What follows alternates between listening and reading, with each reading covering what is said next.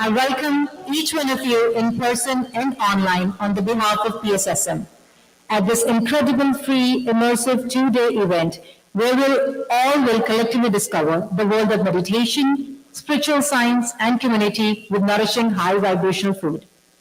Whether you are a seasoned meditator or new to this practice, we all can join on this incredible journey to self-improvement and empowerment. Energies have already started rising, and presence of Patriji is being felt by each one of us. This is a dream come true for all of us. The first Mega Meditation Summit is finally happening. So together, let's create a space where each one of us experience these magnificent energies and benefit from the profound practice of meditation and wisdom from all the grandmasters. So no chit-chat, no complaints, no judgments. Let's use these 2 days qualitatively. Jai Ho Patriji, Jai Ho PSSM. Our journey toward this incredible event begins with a beautiful tradition of lighting a lamp. So are you all ready? Let's raise these energies more and set the stage for something truly spectacular. I would like to invite Pari to come on the stage. Pari Patri, as you may already know, is the younger daughter of Patriji and Suranmala Patri ma'am. She is the founder of PSSM Global and is behind this event along with PSSM USA and Meditation Magic. She has been meditating her whole life as she was taught meditation at the age of 2 and starting teaching adults meditation at the age of 5. Today, she is an executive coach, certified quantum practitioner, and mother of 2.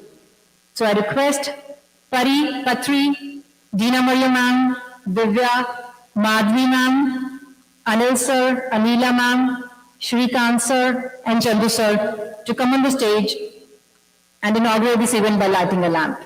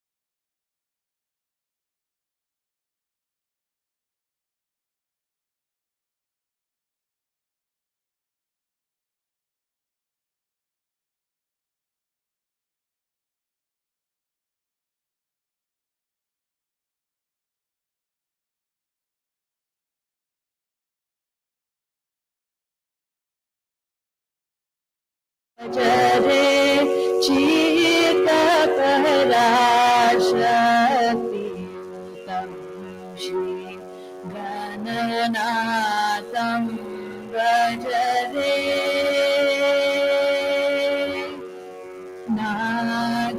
Nagayagnya Sutravaram Nahadalayanandakaram Nagayagnya Sutravaram Nahadalayanandakaram Shri Gananatam Bhajare Chita Parashakti Utam Shri Gananatam Bhajare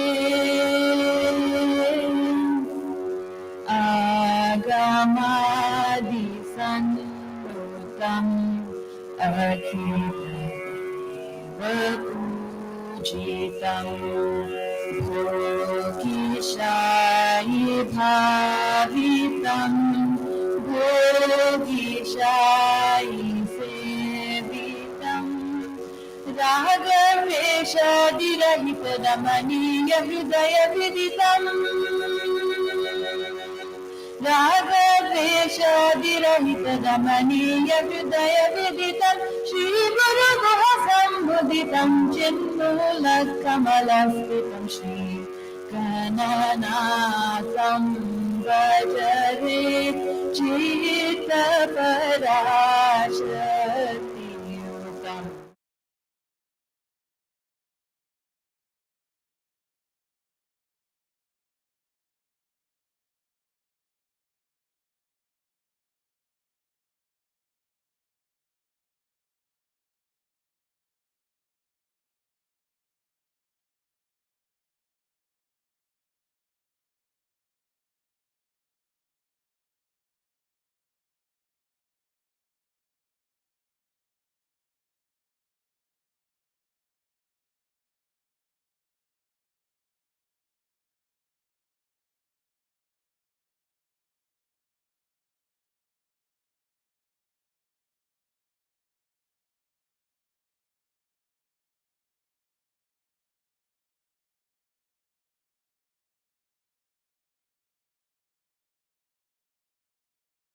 ದಿವ ದಿವ ಜ್ಞಾನಭೂಷಣ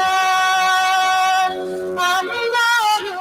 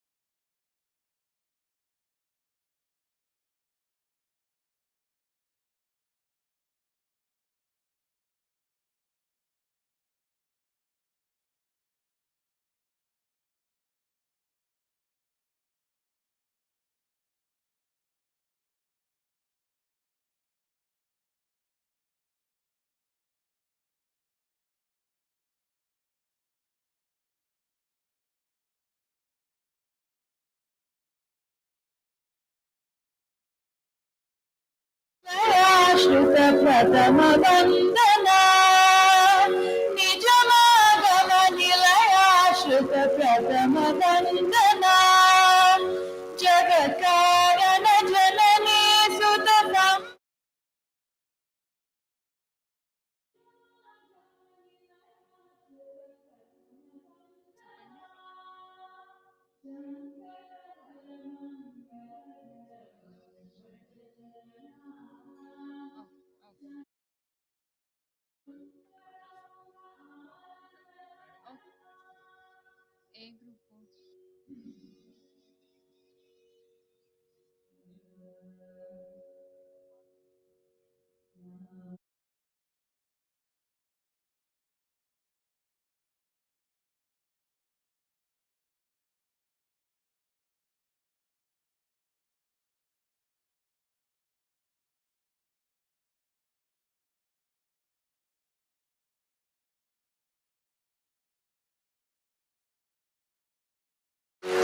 Thank you, Renika, for such a beautiful song.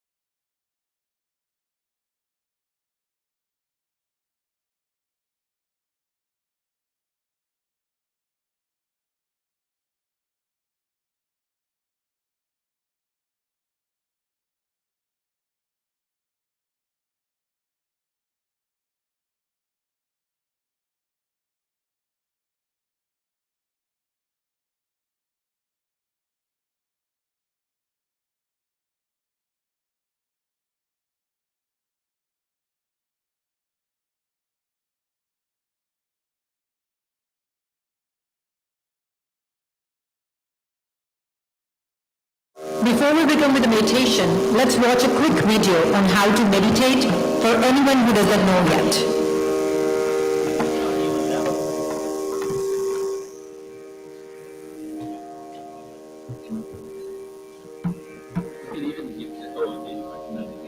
How to meditate. Let's break it down for you in 4 simple steps. Meditation means going within and connecting with our inner world. The technique we are going to share with you leading to no thought state gradually. meditation is really about mindset. If you have a mindset of excuse, how to meditate. Let's break it down for you in 4 simple steps. Meditation means going within and connecting with our inner world. The technique we are going to share with you is a Buddhist technique. In ancient Pali language, it is called Anapanasati. Ana means in-breath. Apana means out-breath. Sati means to be with or observe the beingness of breath. It is also known as breath meditation. Sit in a quiet space, cross your legs, clasp your fingers, and close your eyes. You can do this technique anytime, anywhere. When we clasp our fingers and cross our legs, it forms an energy circuit and gives us more stability. Eyes are the door to your mind, and 80% of energy is released through them. Thus, it is important to close your eyes while meditating. Similarly, we lose 10% energy each from our fingers and our feet. Thus, we must clasp our fingers and cross our legs. To meditate, you have to be in a relaxed posture. In Sanskrit, it is called Sukhasana. You need not be in a rigid posture to meditate. It should be easy as breathing. The technique is as easy as merely observing our breath. No chanting, no heavy breathing, or visualization. All we are doing is watching our incoming and outgoing breath. It is very common and okay to get thoughts while meditating. The idea is not to fight it, merely acknowledge and let it go. With practice, you will notice the thoughts will begin to decrease, and the time between 2 thoughts will begin to increase, leading to no thought state gradually. Meditation is really about mindset. If you have a mindset of excuse, it will never happen. You must have clarity within and a mindset of a go-getter, and it will happen. If you are wondering how long to meditate daily, begin with at least the minutes of your age. For example, if you are 70 years of age, you must sit for 70 minutes minimum to meditate daily. Similarly, if someone is 35 or 15 years of age, they should sit for a minimum of 35 and 15 minutes every day, respectively. The idea is to begin meditating at whatever age you are. You don't have to wait for a certain age or time. The right age and time is now. We need meditation today more than ever. Let's meditate to make this planet a better place.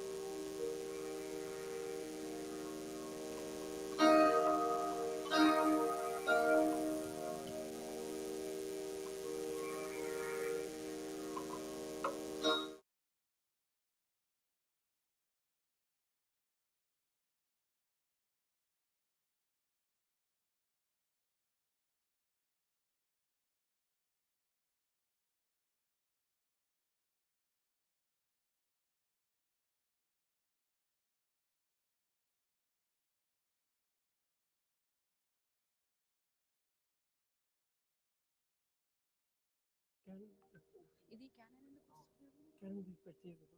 అది iPhone, మా iPhone సరిగ్గా లేదు.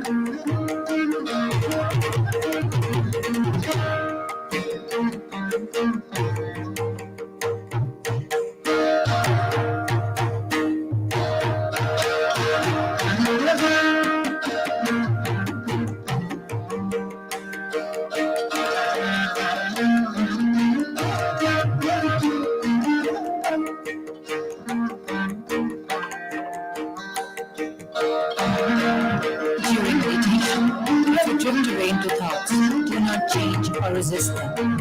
Gently bring back your awareness to your in-breath and out-breath, your incoming and outgoing.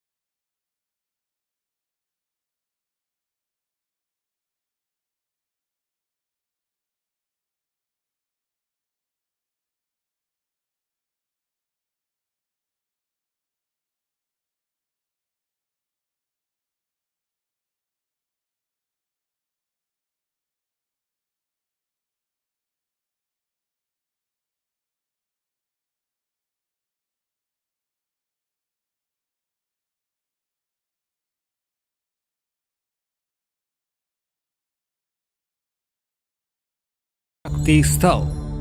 Who is Patriji?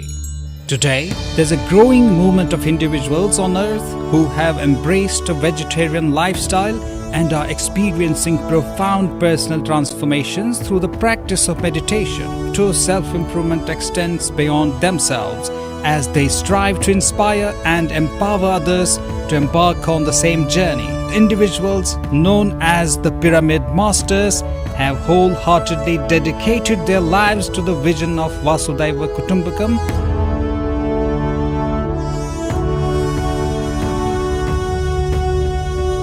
The driving force behind their passion and inspiration is none other than Brahmarshi Pitamaha Patriji.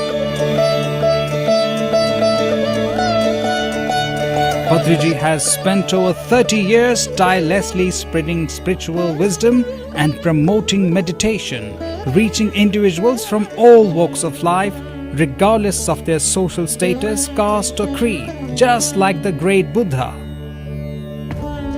Sri Brahmarshi Pitamaha Patriji has dedicated his life to the propagation of meditation and spiritual growth without any form of discrimination. His life was dedicated to the spiritual age. His work was for a world of non-violence.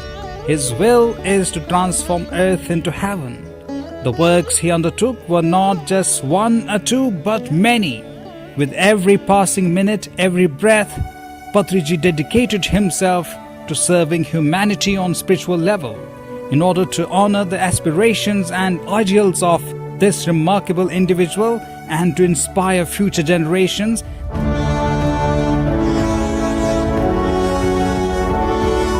the Patriji Shakti Sthal Mahasamadhi is set to take shape as a stunning lotus with idol of Patriji at its very heart and the sacred Mahasamadhi of Patriji.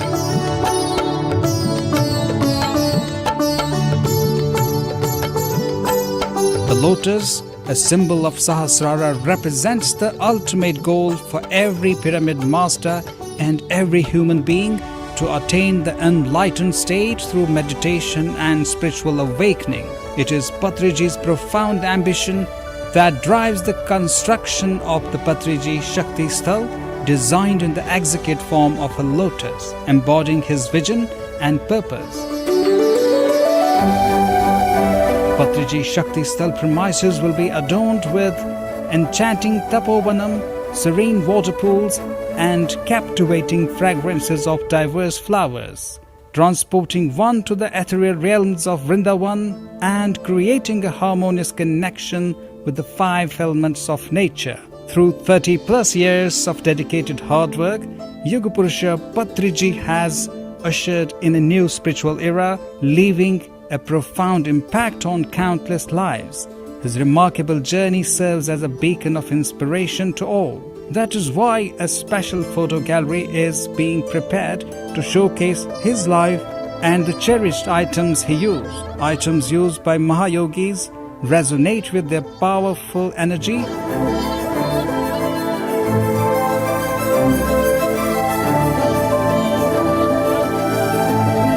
and so Patriji's artifacts will be displayed at the gallery, allowing visitors to connect with Patriji's divine presence.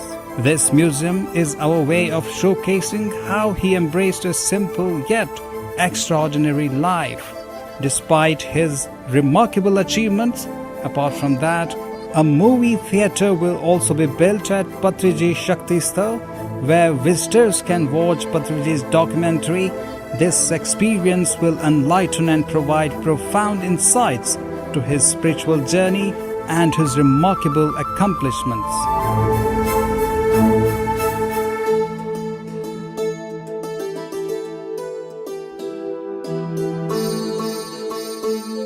Patriji embodies the essence of meditation and he represents a new spiritual awakening.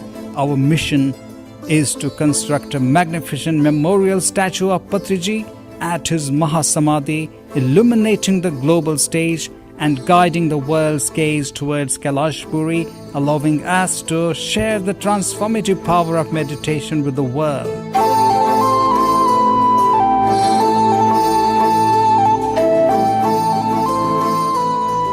Furthermore, a state-of-art meditation place is being set up around the Shakti Sthal to sit and meditate.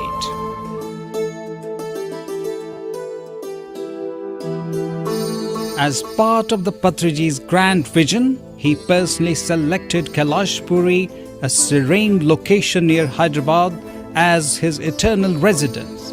With remarkable clairvoyance and foresight, Patriji himself proclaimed that Kailashpuri would become a spiritual heaven, rivaling the greatness of Shirdi. Countless voices have echoed the belief that thousands of seekers will flock to Kailashpuri daily, recognizing it as one of the most extraordinary and divine destinations on earth.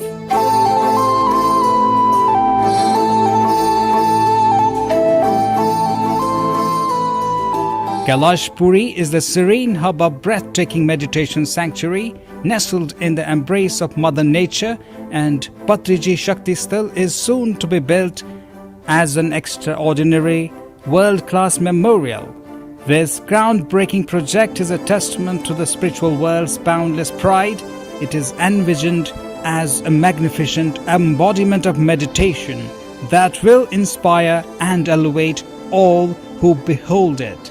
Throughout the ages, the practice of meditation near the sacred resting places of yogis has been a cherished tradition.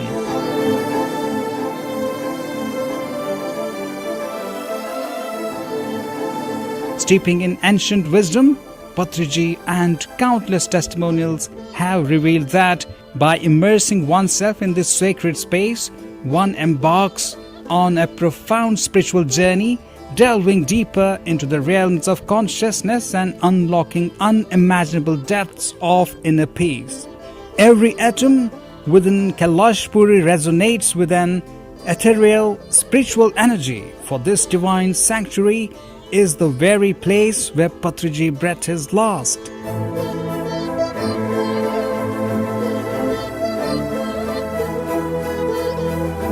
Under the joint auspices of Hyderabad Pyramid Spiritual Trust and Pyramid Spiritual Society's movement, the historic construction of Patriji Shakti Sthal has commenced.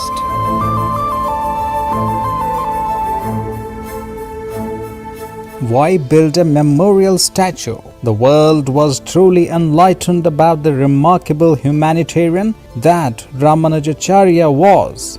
Only after the magnificent Ramanuja statue was built, it was through the construction of his memorial sculpture that this generation fully comprehended the immense service and bravery of Sardar Vallabhbhai Patel.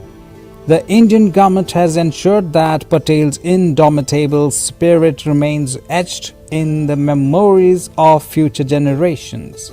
Monuments paying tribute to Buddha, Jesus, and countless other extraordinary individuals have been erected all around the globe. Why should future generations visit Patriji Shakti Sthal? The site is destined to achieve international recognition as the epitome of meditation. A time will come when the world will fully comprehend the immense power of meditation and embrace its practice wholeheartedly. When that day dawns, people from around the world will undoubtedly flock to the magnificent Patriji monument, renowned as the awe-inspiring statue of meditation.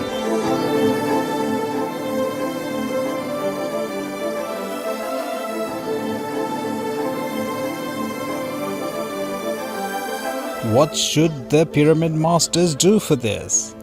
This incredible work of creating the Patriji Memorial, every master who has experienced a rebirth through his teachings, and every Dhyani who has found solace and joy in his guidance, let us unite in the construction of this sacred monument as a heartfelt tribute or Guru Dakshina to our remarkable mentor, a guiding light, a dear friend, and an exceptional teacher.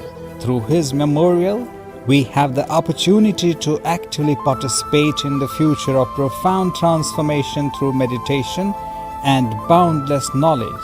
Together, let's spread the word about invaluable services provided by Patriji and strive to create a world filled with happiness and contentment. our collective efforts can shape a reality where meditation, vegetarianism, the power of pyramids are embraced, leading us to achieve the vision that Patriji so passionately holds. It is our spiritual duty as pyramid masters to contribute to the construction of this monumental tribute, a memorial that embodies the essence of Patriji's teachings and legacy. Let's honor him by fulfilling his dreams and building a lasting symbol of gratitude and admiration. Jai Ho Patriji! Jai Ho Patriji!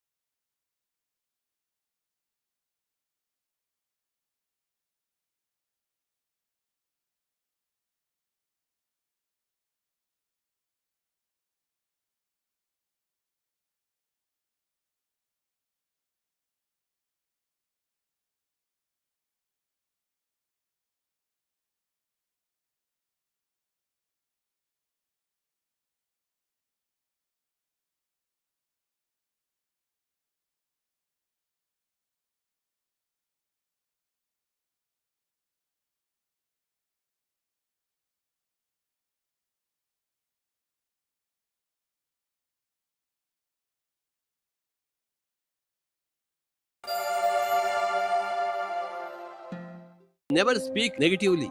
Never speak disastrously. Speak always positively and miraculously. Whenever you open your mouth, only miraculous words should come out. Only pearls should come out, not stupid stones. No interfering with any adult human being. No advice. No unsolicited advice. If they ask for advice, if you are an expert in the field, then you can give the advice. I can't do meditation. I am a very weak fellow. I can't control my mind. I can't open my third eye. If you use such words, that's what is going to happen.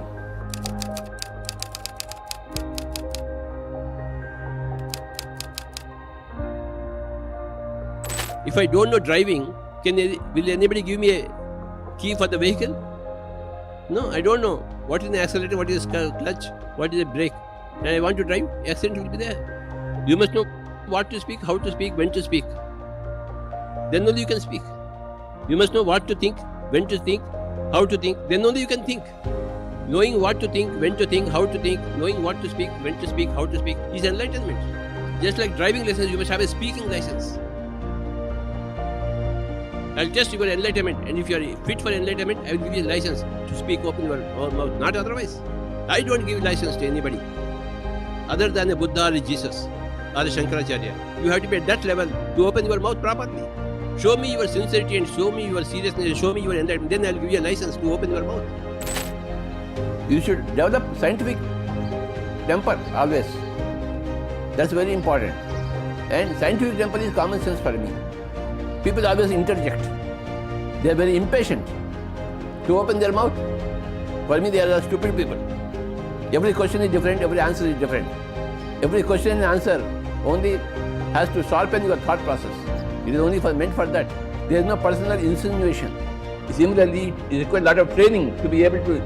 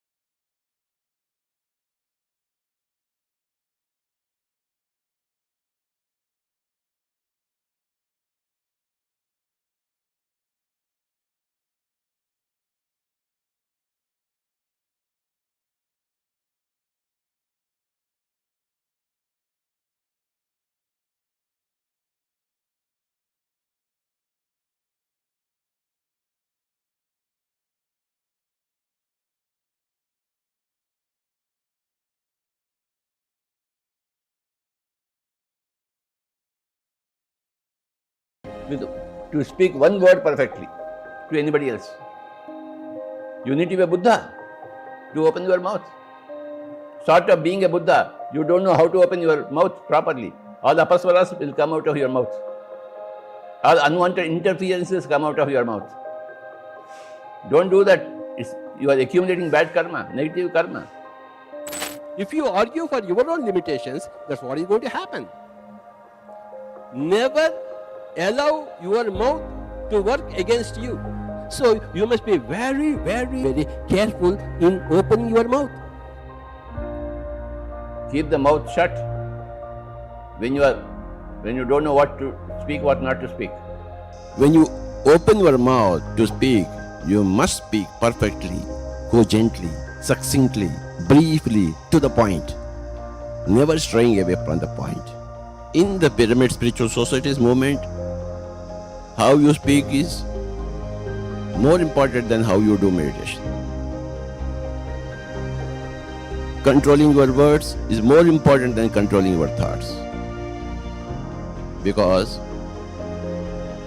when you have the discipline, the science, the common sense in your body, that is the shortest way to control your mind and to shape your life in proper way. Is there any difference between the attachment and interference? How they are different? Attachment is different, interference is different. Interference comes from attachment. Non-interference comes from non-attachment. My son, my husband, my home, then you are interfering. Nobody is your son, nobody is your parent, nobody is your husband, nobody is your wife. Nobody is your boss. Nobody is your subordinate. So there are no attachments. Then there is no interference. Interference comes from attachment. Attachment comes from ignorance, lack of spiritual knowledge. When you don't know what is spirituality, when you know only materialism, you are attached. You got attachment. And from that attachment comes interference. From interference comes suffering. Everybody is suffering.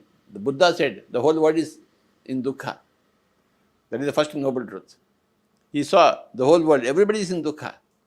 Everybody is in suffering. Because everybody is interfering with everybody else. And allowing interference by others. Because of attachment, because of spiritual ignorance.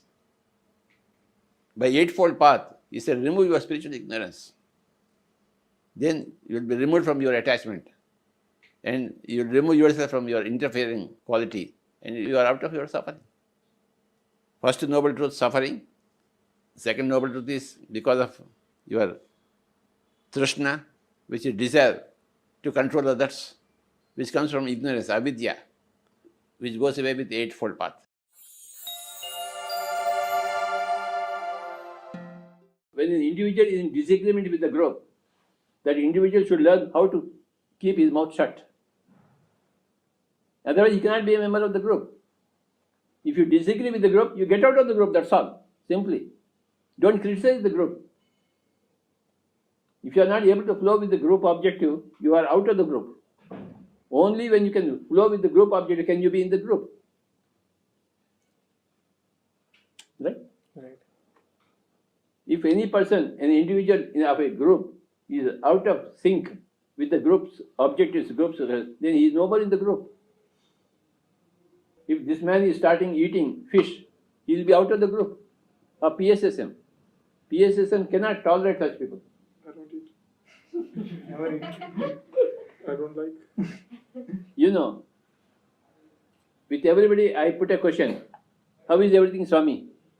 And if you express your problem, you are not in the PSSM. You must say, everything is fine, Swami. Then only you are a member of PSSM. No, आजकल problem है, आजकल ऐसा हुआ, अगर मुंह से निकलता है ना, you are out of the group. Because I don't like to listen to any complaints. This is a group consciousness where there are no complaints are entertained. The moment we express your content, if you have a complaint, why are you in the group? PSSM never entertains any complaint from anybody. You must learn to keep your mouth shut. If you don't flow with the group, your conflict will arise.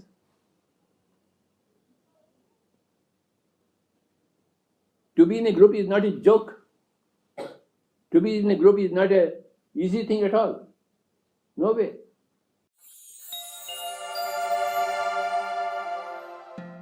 The statement that Uddhared Atmanatmanam, that is Maha Jnana Sutra in Bhagavad Gita. You have to lift yourself by your own efforts. So, my dear friends, never ever blame others. Never ever have any complaints against anybody. If you are having complaints against anybody, you are not a scientist, you are not a spiritual scientist. Don't even have complaints against yourself, your past. Rectify your present. Don't care for the past. Gatam, gataha. Even if you are an Angulimala, you can become a Buddha. In 4 years of meditation, a highway robber, Ratnakara, became Valmiki. What have we learned from Ramayana? What have we learned from Valmiki? Why can't we do meditation?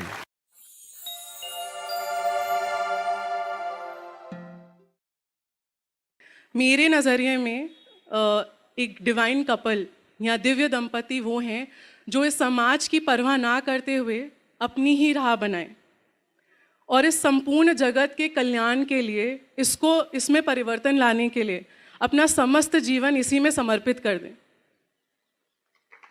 चाहे कितनी ही कठिनाई आए, जैसी भी परिस्थिति हो, आंधी हो, तूफान हो, लेकिन एक अडिग मशाल जैसे हाथ में लेकर आगे बढ़ते हुए एक इस भौतिक जगत के शिव शक्ति के रूप में आकर माता पिता बन जाएं।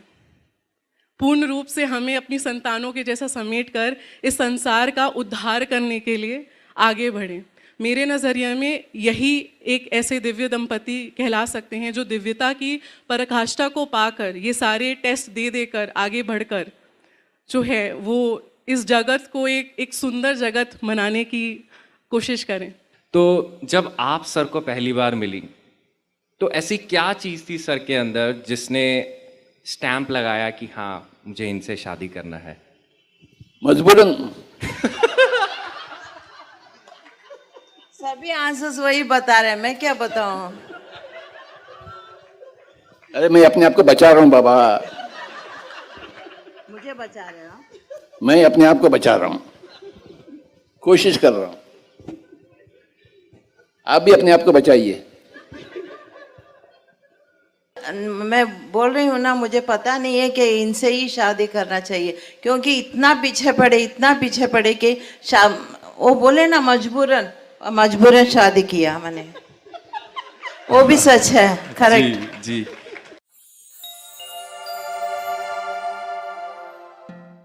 I want to help every person. And then that's your main motive. That's what keeps you going. That's what keeps me going. There is no compassion. There is only a willingness to help, an eagerness to help. Supposing I am hungry, I want somebody to give me food. And suppose you are hungry, I want to give you food. What I expect from others has to be given by me to others. Right. And I welcome help from everybody. Somebody gives me money to travel to America. So it's a very great thing, isn't it? Somebody is helping me. I don't have any money in my pocket. But somebody gives me money to go to America or to go to any place. They give me a car, they give me a driver. So they have given me so much. So I have to give everybody things.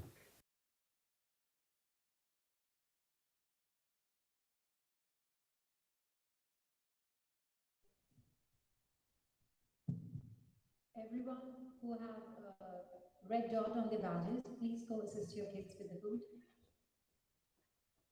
Now I would like to introduce our chief guest of honor and DFWW Hindu Temple spiritual leaders, Shri Satyanarayana Bodlaji and Sri Giri Padma Sholalaji, Sandhya Patel and Kusum Master. We welcome Shri Satyanarayana Bodlaji, who is founding member of DFW Hindu Temple since 1983 and Board of Trustee Chair 2023. He was also fortunate to meet Brahmarishi Patriji and seek his divine blessings during his last US visit and was inspired by his meditation and wisdom. We also welcome Sri Giri Padma Sholalaji, current president of 2023, who has been associated with the temple of more than 10 years and is highly respected spiritual leader with deep knowledge of Hindu philosophy and the ability to communicate it in a clear and accessible way.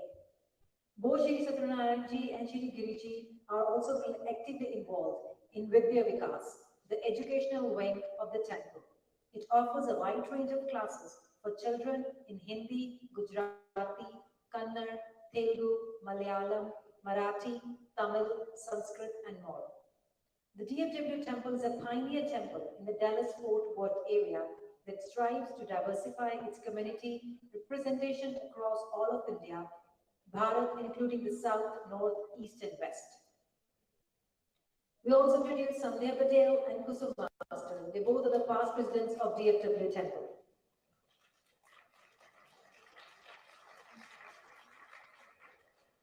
We are honored to have all of you here today and we request to say a few words.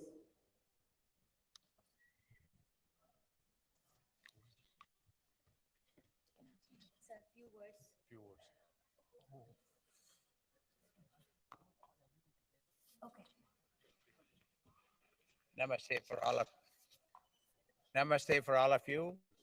Thank you very much, really, for inviting us to be. We also honored to have SLPS founders Surekhaben and Chandrai Patel join us at Mega Meditation Summit.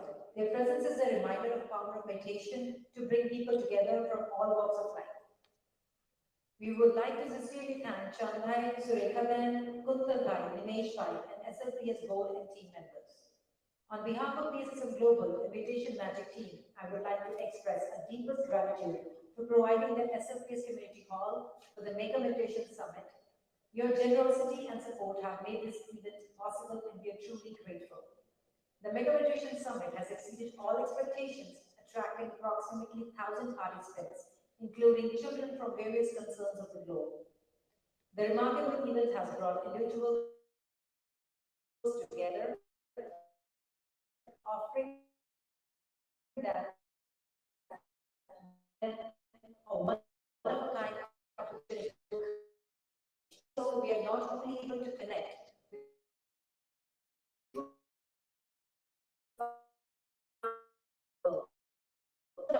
organizing this event with us and for the hundreds of people who participated in group meditation at LSPS Community Center.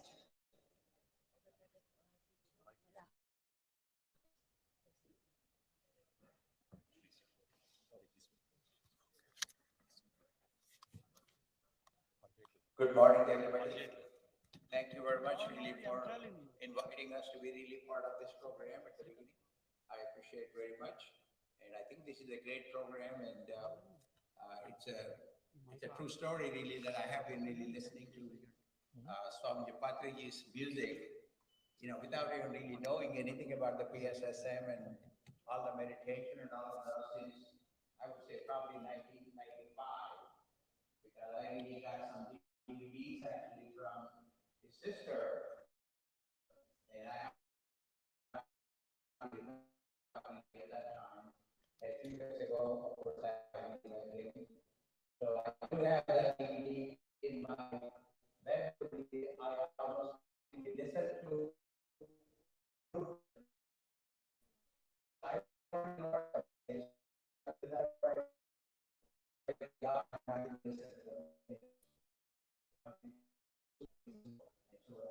So again, thank you very much. We have a great two-day program, and it's a great honor to be invited to come here. Thank you very much. Thank you so much. Now I would like Pari, Anil, and Shrikant sir to facilitate all of them, please.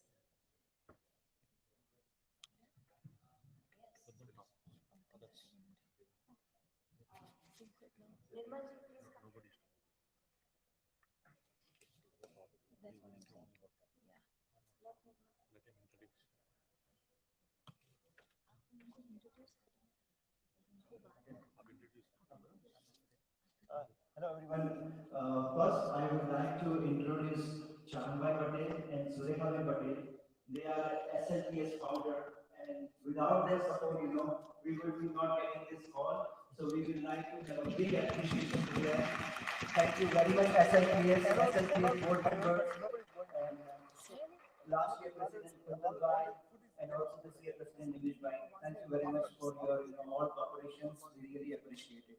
And I would like to request Chanbai Patel to say a few words about meditation. I know they are very much deeply involved in meditation.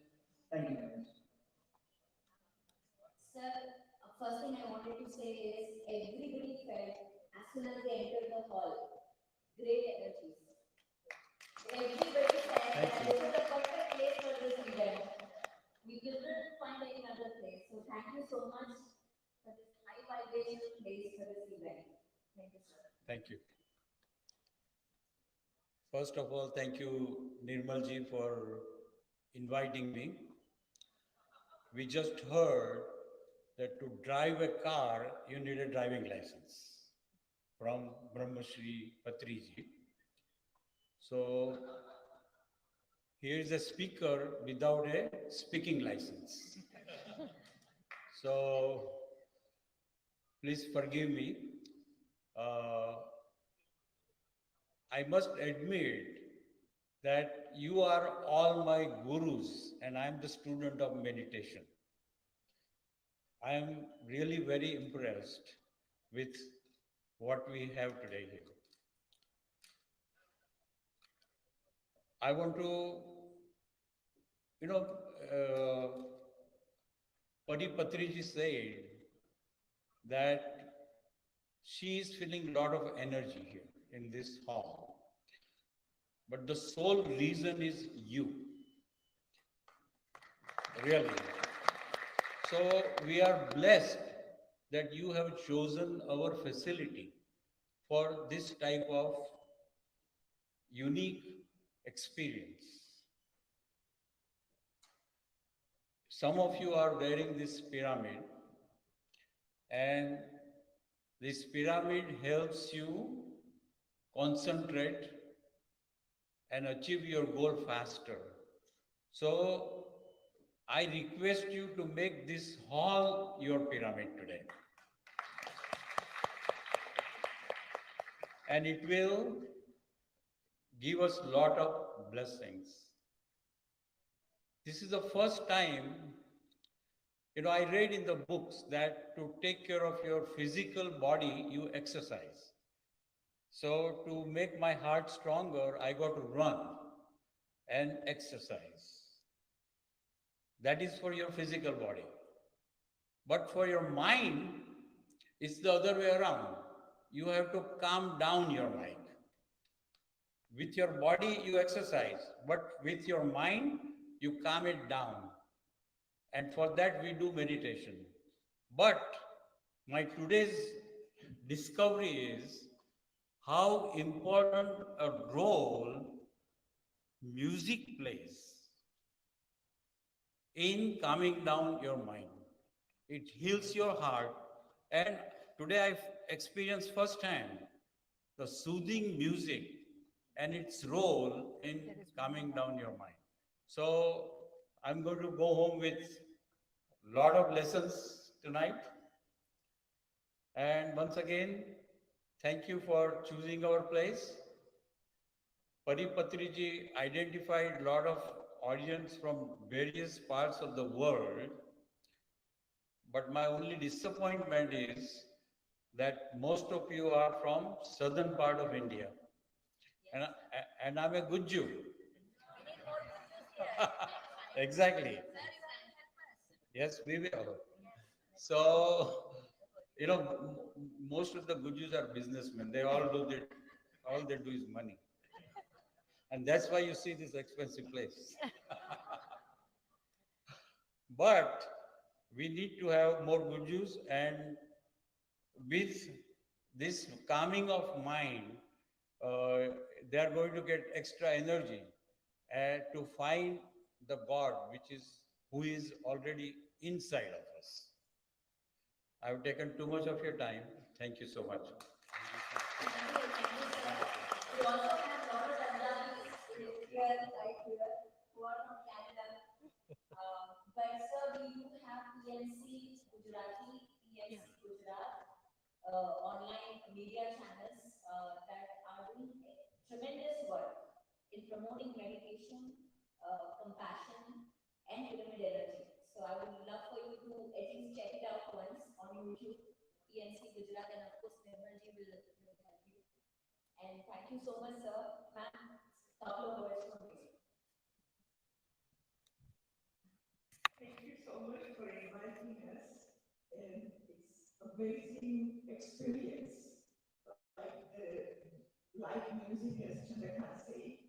And at least I want to thank you all that you have vibrated our hall with peace and nice energy. Thank you so much. And I guess this is type of event we want to have more in this fast life. So I wish you can arrange, sometime this type of event whereby all our Patels will attend that. Absolutely, ma'am. Vaishali ma'am will be leading a whole Gujarati event right here. We are announcing today with Nirmalji. And where is Punitji? Please come here. Come. So Punitji and Vaishali are our masters. And we today on this stage, I request you to give us permission to host that Gujarati event right here. Sure. Thank you, ma'am. Thank you so much. Punitji, come. I just want to add one thing that, I know Chandbhai and Surekha Ben from like so many years, and whenever I reach them, any big meditation, festival going on in Dallas, and if I approach them, they always come and, motivate all the basically even Gujarati or any community within India. So thank you very much, for motivating us and supporting us. And at the same time, DFW Hindu Temple President Giriji and Satyamji, they also, motivate us too much and always ready to give their culture, our culture whole, for the meditation practices. And also Sandhya Ben and Kusum Masters, they both are also the past president of DFW Hindu Temple, and without all the support, it is not possible to do any kind of event in a big way. Thank you very much. Hello. Hello everyone. તમારું સ્વાગત છે અને હું ડલાસમાં અરવિંદમાં જ રહું છું અને અમે લોકો મેડિટેશન વર્ચ્યુઅલી અને અમે લોકો શીખવાડવા પણ જઈએ છીએ, સિનિયર સિટીઝનને શીખવાડવા જઈએ છીએ અને ઓનલાઈન પણ અમે લોકો મેડિટેશન શીખવાડીએ છીએ અને વિઝડમ શેરિંગ કરીએ છીએ. તો પ્લીઝ તમે બધા જોઈન થજો અને યા એની ક્વેશ્ચન તમારે હોય તો you can come to me and ask me. Thank you so much.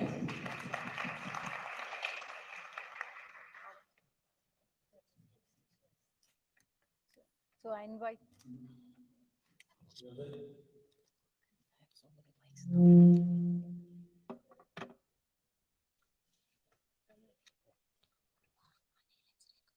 Okay. So I invite Anil, Parikant, and Shri to facilitate all our guest of honors, please.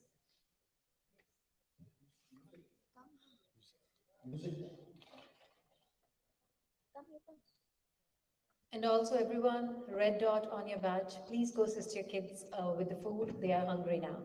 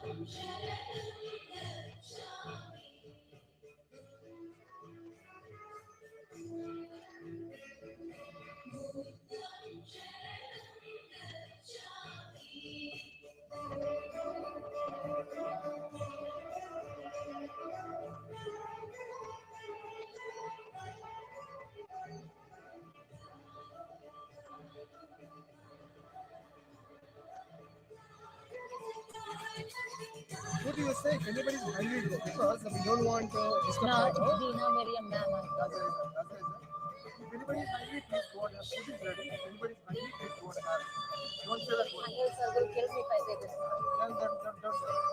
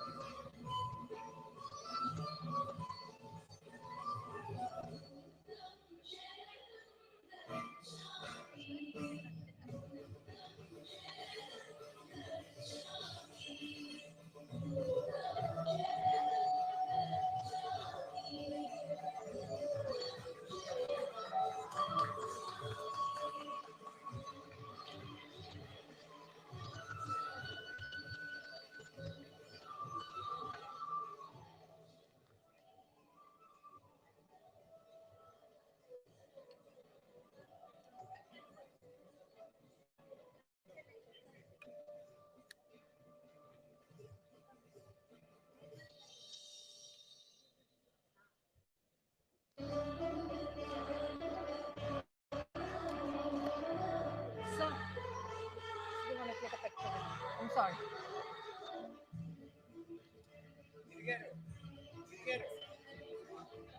Sir. Sorry, sir.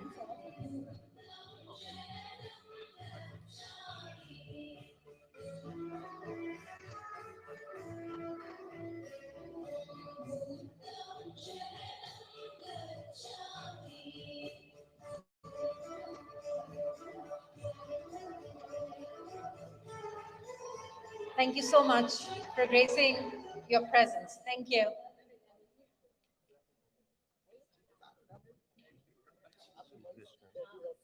Dina.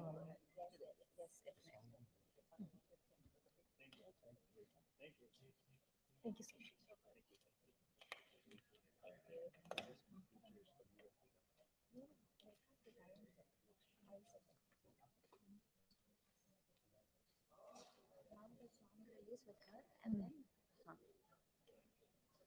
Now, it's my great pleasure and honor to introduce Dina Maria Ma'am, a highly respected spiritual author and the esteemed founder of the Global Peace Initiative of Women. Dina Ma'am has written numerous books, including Untold Story of Sita, My Journey Through Time, which have been greatly admired by Patriji. She has also actively participated in many online PSSM sessions, and we are truly honored to have her join us today. Dina Ma'am is also a long-time meditation practitioner in lineage of Kriya Yoga with Paramahansa Yogananda, who is her guru. And she has vivid memories of past lives in her books. These books help people understand the law of karmic unfolding, overcome fear of death, and comprehend cause of effect. Dina actively speaks in various forums about the need for a shift in consciousness and to address global challenges and receive the Nirvana Peace Prize in 2014. Dina Ma'am's profound knowledge and expertise in spirituality and peace building are truly awe-inspiring. So we welcome Dina Ma'am. Before I pass the floor to Dina Ma'am, I request Ma'am to launch her English song. To release the song. Yeah. How do I do that? You just say release. Okay, we're going to release the song. We're going to release this song that we've all been waiting for. Now, thank you. Thank you so much. Observe your breath. Observe your breath. Observe your breath. Observe your breath. Be the change you want to be. Self-realization. Fall in love with yourself. Attaining true liberation. Observe your breath. Observe your breath. Observe your breath. Observe your breath. Dive deep within. Gotta be with yourself. Gotta know yourself. Dive deep within. You gotta be with yourself. You gotta know yourself. Oh, observe your breath. Observe your breath. Dive deep within. You gotta be with yourself. You gotta know yourself. Oh, observe your breath. Observe your breath.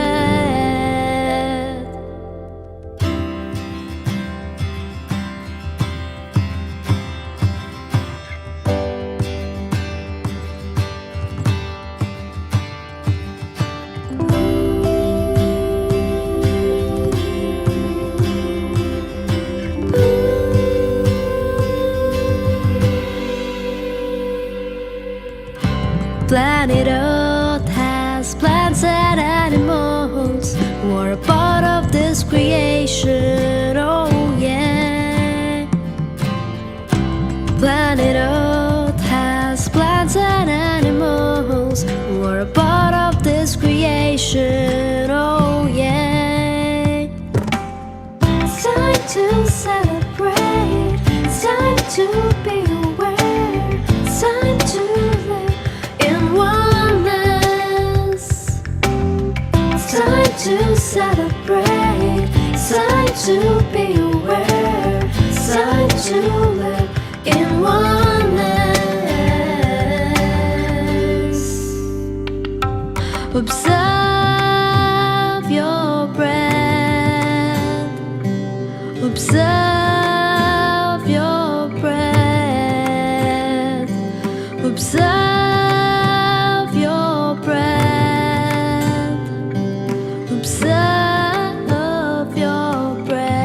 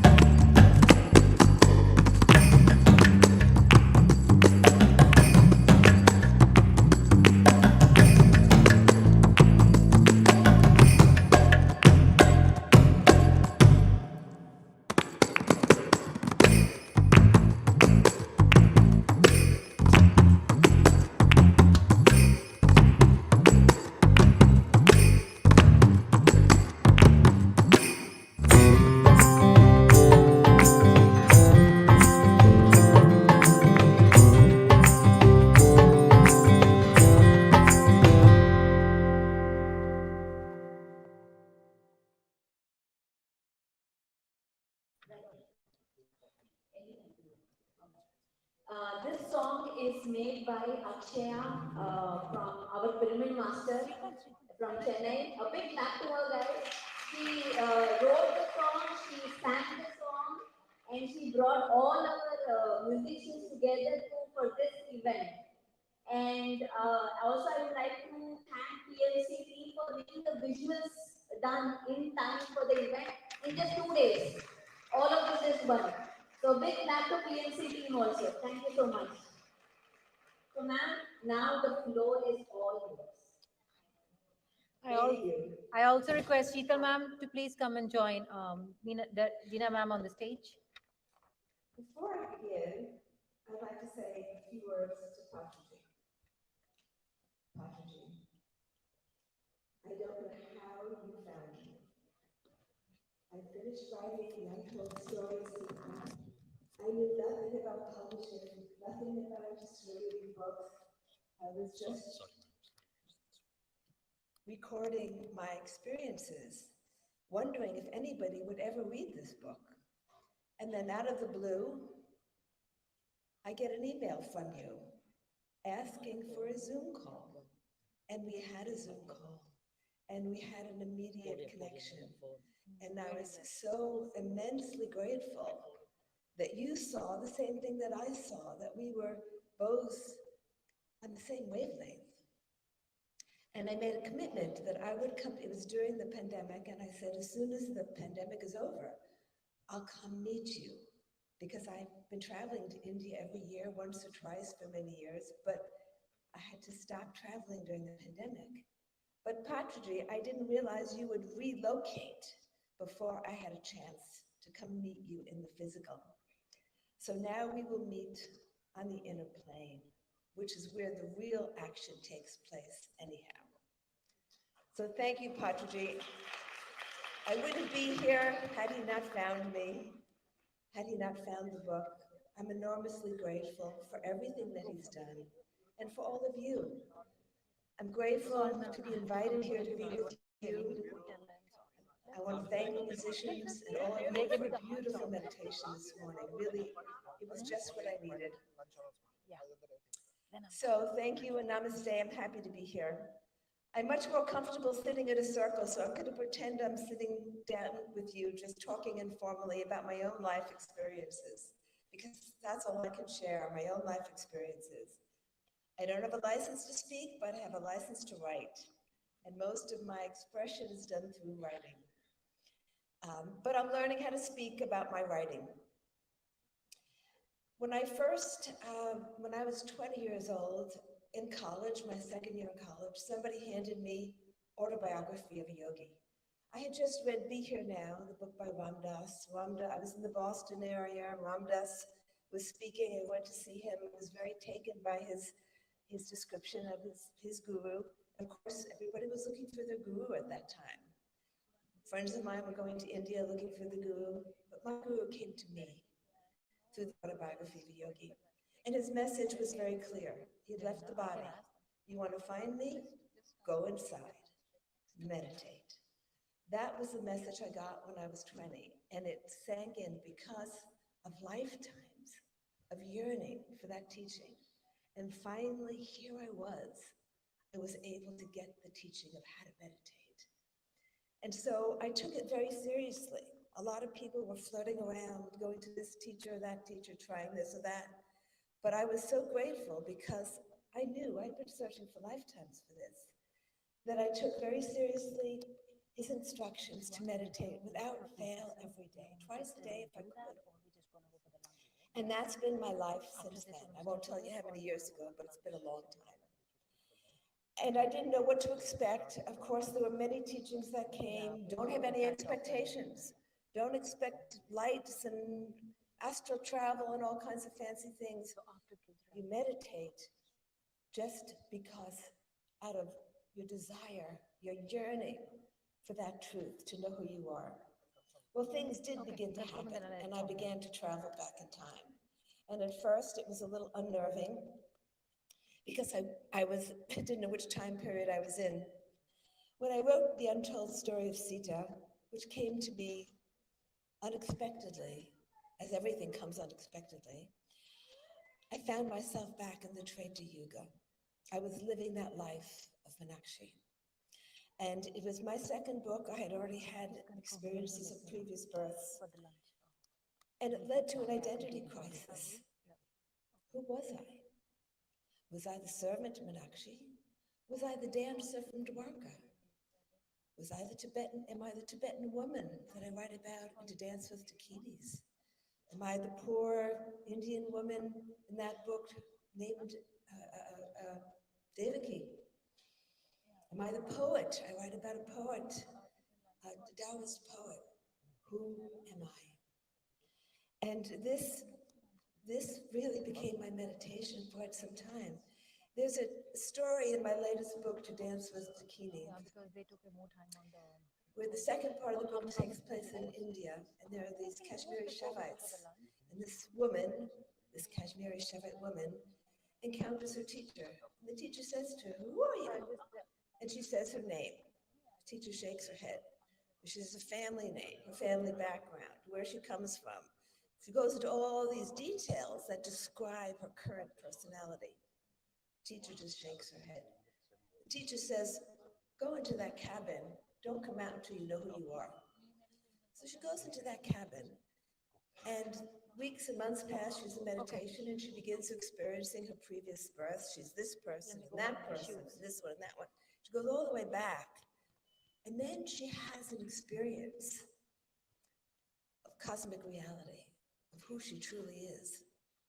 She's not a personality. She's part of the all. Okay. And then her teacher, but she still doesn't know that that's her. She has this experience. The teacher comes and says, "Okay, it's time for you to come out of the cabin now." She says, "But I still haven't found out who I am." She said, "It's okay. You're on the way. You're on the way there."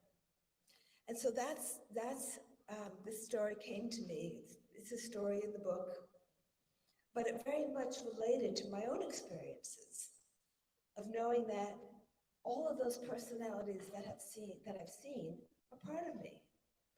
I'm still that servant, and I think I'll always identify as the servant of Mata. That's very, very deep within me. Until the end of time, I will be the servant of Mata. But I'm also not that one. I'm not, here I am now, I'm Dina. in a period of time, a decade, maybe two, I won't be Dina anymore. Dina will be a memory.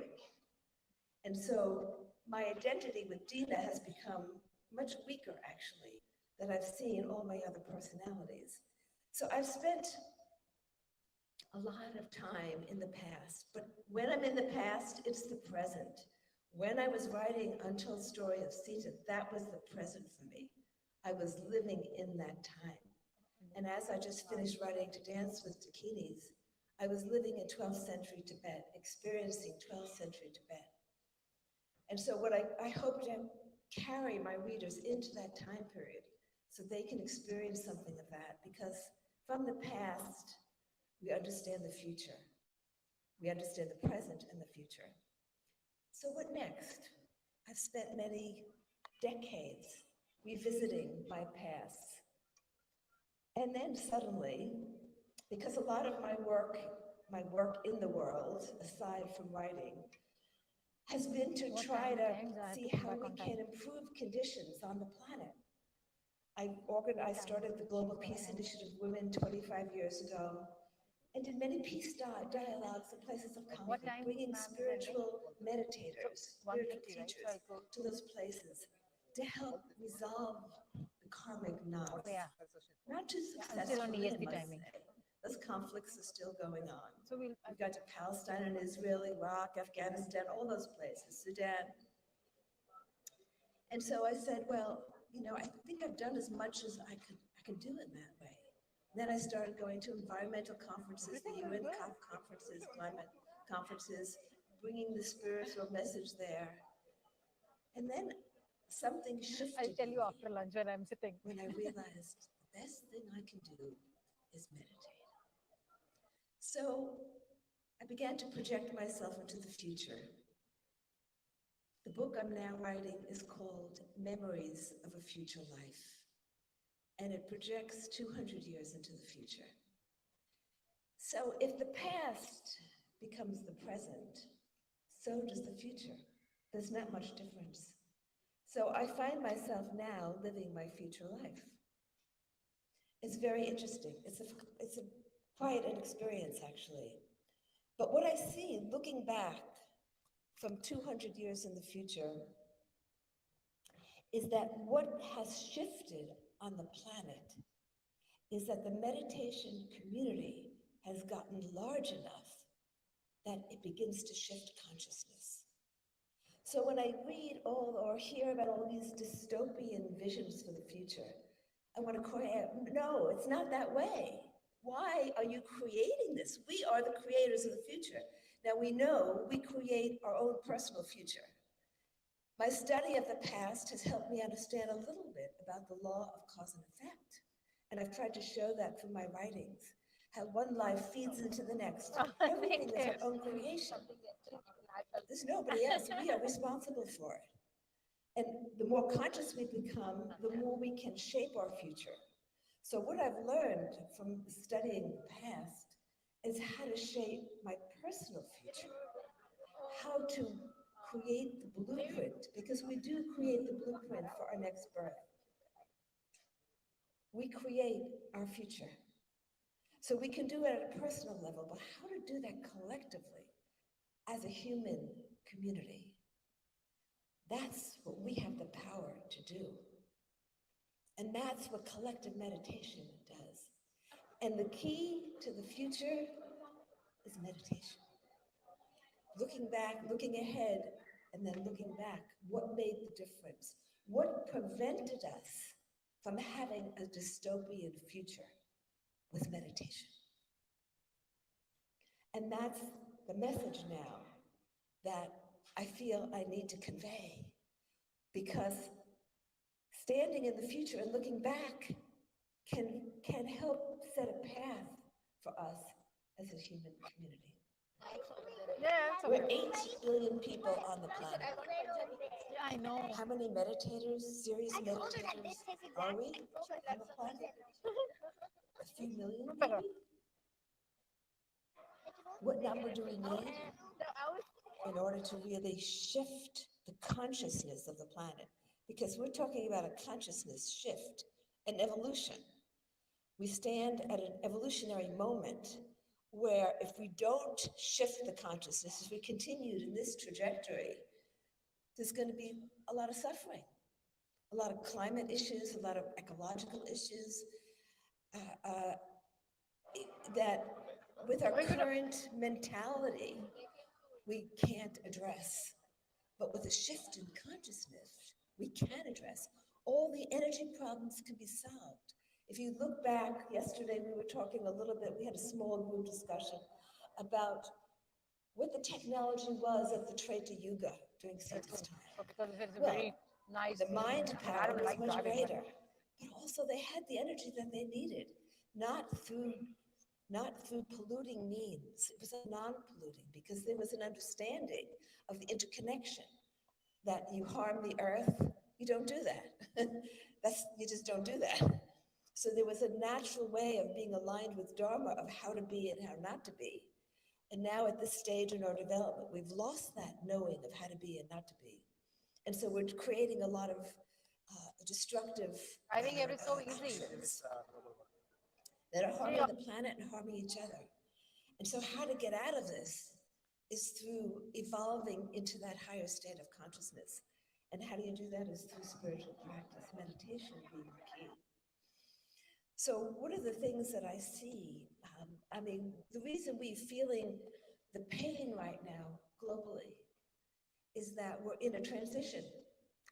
A lot of the structures, political, social, economic, that are in place were Kali Yuga constructs from a less enlightened state of mind that are no longer working. And so in order to evolve beyond that, those structures have to break down, evolve, change, and the change can be less painful or more painful, depending on how we go as a human community.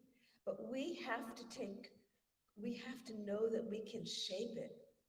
And so most of my life, I was meditating for myself in order to feel better about more peaceful, happier, more joyful, so that I could meet the challenges of life, relationship challenges, work challenges.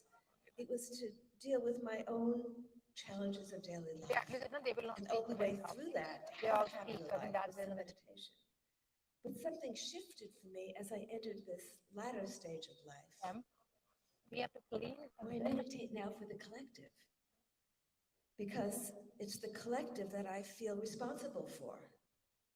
And it's not just the human collective, it's the life collective, all the communities of life that live with us. So I'll share an experience that I had a few years ago. As I said, I was organizing spiritual gatherings at the UN climate summits. Every year I was doing this, bringing a small group of spiritual teachers to the UN climate summits. And this year it was taking place in Poland. It was, I think, 2018 or 19. I had just been in Japan where we had a small interfaith gathering, and one of the delegates there was talking about the intelligence of the whales, how the whales gathered. He was from the Dominican Republic. Every year they gather, they turn their noses to the earth and sing to the earth. And their song can carry thousands of miles. And every year it's a new song. There's a place near his island where you can see the whales gathering for this annual song. He was talking about that. I left Japan, stopped briefly at home, was on my way to Poland for the climate conference, stopping in Paris overnight. That night, before I was to leave for Poland, I had a dream. And in the dream, I was standing in my apartment, in New York City, which overlooks the East River. And I saw a large whale swim up the river, stop in front of my apartment, look up at me, and we made eye contact. And I said to the whale, "I hear you." And then I woke up. I said to myself, I've just made a commitment to represent the whales at the climate conference. And so the next day, I was at the UN conference. I went to all the sessions I could on the oceans. Not one session mentioned the animal life. It was all about tourist assets. What was going to happen to the human communities that depended on tourism if the oceans turn acidic, if the oceans rise. So I was haunted by this dream. It has stayed with me. And it gave me insight of the way in Treta Yuga, if you remember, those of you who've read the untold story of Sita, how Sita is able to communicate with the animals. There's one episode in there where a lioness comes, she's living in the forest, a lioness comes, and the lioness is heartbroken. One of her cubs she had lost. Sita communicates through images with that lioness. Communication was possible at that time during the higher yugas. Well, I had the same experience with this whale. A transmission took place. And I had made a commitment of sorts. And so I now, whenever I read an article about the whales, I pay attention. Earlier this year, 45 whales in the New York area died. They didn't know why, but they just died. They found them dead. I felt that in my heart because a connection had been made. Over the summer, maybe 2 months ago, there was a story about 100 whales that beached in Australia, consciously beached. The authority, half of them died right away, and they were young whales, and they had formed a circle before they consciously beached. The authorities were able to get half of them back into the ocean and save them, but they beached again, collectively. It was like a collective suicide. And I said to myself, they're sending us a message. They're telling us something, but we're too busy with our thoughts, with our concerns, to hear what they're telling us. The oceans have become unsafe for them. So I felt that deeply in my heart. Before I had that first dream, I really didn't think about the whales very much, to be honest. But ever since that dream, the whales have been very much in my consciousness. And then I had another dream a few weeks ago. In the dream, a lot of messages come to me through dreams. In the dream, I was on a surfboard, body surfing, something I've never done. And I was drifting further and further away from the shore. And I didn't know how to get to the shore. And then I saw sharks surrounding me, surrounding the surfboard. And I said, oh my goodness, there's no way I can escape these sharks. They're going to eat me. And I surrendered to being eaten by the sharks. And then an animal came from underneath, lifted my surfboard, and carried me to the shore. I got there and turned around, and I saw it was a whale.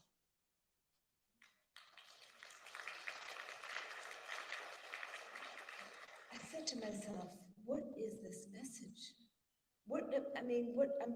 Messages are coming through to me. What am I supposed to do? What am I supposed to think about this? Well, you know, if it's the friendship that Pari spoke about yesterday, the bonding with the animal life, even if you can't do anything about it, for them to know that we're here for them, that they're in our consciousness, that we care, that we're conscious of them. This morning, there was an article about 1,000 birds died by crashing into one building in Chicago. I'm very conscious of the birds because I live outside of New York City and an hour away. When I first moved into that house 40 years ago, the chatter in the morning with the birds would be so loud. Now it's just a little bit of chatter. We've lost 1 billion birds. A third of the birds are gone in New York. I have grandchildren. I think to myself, the grandchildren won't hear what I heard 40 years ago. But I want them to hear at least what I hear now. At least I do hear the chirping of the birds. And now science has shown a relationship between bird song and mental health. We have a mental health crisis in our country among young people. And there's a disappearance of bird song. Can we put things together? Of course, it's not just that. but every little thing helps. And so being conscious of this, so when I'm doing my meditation, hardly a meditation goes by where I'm not meditating with the whales or not including the birds in my meditation. You know, we're taught to send vibrations to the places where there's conflict, to the people where there's been an earthquake. But beyond the human community, there are earthquakes taking place under the seas. I don't mean literally, but I mean disasters, human-created disasters that are taking place around us. The animals don't have a voice. They certainly don't have a voice of the United Nations. They should have a voice. They share the planet with us. We have to be their voice. That's what my meditation has done for me. My meditation has expanded my consciousness so that I'm no longer just meditating for myself. I'm meditating, thinking about the whole human community and the bird community and the whale community and everything in between. There was last summer a heat wave off of the western coast of the US, and the people died from the heat wave. But 1 billion sea animals lost their lives during the heat wave. I mean, we don't even know what's happening in the oceans because of the increasing temperature. Off of Florida, they say it was like a hot tub this summer. How did that affect the animal life? We're here at this time for a certain reason. We've taken birth at this time for a reason. And I see it as an opportunity, because now is the time when the meditation community must expand and must deepen. So there's a limit how we expand the community. Yes, we're all doing what we can, but to deepen our own practice is also as important, because the deeper we can go into our practice, the more effective we can be in working in these subtle realms. Now, I've talked a little bit about crossing the bridge of time, the past and the future. But there's another bridge that we can cross, and that's into the different dimensions. When you leave this physical plane, you go back into that other dimension, which is more our home than this plane is our home. We've spent more time there than here, and we're likely to spend more time in the future there than here. But that dimension can be accessed while we're still here. That's where Patriji is. And Patriji, I would say, is as active now as he was when he was in the physical body. When my guru left his body, Yogananda left his body, he said, I'll be able to help you more when I'm not in your physical presence. Because when you have the physical presence, you get attached to that physical presence. You know, for years, I sort of envied my friends when they talked about their guru, being with their guru in the body, and it was like, well, I never had that experience. It's like, but I've been with him on the inner plane, and what's more powerful than that?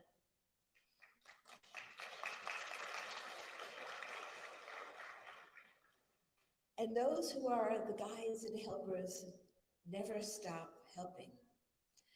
So last night somebody asked me, looking into the future, do I see Buddha, Ram, Sita? Well, my connection is deepest with Ram and Sita. And that was a question I had when I began this journey into the future. Is Sita there? Is Ram there? And I can assure you, yes.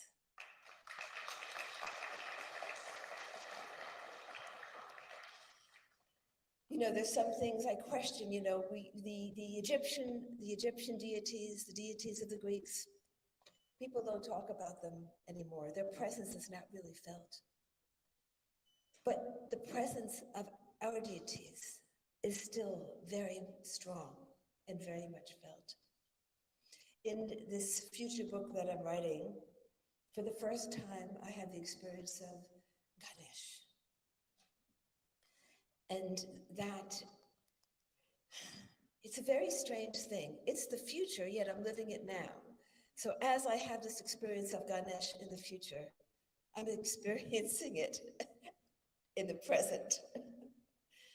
Just as for those who've read When the Bright Moon Rises, I talk about my experience of Saraswati, because it takes place during the Saraswati civilization, during the Vedic era, when Saraswati was a prominent energy at that time, implanting a lot of wisdom and knowledge, working with the rishis very closely. That was the need of the moment. And so I've had to experience these different aspects of the deities. In dancing to Dance with Dakinis, Shiva comes alive for me. And I have a profound experience of Shiva, which with me.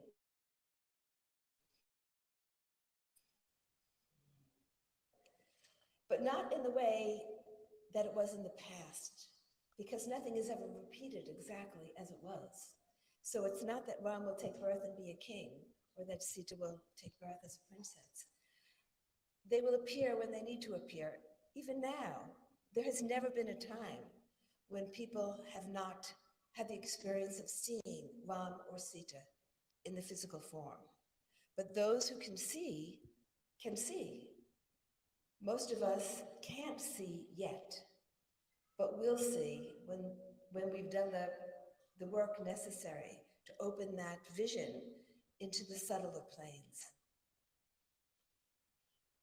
So we have a little bit of time left. And I wonder if there's any question that anybody has that might want to ask, if that's possible.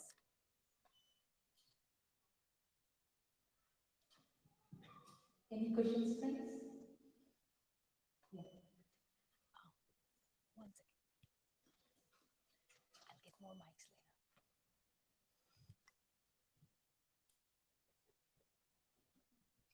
Hello. Thank you for sharing your wisdom.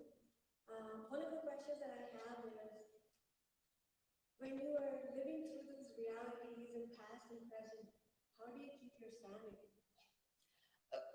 That's a very relevant question. And I don't encourage people to do any kind of life regression or any of that. Whatever comes organically, comes organically. But the first time I had the experience, I was in my 40s. I was a single mom raising 2 kids. I was working a job, and it was destabilizing. I was very much experiencing my birth just previous to that, which was as a child in Russia, sent out during the revolution, sent into Europe, experienced the war in Europe. Second World War, but had the chance to meet my guru in the flesh, because my Guruji in 36 took one trip back to India and passed through Germany, and I had the occasion to have a glimpse of him. So that was very comforting for me to know that I had met him in my previous birth, but it was destabilizing because I would be in a work meeting and I'd be back hearing the sirens of the Nazis. And I was still a relatively young woman and couldn't speak to many people about this. I had one satsang friend that I talked to about this. It took me about a year until I pulled myself, until I'd seen the whole life, because it came in spurts. I saw my childhood first, I saw myself being sent out of Russia, and then I didn't see anything for weeks would pass, and then I would be back in it. And a lot of this came through my meditations. And so it was destabilizing. And over time, I've been able to handle it a lot better. It's not destabilizing anymore. Now I'm able to function in multiple time periods. When I was writing, I took a trip, after I finished Sita book, I took a trip to Dwarka, and that's where I recalled the life of the dancer in Dwarka, but I was writing another book about the Vedic era. I was living in 3 time periods. I was living Dina's life, I was living the life of the dancer in Dwarka, and I was living a life in the Vedic period. And it was like, okay, whatever, wherever you're sent, you go, you know? I mean, I am enormously grateful because of the insights and the fact that it's pulled me out of this identification with this personality that I'm now living. Of course, I'm Dina, but I'm not. I recognize that it's just a portion of who I am. And so I know quite a few people who out of curiosity want to know. For me, it's not a matter of curiosity. Is there something to be learned? I've always had a strong desire to understand karma. I thought if I can understand how cause and effect works, well, then I can live my life better. And so the incentive for me, and I think what propelled me into the past, was trying to understand this law of cause and effect. And I have come to understand it. And it's affected how I live my life. I had a very troubled relationship with my mother for much of my current life. She was very hostile to my spiritual efforts. Meditation was not mainstream when I started meditating. I became a vegetarian. I was naturally born a vegetarian. She forced me to eat meat because I was skinny and anemic. As soon as I got to college, I became vegetarian. It was a huge family problem. Even until she passed away last year, she would say, "Can I give you some chicken? You know, I've been a vegetarian for 50 years. Why can't you remember that?" But understanding the law of karma, I said to myself, if I don't resolve this relationship now, I will have to resolve it in the future. Everything has to be resolved. That's what karma is. If you leave things finished, well, you're setting it up for a future. I made a huge effort to take care of her. And at the end of her life, I did take care of her. I was there for her, you know, visiting her all the time, bringing her food, preparing food for her. I took care of her. And it didn't matter that she got to appreciate me a little better. Well, I guess the meditation has done you some good. You know, you're being nice to me, you're taking care of me. But it was my singular focus because it was the most troubled relationship in my life. It was very hurtful. I had to hide the pictures of my guru, a lot of pain in hiding my spiritual practice. But I was able to overcome it. And I know that I will encounter her once more, but it will be in a beautiful way because a lot of the tension between us has been resolved. So that's what understanding. Look around at the relationships that are problematic and make an effort to resolve them. Look around at the work issues. You know, are you doing the work that you feel you've come to do?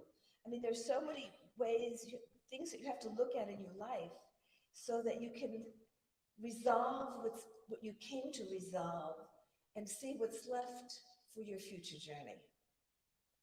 Does that answer your question? Do we have time for maybe one more? Two more. Okay.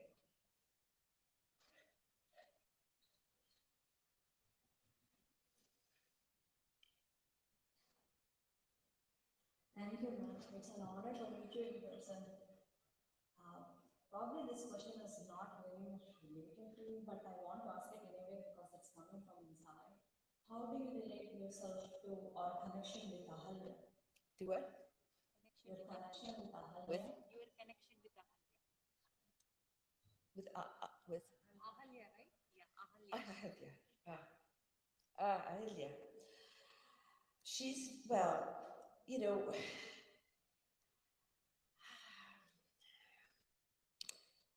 my work in this life through the Global Peace Initiative of Women was to help elevate the voices of women. I had no intention of getting into the interfaith work. 25 years ago, I sort of found myself in it, and I saw that there were no women and no representatives from the Dharma tradition. So I said, well, here are two things that I can do. Bring the voices of women and balance out the Abrahamic with the Dharma traditions, the Hindu and Buddhist.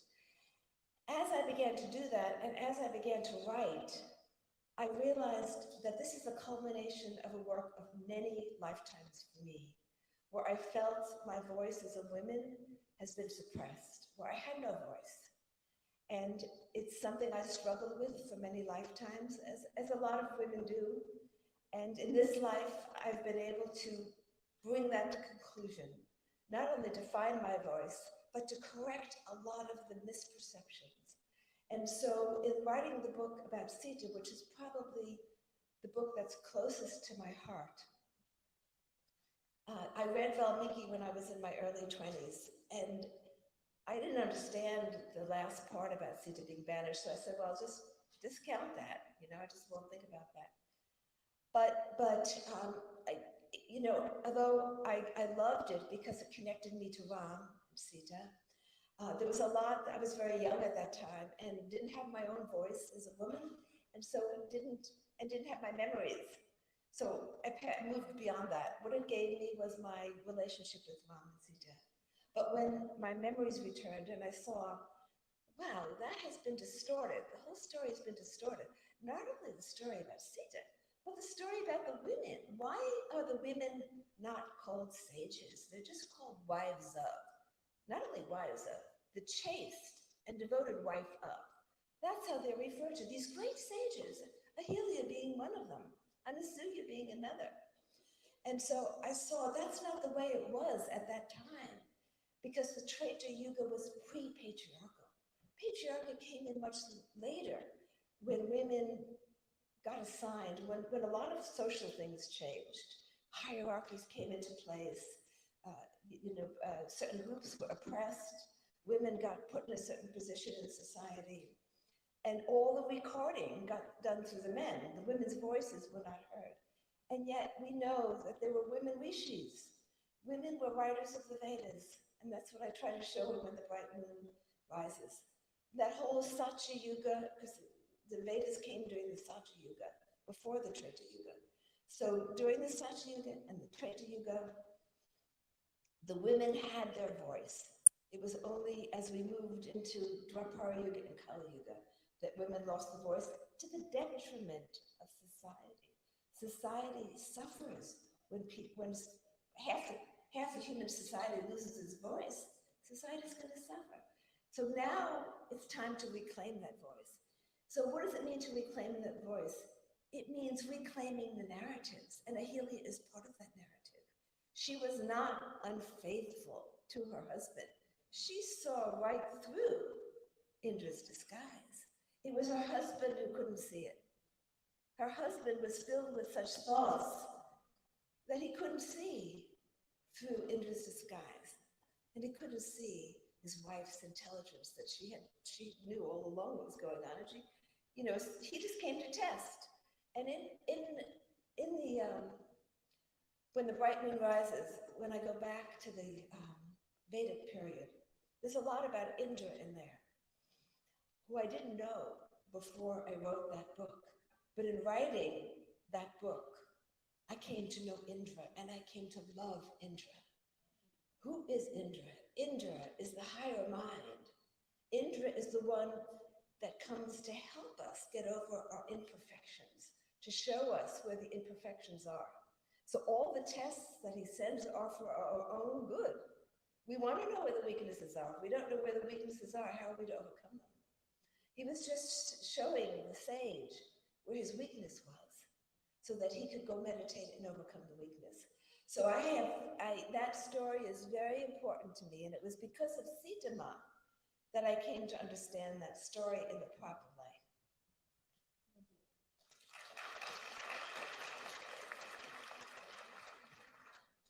Oh, lots of questions. Okay. Go here. Thank you very much. It's a great answers, and most of your answers gave me some kind of enlightenment for my what's going on inside of me, like the questions that I have on my life issues at work and also in the life. Therefore, I'm coming to a direct question. So you said try to resolve the issues from the, whatever the past karmas, and that will become a future, the better future. So when I'm working on certain issues towards the resolution, it looks like if they're coming to the place for some time, and after some time again they are raising the same, I mean, coming back like a circuit.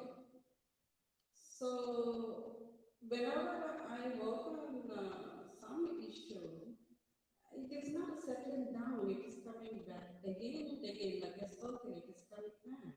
So if that is the thing, the whole life looks like a struggle. Looks like a what? Struggle. Struggle. So when you resolve the things and you construct a better future, either in the same life or in the next life? If you work on resolving an issue, whether it's a relationship or a problem, it will come back. And it will keep coming back until you have no reaction. As long as you're reacting, it's not resolved. When there's no reaction, it won't come back anymore. And it could take a lifetime. It took me with my mother a lifetime to resolve that. And in the end, she even said some hurtful things to me, and I had to check my reaction. The one thing I learned early on, meditation coupled with introspection. My Guruji used to say, after meditation, introspect. Look at your reactions, to be watchful, to be mindful. Where am I reacting? Am I reacting to this person? It could be a work situation, a boss that you're reacting to, which means you're still taking it personally. You're still taking it into yourself. We have to get to the point where there are no reactions. In success, what does it say in the Gita? In success or in failure, loss or gain, that's important to remember. Loss or gain, the same. It's the same. We don't get overjoyed if we win the lottery, and we don't get into the bottom if we lose. That's the goal. I can't say that I've reached that place yet, but that's the teaching. In loss or in gain, be even-minded. Don't have any reaction to whatever's taking place in the external world. That's what we're all struggling for. And we keep having opportunities. I don't see it so much as struggles as opportunities. We have opportunities to test ourselves. It's like you want to take a test. Let me see how I'm good in spelling. I'll give myself a test. You're giving yourself tests to see how you're doing. Okay, well, I reacted, so I'm still reacting. I haven't gotten to that point. Don't beat yourself up. It's okay. You're still reacting, but you're reacting less than you reacted before. So that's good. You're making progress. So just forgetting it is not useful. It's completely, even I see the person, even the situation comes in front of me in different form. I should not be able to react to it. That's what you say. But you can't fake it. It has to be real. You have to really not react to it.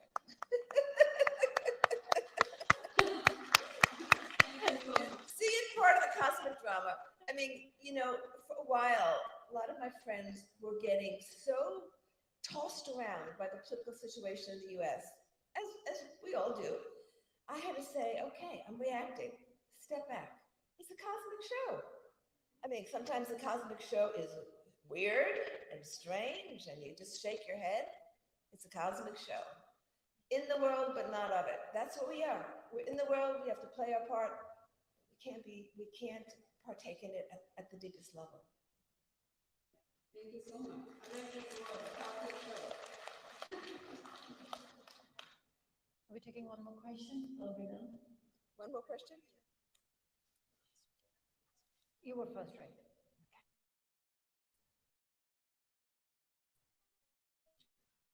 Thank you, Ms. Dina. I have read your book on Sita, and I never thought I would meet you in lifetime. Thank you so much. It's an honor for me. Now, my question, when you say that word karma, it catches my attention. So we know as a soul, we've had so many physical lives. And in each life, we've had good things, we've had bad experiences, right? And when you have a bad experience, they say it's a previous life's karma, right? How is that justified, and how do you connect with that concept? Because if as a human being, if someone has done all good things for consciously has not touched the bad part of karma, and still that person has to go through a tough journey in this lifetime. How is that? How do you justify that? First, I want to say that karma is not a system of reward and punishment. It's a law of the universe that whatever you put out energetically rebounds. It's like gravity. I mean, gravity is a neutral force. Is it good or bad? It's a neutral force. You throw something up, it comes back down. Thought is energy. And one thing I'm sort of trying to understand now, actions create a reaction. What about thought? What is the karma from thought? You have negative thoughts. Well, what does that lead to? I'm sort of exploring that in my current book. But if somebody, a good person, encounters a lot of difficulties, the law of cause and effect is there for our own growth. We all going to encounter difficulties because we all have to detach from identification with this body. I mean, if you identify with this body, you're going to suffer because the body is not meant to be permanent. The body is only meant to be temporary. You inhabit this body for a blink of an eye. That's how long you identify this body. You inhabit this body. As long as you identify with the body, there's going to be suffering. That's what the Buddha said, the causes of suffering. You have to, and that's what meditation helps you identify with your deeper self that is beyond the body. That's the value in meditation. One of the things that came to me through all my writings is it completely changed my relationship with what we call death. It's not death. You can call it birth, actually. When you go from there to here, that's a death too. That's a death. You're leaving your astral reality, entering the physical realm. Well, is that death? We call it birth. You leave here and go back there, we call it death. They were waiting for you, celebrating, you've come. It's changed my relationship. Any struggles we go through is for our own growth that we have, at a soul level, have chosen. There's no dictator up there. There's nobody punishing us. You did this, therefore you're going to be punished. That's a falsity. That's very much part of like the Abrahamic concept of God who judges and punishes. That's not the way it is. We ourselves, at a soul level, not at a personality, at a soul level, create our own course for our own growth. And everything that comes to us can be used as an opportunity for growth. I don't know how many of you know of Ramdas. Okay, many of you do. Well, he suffered a stroke and lived for 20 years with the stroke.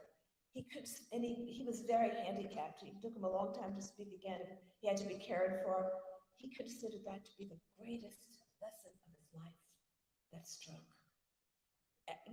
I have a lot of respect for him because, what did he call it? Something like something grace.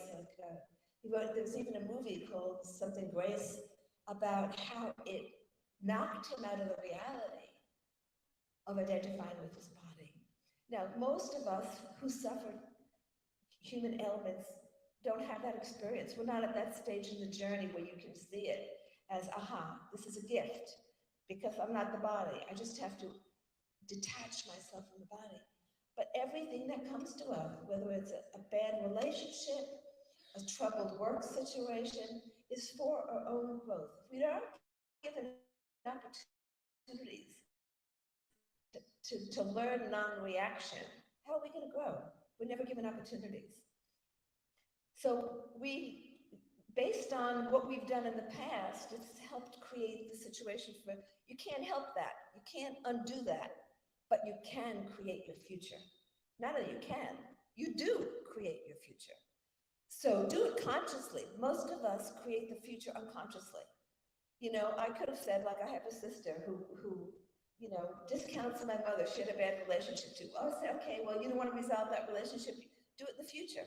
It's okay. Do it in the future when you're better able to resolve it. The choice is, do we grow now or do we postpone it for the future? That's the choice. At some point on our journey, and the journey is a beautiful one. when you see the interconnections, when I see people coming back into my life, when you put the whole picture together, it's like this incredible mandala, you know, like the most intricate Tibetan mandala with all the intricate things. That's what each one of us, what our life is like. And at some point, we'll get to step by and say, back and say, wow, what a beautiful mandala that is, that I've created. We each are creating our own mandalas.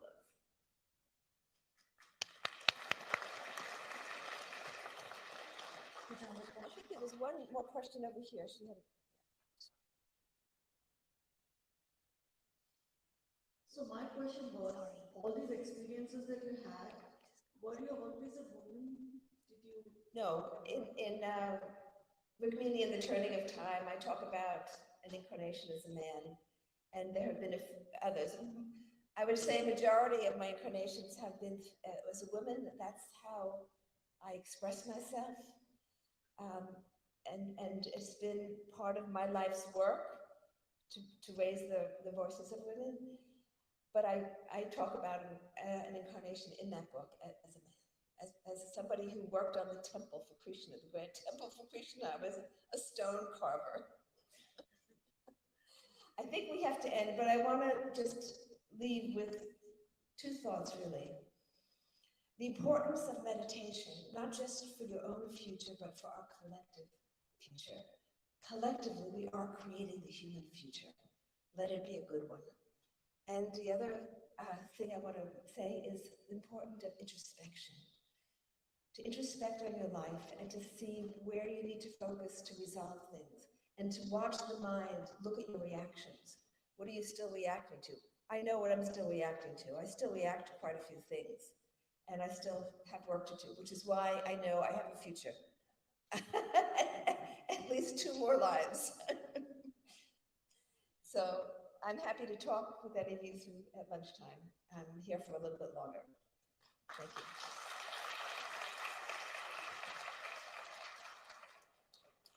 Thank you so much, ma'am. Words cannot describe the experience. Thank you so much for your great wisdom. Thank you so much, ma'am. It was really wonderful. I would like everyone to stand up for Dina for what her work. And round of applause. So many honors and Maha here, and many please appreciate being here. Thank you so much.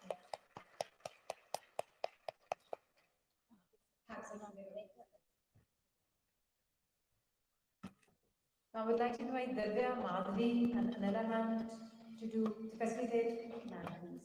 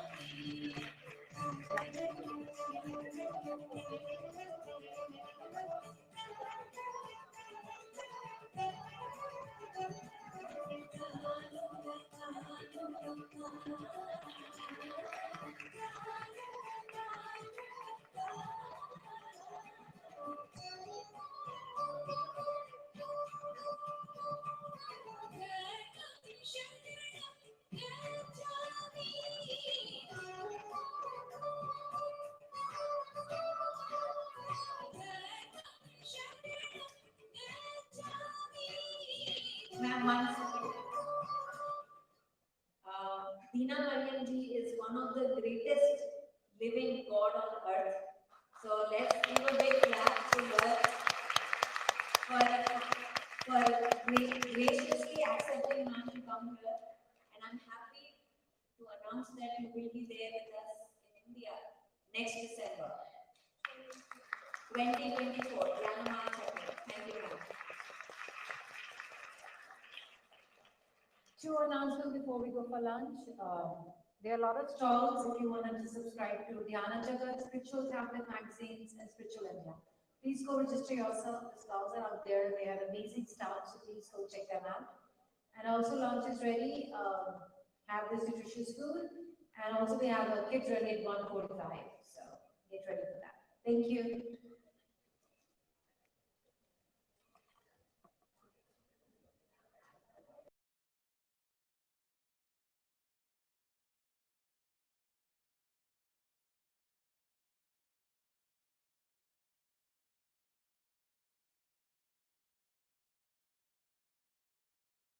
Recording in the room, so please, whenever you guys have time, please go record your experiences in other room. Thank you so much.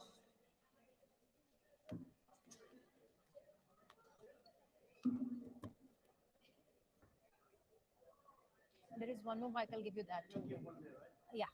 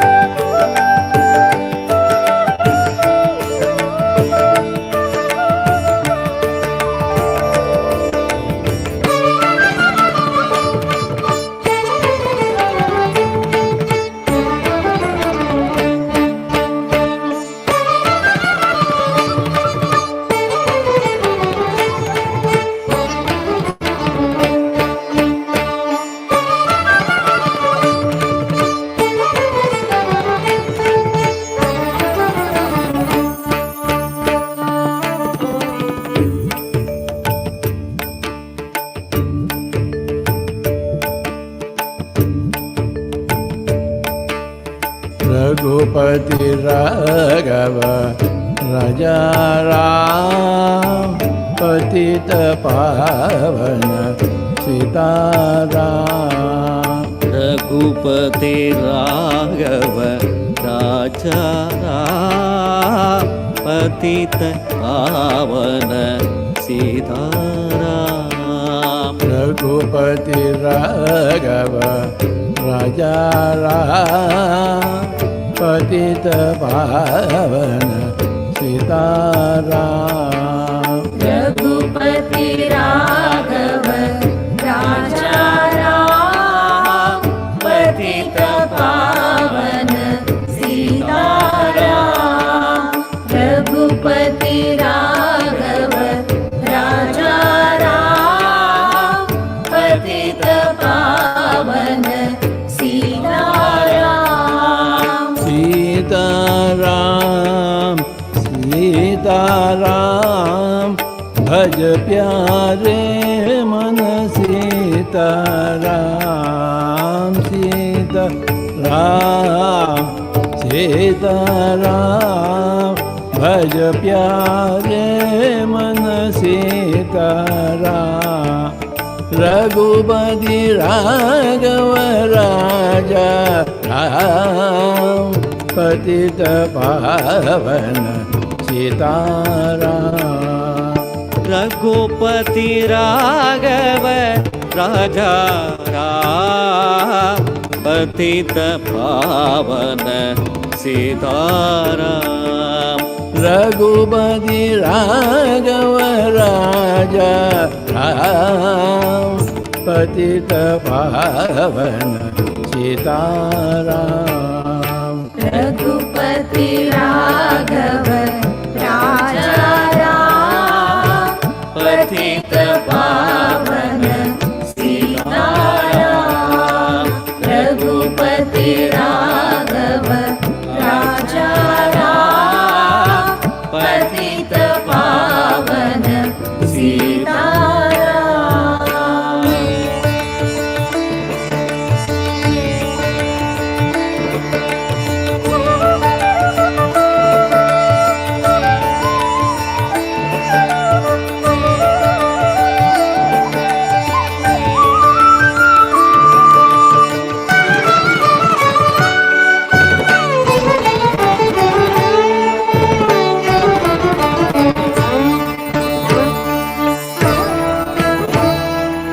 ईश्वर अल्लाह तेरो नाम सबको सन्मति दे भगवान।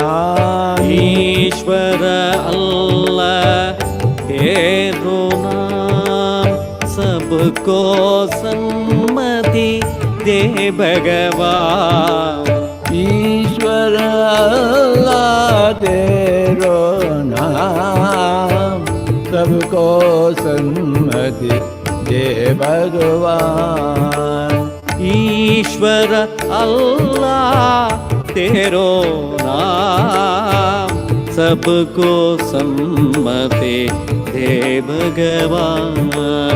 ईश्वर अल्लाह तेरो नाम सबको सन्मति दे भगवान। रघुपति राघव राजा राम पतित पावन सीताराम। रघुपति राघव राजा राम पतित पावन सीताराम।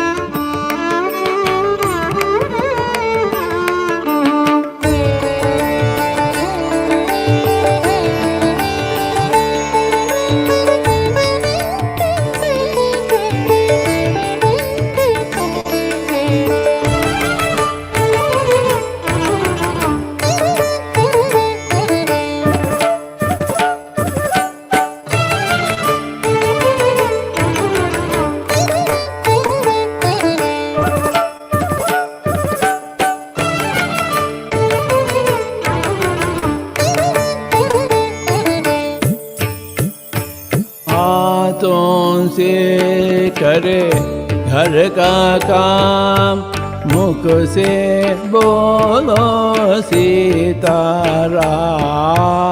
हाथों से कर घर का काम, मुख से बोलो सीताराम।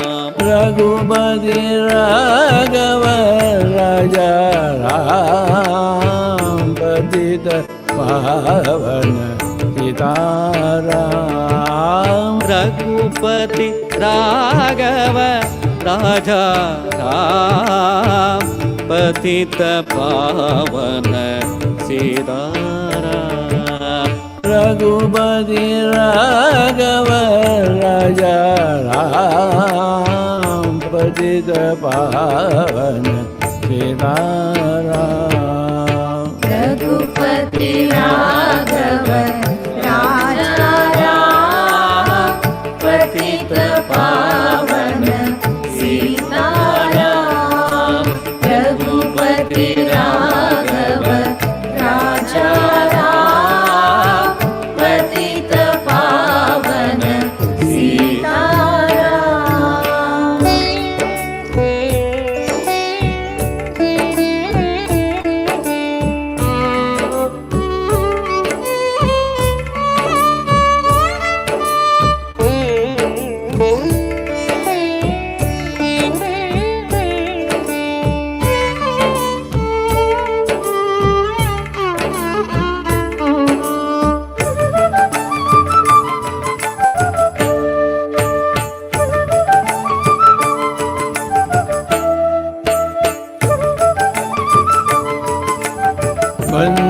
बंसीवाला हे घनश्याम, धनुष्यधारी सीताराम। बंसीवाला हे घनश्याम, धनुषधारी सीताराम। रघुपति राघव राजा राम, पतित पावन सीताराम। रघुपति राघव राजा राम, पतित पावन सीताराम।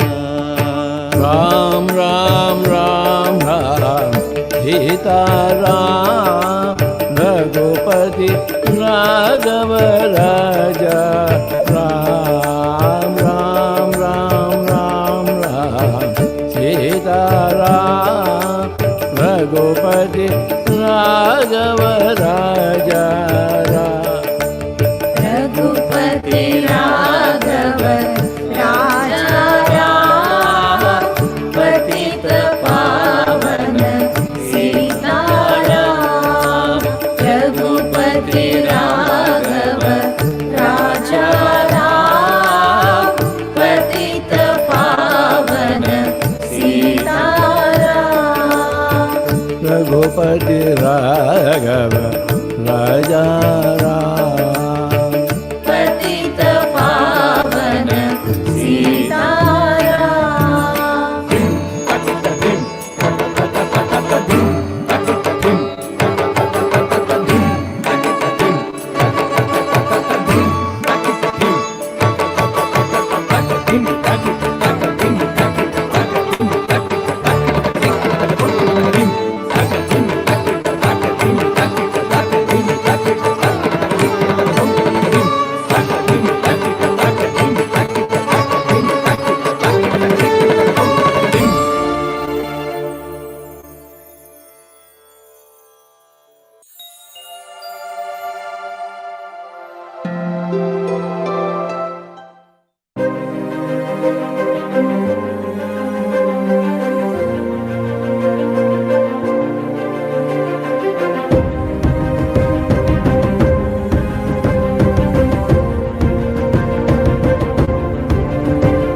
అనంతమైన ఓ శక్తి భూమిపైకి దిగి వచ్చి మానవాళికందించెను యోగం. అహింస మార్గమే ఎంచి శ్వాసస్త్రమే సంధించి మానవాళి కందించే ధ్యానం.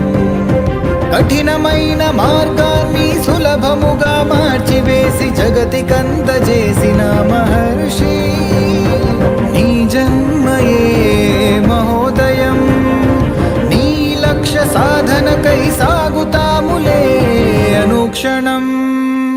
మీరే మీరే మా దిక్సూచి, అహింసా జగతే సాధించి ఈ భువినే స్వర్గంగా మలిచి ప్రతి వ్యక్తిని జ్ఞానిగా చేసి. జయ హో పత్రిజీ, ధ్యాన హింసా జగత్ సాధించి మీరనుకున్న కలలన్నీ నెరవేర్చి నిలిపేము నిరతము నీ స్ఫూర్తి.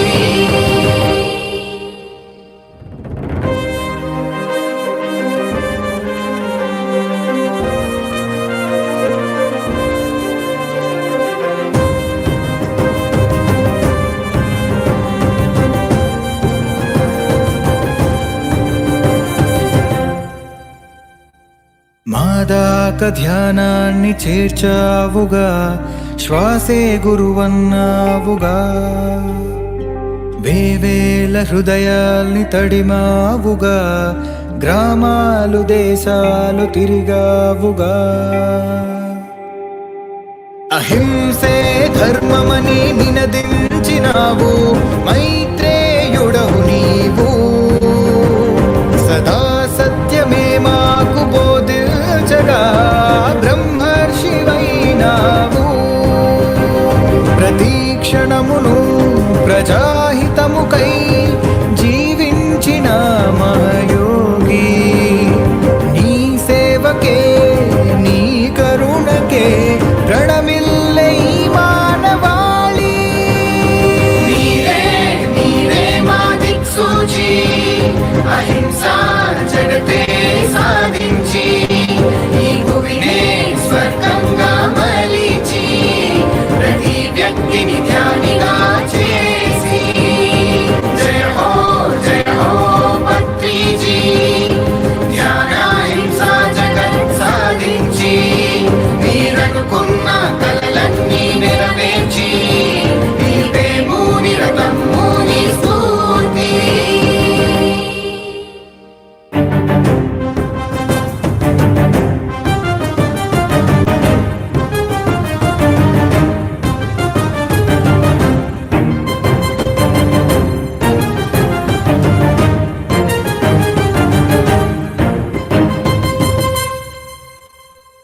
మరణం మధురం అని తెలిపావు, ప్రతి ప్రాణి ఆత్మరూపమన్నావు. ఆత్మజ్ఞానమే శాస్త్రంగా చెప్పావు, జ్ఞానమనే వెలుగులనే పంచావు. ప్రతి వ్యక్తి గురువే అని చాటావు, మహాగురివే నీవు. ఆధ్యాత్మికంలోని మర్మాలనే అతి సరళంగా అందించావు. నిండు కారుణ్యమై విశ్వ చైతన్యమై ఆత్మజ్వాలనే రగిలించినావు. నీ పదములే నీ పథములే అఖండముగా ప్రజ్వలించునోయి. మీరే మీరే మా దిక్సూచి, అహింసా జగతే సాధించి ఈ భువినే స్వర్గంగా మలిచి ప్రతి వ్యక్తిని ధ్యానిగా చేసి. జయ హో పత్రిజీ, ధ్యాన హింసా జగత్ సాధించి మీరనుకున్న కలలన్నీ నెరవేర్చి నిలిపేము నిరతము నీ స్ఫూర్తి.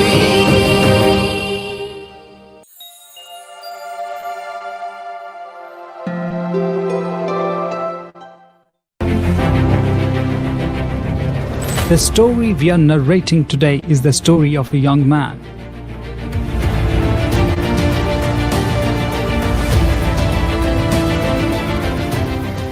Whose life was full of failures and rejections. He thought so insignificantly of himself But little did he know that the universe was shaping a new reality for him.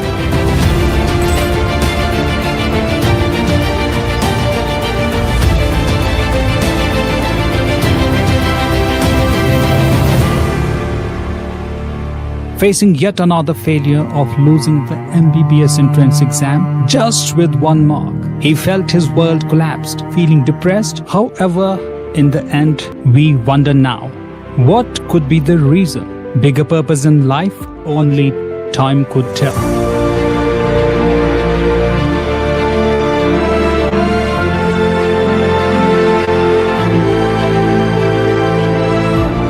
Being the younger child in the family, his success was always compared with that of his elder brother, who was not only intelligent but also quite successful in his endeavors.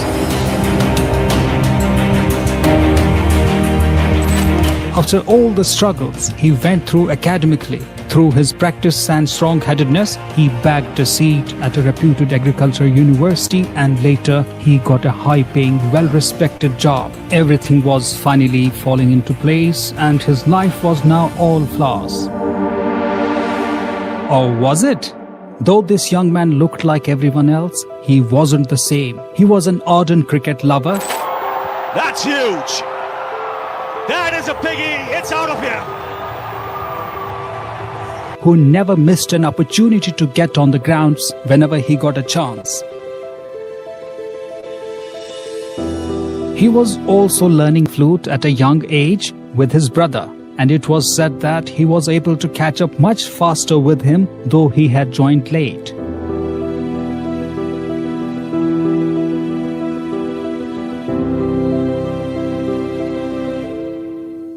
What will really surprise you is that this young dynamic man had accomplished reading the works of Shakespeare at the age of 9. When the kids of his age were struggling to read their class books, there was definitely something different about him.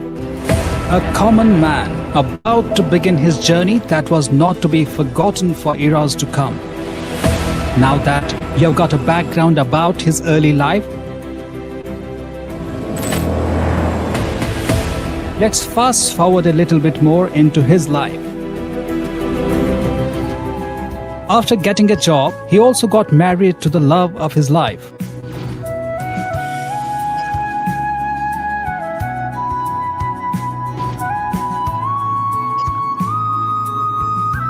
And they had 2 beautiful daughters.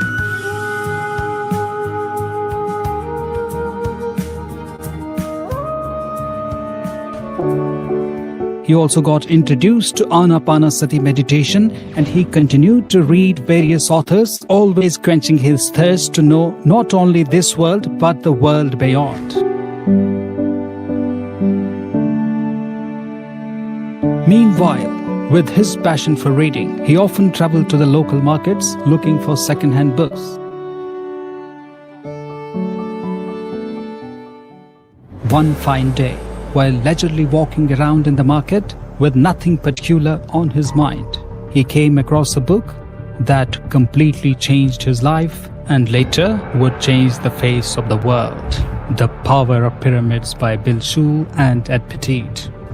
I first read about the pyramids in the year 1982 through a book titled Secret Power of the Pyramids, authored by Bill Schul and Ed Petit. The book caught not only his interest, but his approach towards spirituality took a spiritual turn. He started reading about pyramid energy and experimenting with it, creating his own pyramids with cardboards, and his experiments continued.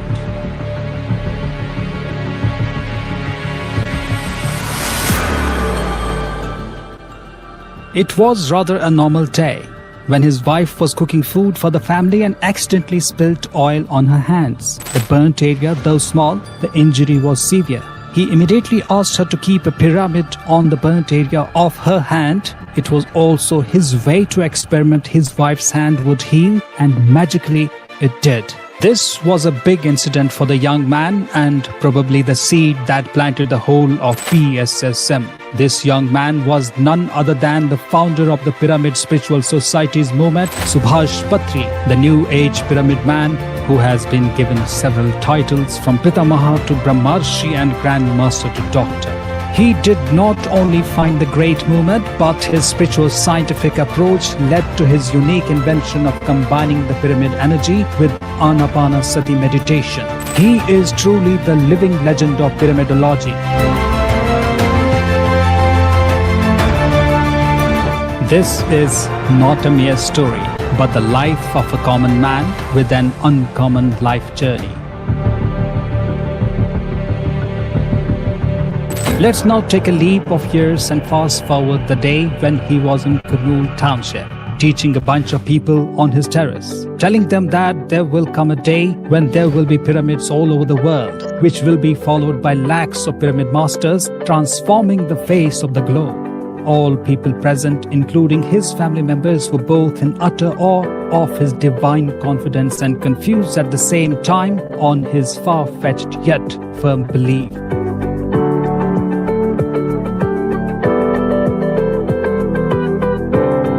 He wasn't all words. Within 2 years of this incident, the Buddha pyramid at Kurnool was built and the foundation of the PSSM was laid as Kurnool Spiritual Society in the year 1990.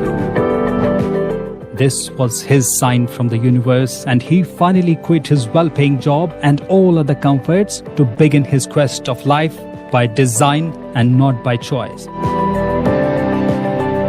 His amazing family, especially wife Swarnamala Patriji, became his rock-solid pillar to support him on his spiritual journey onwards. He then began to journey on foot, by road, by train, or by any means possible to teach each and every individual meditation. Nothing could stop him or deter his high spirit. He traveled to the nearby towns and villages, and the word slowly spread about the power of pyramids. People had now started building pyramids themselves. Soon many cities and towns had pyramids of their own. As the word spread far and wide, so did his travel. Patriji was once visiting the Kabadodi village of the Ramanagara town in Bengaluru. There, he had a vision of a mega pyramid that would change the whole of PSSM and bring many more mega pyramids to earth.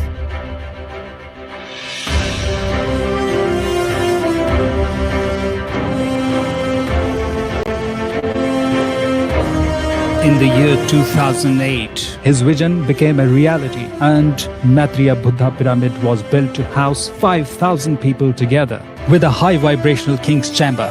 This place today is famous as Pyramid Valley International and crowned as one of the 7 wonders of Bengaluru. In the same year, the seeds for Maheshwara Maha Pyramid were planted, and in the year 2012, the mega pyramid at Kartal was born, which has the capacity to house almost 10,000 people together. Through the years, more than 25,000 pyramid centers have been built, and lakhs of pyramid masters are now teaching about pyramid meditation, spreading the movement forward, not only in India, but across the globe.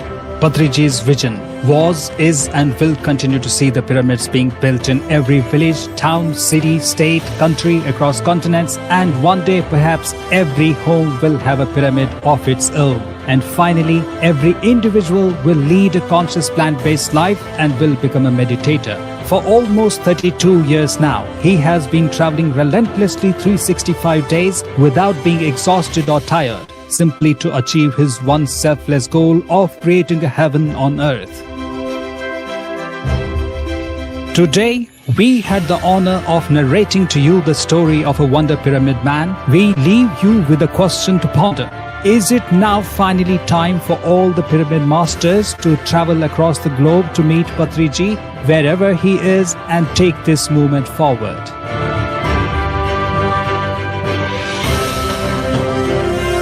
Not merely a story, but a saga of bringing the golden age on earth by simple acts of a selfless common man. Patriji, the new age pyramid man.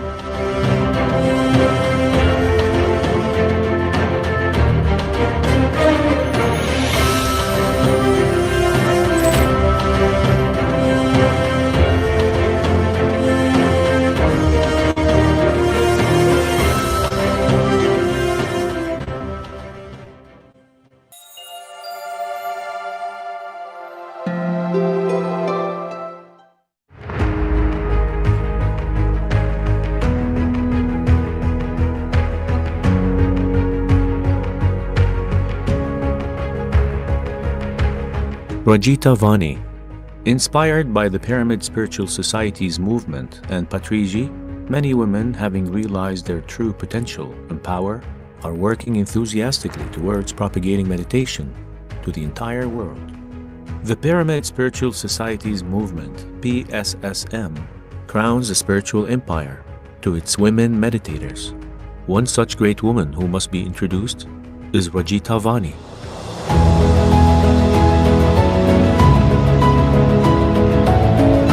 Rajita was born into a middle-class family and had spiritual feelings since childhood. It was during one such time she attended an event where Patriji was giving a discourse. It was there that she first learned Anapanasati meditation directly from Patriji.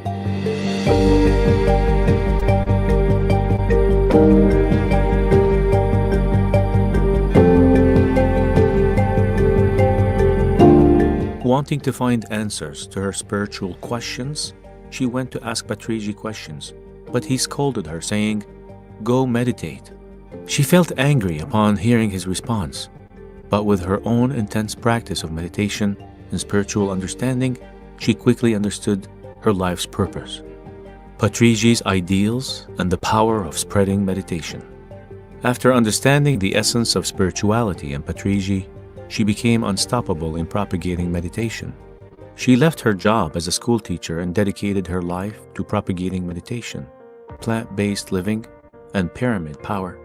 She even contested as an MLA, member of the Legislative Assembly, in 2014 on behalf of the Pyramid Party of India.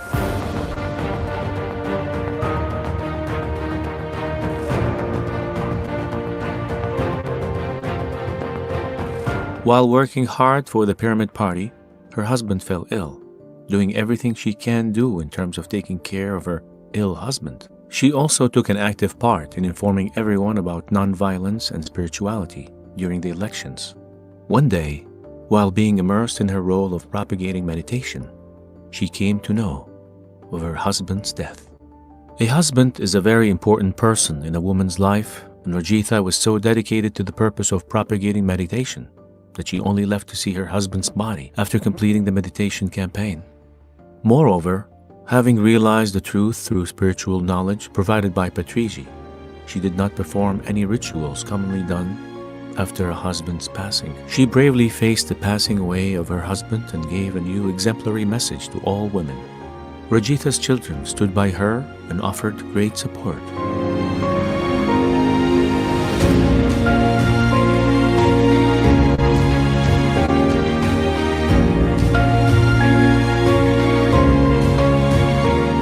Having uplifted her life through meditation and spiritual science, Rajita worked incredibly hard to impart the knowledge she gained to everyone.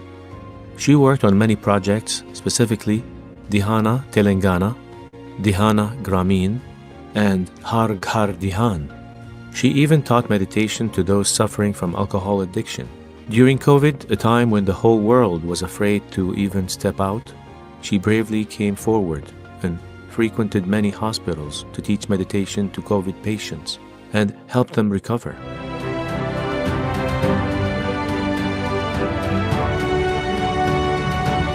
Rajita's countless efforts and her selfless service are simply indescribable.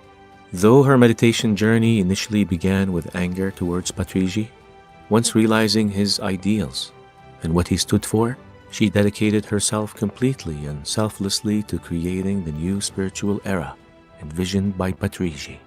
She declared that she will work till her last breath to achieve Patriji's goals. Let's come together and transform and uplift our lives through meditation, as Rajita did. Let's create a new spiritual era.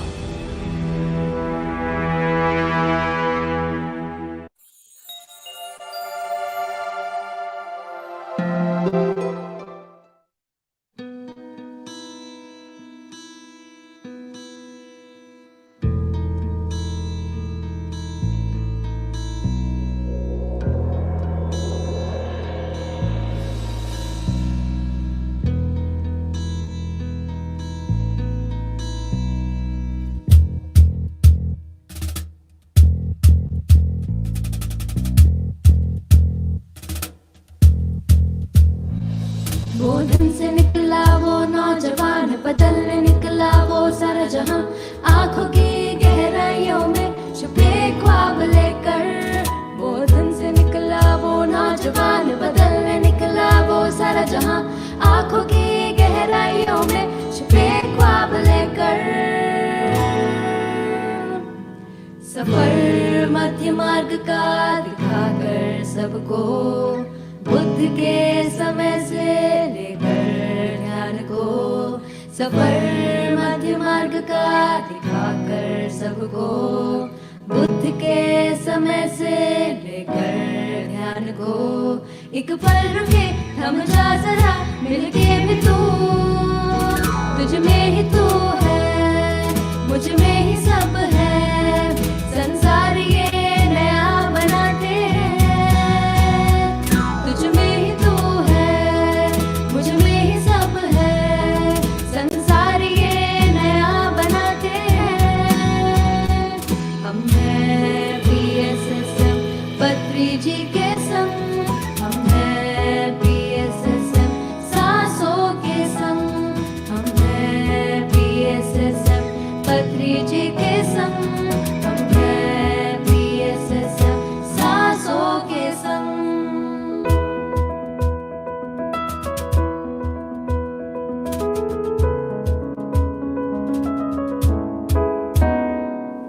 बांटते सुनते हुए संसार को जोड़कर जीवन के त्योहार में आनंद में झूमकर बांटते सुनते हुए संसार को जोड़कर जीवन के त्योहार में आनंद में झूमकर हम पर चले कोई अंत नहीं इस राह पर तुझ में ही तू है मुझ में ही सब है संसार ये नया बनाते हैं तुझ में ही तू है मुझ में ही सब है संसार ये नया बनाते हैं हम हैं PSSM पत्रीजी के संग हम हैं PSSM सांसों के संग हम हैं PSSM पत्रीजी के संग हम हैं PSSM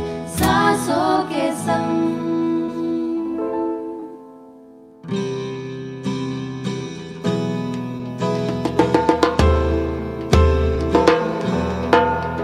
शक्ति का वो रूप है मैत्री का स्वरूप है ज्ञान का भंडार तू करुणा का प्रतीक तू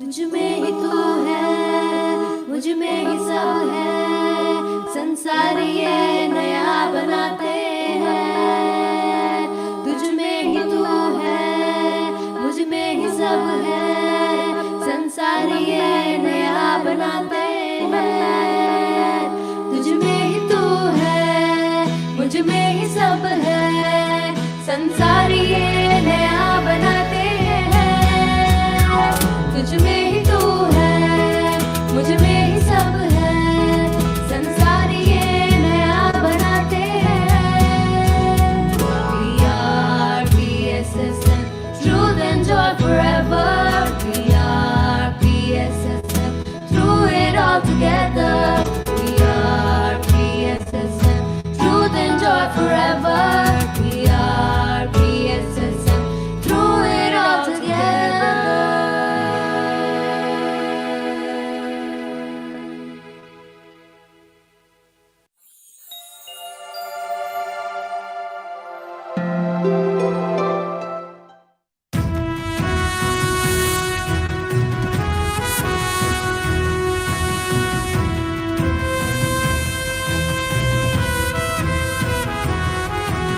ध्यान की ज्योति जलाकर सत्य को पहुँचाया घर घर प्राणियों में एकता हो स्वर्ग उतरे इस धरा पर विश्व में ध्यानी बने सब बोध से ज्ञानी बने सब ध्यान ही है परम क्रांति अज्ञानता है दुख का कारण, ध्यान है इसका निवारण, ये बताने आए योगी। ब्रह्मर्षि पितामह पत्रिजी, ब्रह्मर्षि पितामह पत्रिजी, ब्रह्मर्षि पितामह पत्रिजी, ब्रह्मर्षि पितामह पत्रिजी।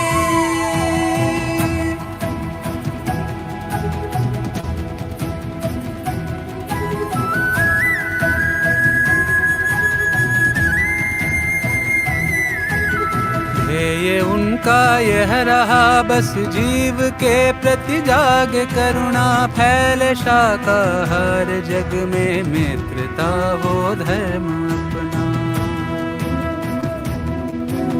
समय है बदलाव का अब जीव हिंसा छोड़ दें, सब मित्र बनकर यह बताया, मार्ग मुक्ति का दिखाया। ब्रह्मर्षि पितामह पत्रिजी, ब्रह्मर्षि पितामह पत्रिजी।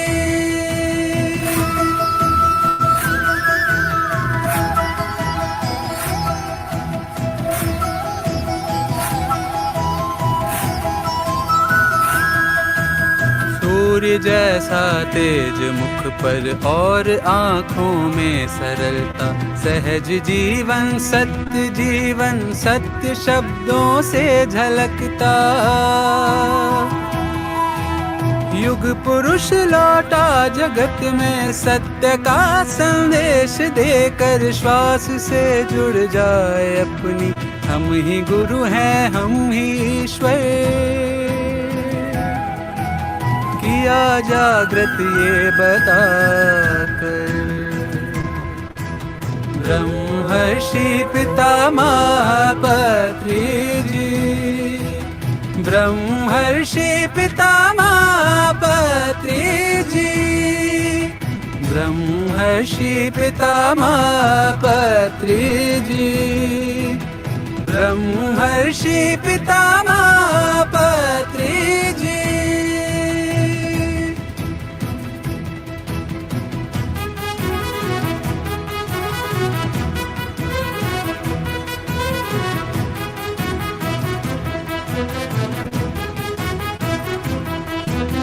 ध्यान युग धरती पे लाकर और जन जन को जगाकर, धन्य धरती है पिरामिड ध्यान का उपहार पाकर।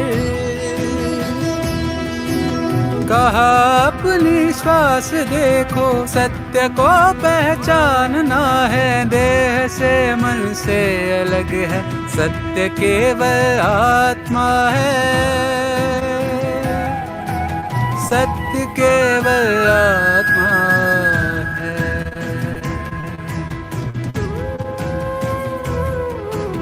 ब्रह्मर्षि पितामह पत्रिजी, ब्रह्मर्षि पितामह पत्रिजी, ब्रह्मर्षि पितामह पत्रिजी, ब्रह्मर्षि पितामह पत्रिजी।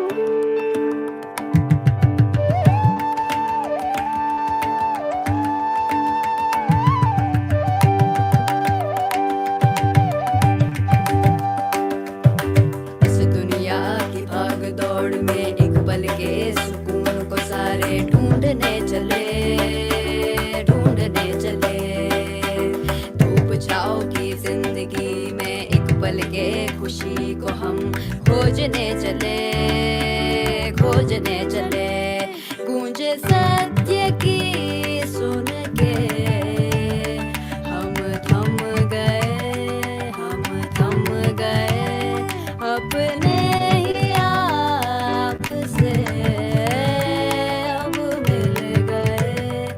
अब मिल गए। सत्य को पहचान कर ध्यान से उत्थान कर, ध्यान से उत्थान कर, सत्य को पहचान कर आया ये pyramid channel, pyramid meditation channel, pyramid meditation channel, हम सबका चैनल, पिरामिड मेडिटेशन चैनल, हम सबका channel, pyramid meditation channel, pyramid meditation channel.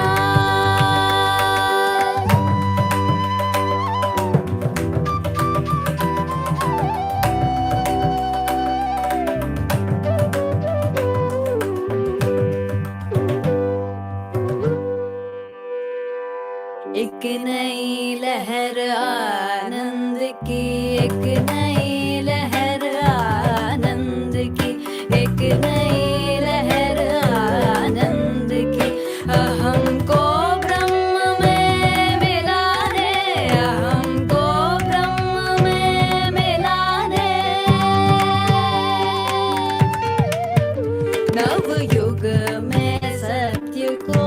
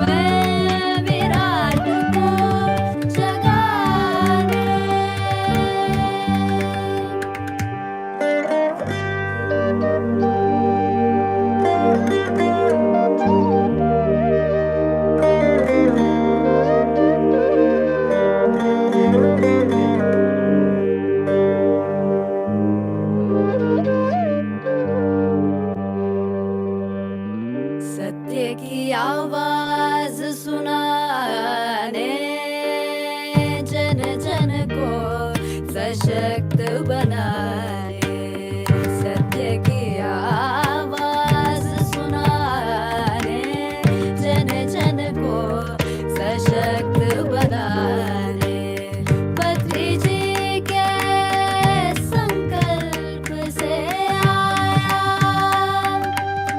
विश्व शांति को लक्ष्य बनाया, प्रकाश को सब तक पहुंचाने, प्रकाश को सब तक पहुंचाने, धरती पे स्वर्ग को लाने, धरती पे स्वर्ग को लाने।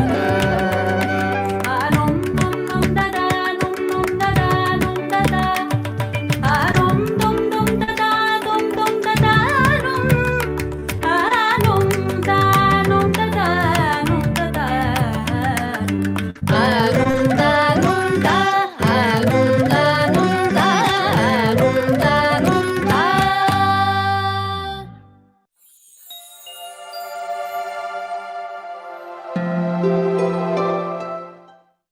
For this selfless service, Patriji has been awarded with many awards and he has been given many titles. The first one being Patriji has been conferred with several awards in recognition of his selfless and highest form of service to humanity, that is teaching to transform themselves through regular practice of meditation. In the year 1997, in the temple town of Tirupati, Andhra Pradesh, where all the pyramid masters they gathered and conferred the title of Brahmashri to Patriji. In the year 2018, at the Global Festival of Spiritual Scientists in Pyramid Valley International in Bengaluru, Patriji was conferred the title Pitamaha by the collective will of Himalayan masters. In January 2017, Patriji was awarded the Good Karma Award by Times of India publication, Speaking Tree, for outstanding work in the field of spirituality and well-being for promoting Anapanasati meditation and harnessing pyramid power. In the year 2006, Patriji has been honored by a Lifetime Achievement Award at the National Symposium on Science of Holistic Living and its Global Application, organized by Arogya Dham at Mahatma Gandhi Institute of Medical Sciences, Sevagram, Wardha, Maharashtra. In March 2013, Patriji has been honored by a Dhyana Vishart Award by the Indian Board of Alternative Medicines, Kolkata, at the 21st International Conference held in Kolkata. Honorary Doctorate by United Theological Research University in 2020. Honorary Doctorate by Vedic Wellness University in 2021. Well, that's not the end. He got an entry into the Wonder Book of World Records in 2019 for his unbelievable accomplishments in the field of meditation and spiritual guidance. He was awarded for conducting meditation classes with more than 10,000 people at a time. It gives me chills and goosebumps as to how a person can be so dedicated, so hardworking, and how can a person keep others before him? Like, how can a person spend all his life just for the betterment of mankind, like just to spread meditation and vegetarianism? As Patriji says, one cannot become a master until one aims to be a master. And this is the first step. One man, Patriji, dreamed of creating an earth full of meditators. One man, Patriji, dreamed of no animal being killed for food. Millions joined and thus created the Pyramid Spiritual Society's movement. Patriji's contributions to the humanity and animal kingdom are priceless. So, let us all be part of this new age spiritual revolution through Pyramid Spiritual Society's movement in the auspicious guidance of Dr. Brahmashri Pitamaha Patriji. Let's make his vision as our vision. Let's take the responsibility of spreading meditation and vegetarianism to every soul on this planet Earth.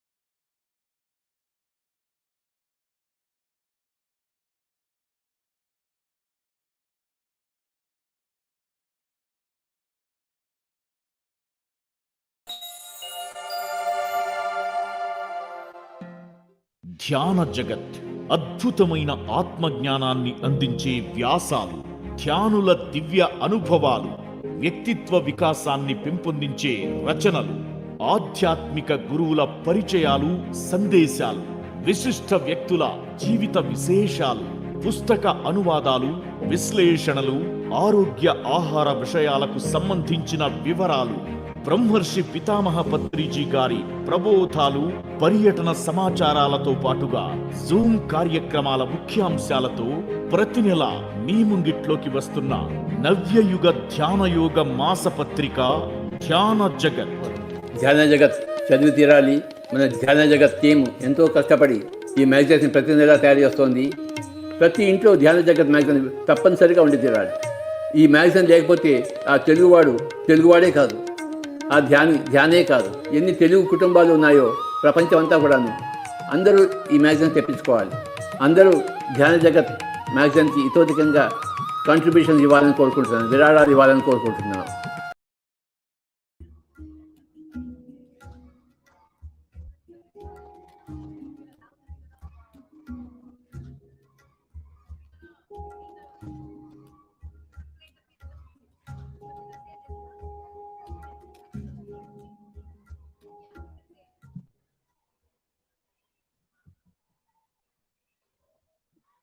Our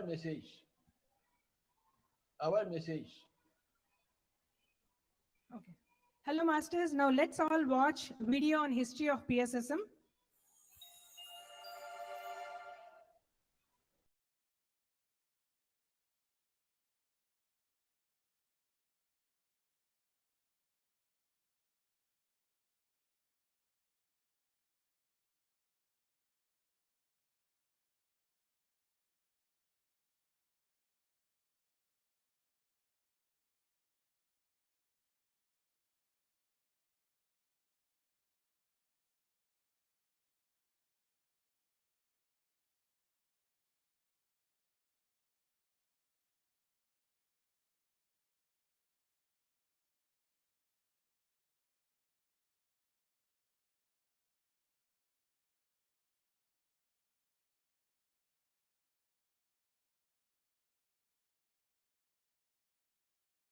Buddha, but everybody can become a Buddha, enlightened, in their own way, in their own fashion, in their own fragrance, in their own uniqueness.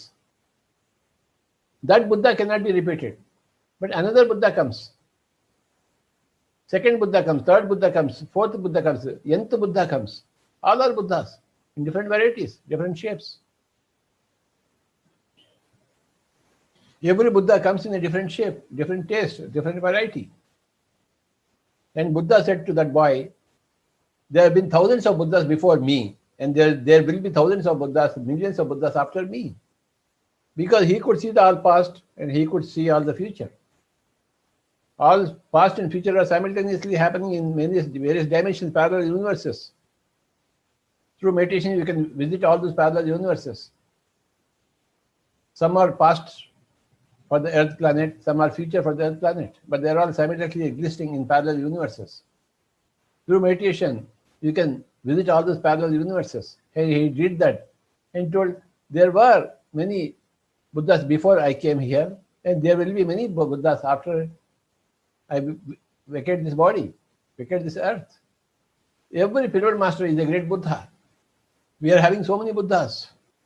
This PSSM Global is a big club, global club of Buddhas. Everybody enlightened in their own fashion, in their own way, in expressing the enlightenment in their own way, in their own language, in their own mannerisms, in their own purposes. Welcome to all the Buddhas, all the masters. I'm so happy to be there in this PSSM Global. The Pyramid Spiritual Society's movement, that is PSSM, has been founded by Dr. Brahmarshi Pitamaha Patriji.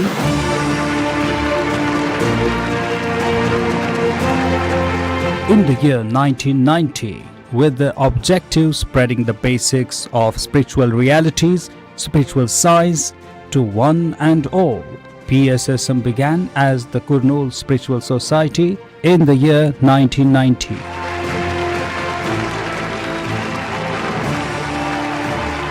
Today, PSSM comprises of more than a couple of thousands of independent and autonomous pyramid spiritual societies involving millions of active members and volunteers across all the states in India.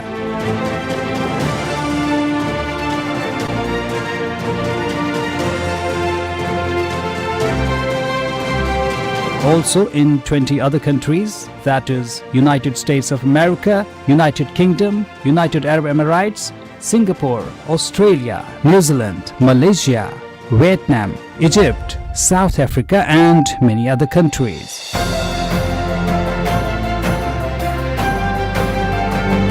PSSM is a non-religious, non-cult, non-profit spiritual scientific organization or movement with an ever-growing expanse of genuine seekers. The core message to everyone is that we are not just physical entities experiencing random existence. Instead, we are eternal energy consciousness, wisdom, constantly choosing and creating our respective ongoing essential reality.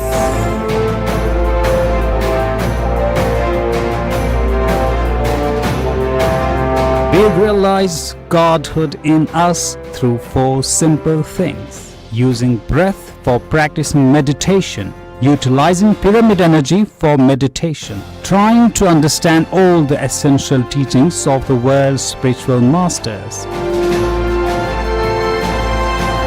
being vegetarian and being compassionate to all our younger brothers, that is members of the animal kingdom. Activities of PSSM.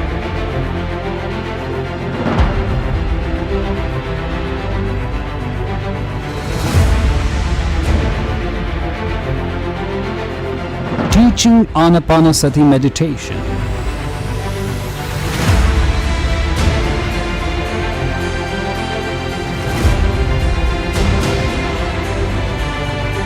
PSSM constantly carries out many activities towards creating awareness about Anapanasati meditation.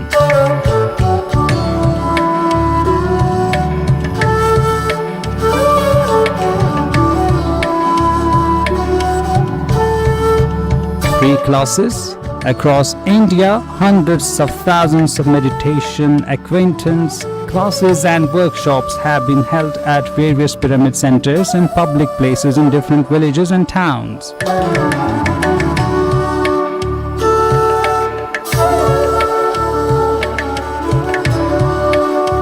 No money is being charged for activities of PSSM. Everything is done as a service to mankind.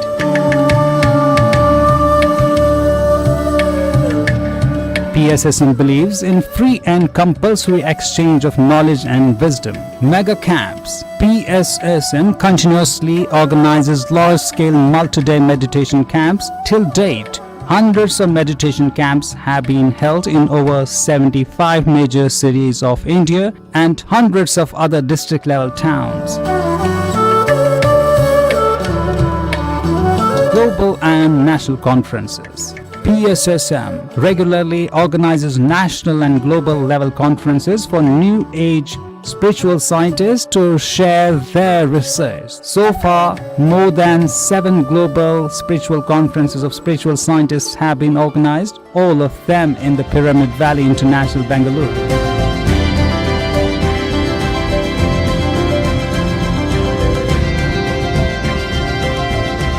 Dhyana Maha Chakrams. Every year in the month of December, PSSM organizes a mega spiritual congregation called Dhyana Maha Chakram, attended by hundreds of thousands of meditators.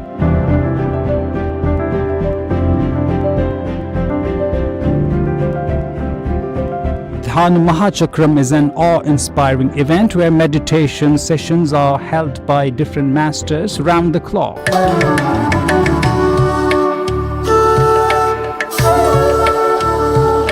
The soul of the event is the 3-hour-long music meditation sessions under the guidance of Brahmarshi Pitamaha Patriji, accompanied by his flute renditions along with music by other maestros.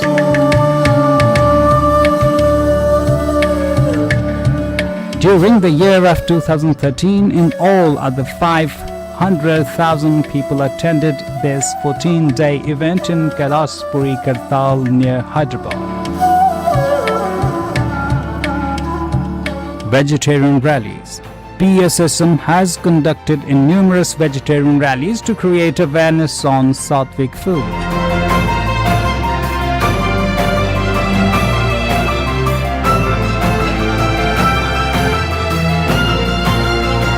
Forest trekking and spiritual tours. People are encouraged to explore nature and group meditation during organized forest trekkings and spiritual tours that are enthusiastically attended. Patriji himself accompanied the groups on several occasions to national and international high-energy spiritual places that include the Himalayas and the Great Pyramid of Egypt. Establishing meditation centers. PSSM has been doing significant work in setting up meditation centers all over India. PSSM has established hundreds of spiritual care centers across India. These centers have indoor and outdoor pyramids where people can practice intensive meditation. Most centers have well-equipped libraries with books and DVDs in English, Hindi, Telugu, Kannada and several other languages which enhance the spiritual knowledge of meditators.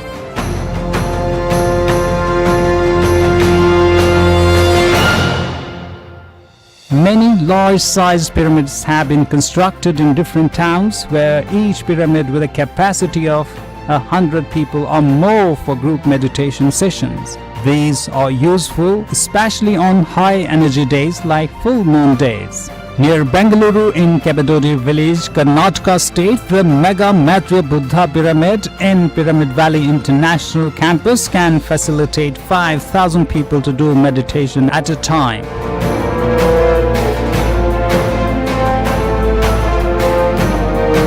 And a bigger pyramid has been built at Kartal near Hyderabad, Telangana state, known as the Maheshwara Maha Pyramid, with a capacity of 6,000 people.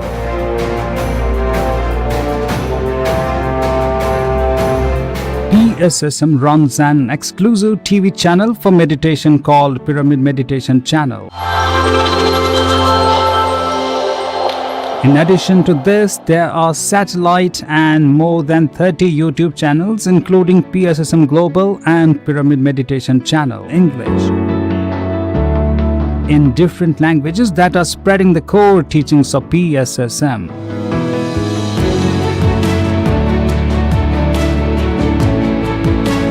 PSSM is a committed and dedicated New Age spiritual science movement whose mission is to promote Anapanasati meditation, vegetarianism, pyramid energy and spiritual science to one and all.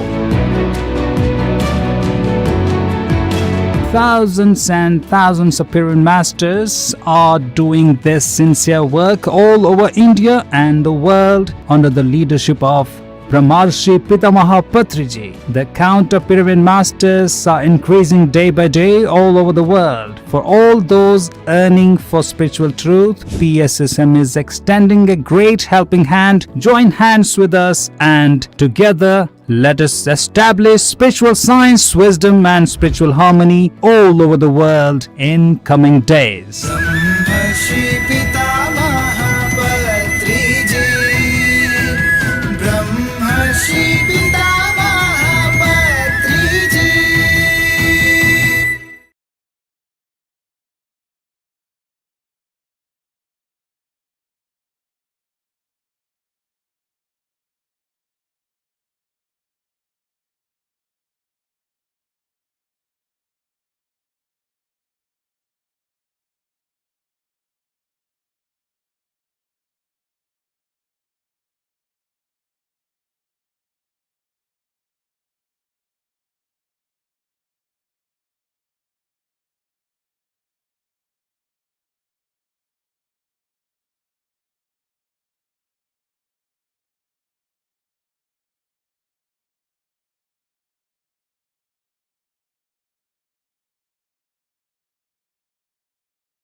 Inspiring millions of lives across the globe.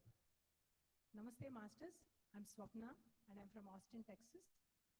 I would like to first thank Harleen for setting up the stage for this event and taking us through various programs. I'm excited to take over and guide you all into the next programs.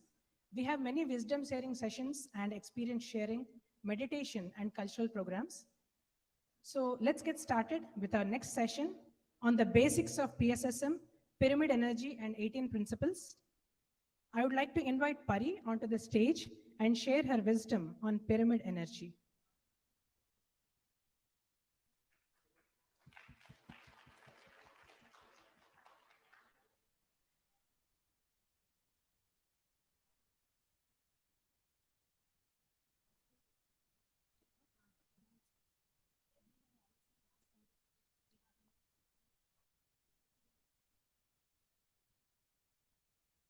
Masters who are all outside, please request you all to come to the main hall.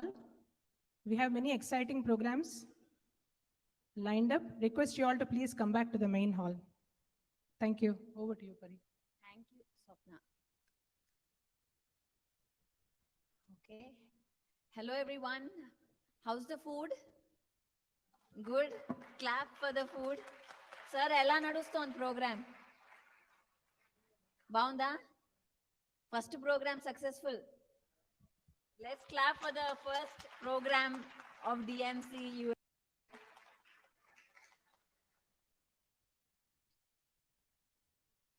Now, I'm here to share about meditation and pyramids. What is pyramid meditation and why so many pyramids? And let's give a big clap to the Vizag team for sending us this pyramids all the way from Vizag, India. So a big clap for them for really, it is all handmade, guys. Our whole team, one lady, Jaya, correct? Jaya. She does, and any program, she goes there and she gives all the pyramids. So lot of volunteers in PSSM. The force is the volunteers. Even today, for these two days, 200 volunteers, guys, for this event. 200 volunteers giving their time. They are not getting paid. Giving their time, their skills, their resources to make this happen. What an incredible service, it is. So I'm really, really grateful for all the volunteers. And how about the anchors, Harleen and Swapna? Let's give a big clap to them. They are not professional, but look, they are here doing it. So it's truly amazing how everybody is coming together to create such an amazing event. So let's begin without any delay. Meditation and pyramids. Next slide, please. So I'm going to be first introducing myself. Those of you who do not know me, maybe you just heard my name. My name is Patri. I currently live in California, Irvine. I just moved there from Maryland. I lived in East Coast for about 16 years and I said, I want some sun, water and sand. So I said, I just packed my bags and I said, I won't go into Irvine. That's it. And I told my husband, find a job there. We are going to Irvine. It's like, why Irvine? I don't know. We're just going to Irvine. So he got a job there and today all our family, we live there. I'm originally from India, from Hyderabad. I grew up there, I did my studies there, and I moved to US in 2004 for master's in Chicago. And of course, I won't be sharing my story here because there's a lot to share. But then I got into the corporate, the success ladder. I want money, house, beautiful house, marriage, all of that. I got into that and forgot who I was. And suddenly, I guess in 2012, my father came. He planted some seed in my head. I don't know where. And he woke me up from my own sleep, from my dreams of this success, what I thought to be success. And today I'm here doing this work full time, taking the PSSM, Principles of Patriji, all over the world. not just me, with the whole army of team, walking strongly together. And also, I'm an entrepreneur. I love teaching stuff. I love science and spirituality. So being a engineer, I guess a logical, left-minded brain, I started working. When I started with spirituality, I started bringing understanding science and spirituality together, and that's what I teach in my courses. And I'm a mother of two. Those are my two beautiful children. My husband is taking care, so big clap to him for doing that so that I can be here today with you all. Uh, yeah, so now enough of me. I'm going to share his story, Patriji's story. So he is a ordinary guy from a Hindu Brahmin family, middle class family, very ordinary, nothing special about that. And he was in he did his agriculture MSc BSc, and then he did that because he failed in engineering. He failed his exam in medicine by 1 mark, 2 marks, and finally he could, okay, I'll just do agriculture. And then he did that, and he was in a very good position, in a marketing position, a marketing officer there. And then through his life, he was since the beginning he was a voracious reader. He used to read at the age of 9. He was apparently reading Shakespeare. So he was big into reading and big into asking the big questions. Why am I here? What is this? So, and his exploration started as a kid. In 1970s, he was introduced to meditation, Anapanasati, by his friend called Ramchandra Reddy. And when he found that, he instantly knew that this is the thing. Of course, he experimented. He had a lot of astral traveling experiences that he shared. And he knew that, okay, this is it. This is the truth after he learned about it. In 1979, he had a walk-in experience. Walk-in experience, of course, I'm not going to go into it, is something that there are, and not just him, there are, in PSSM, there are walk-ins everywhere. Every master you might encounter is a walk-in here. There are a lot of walk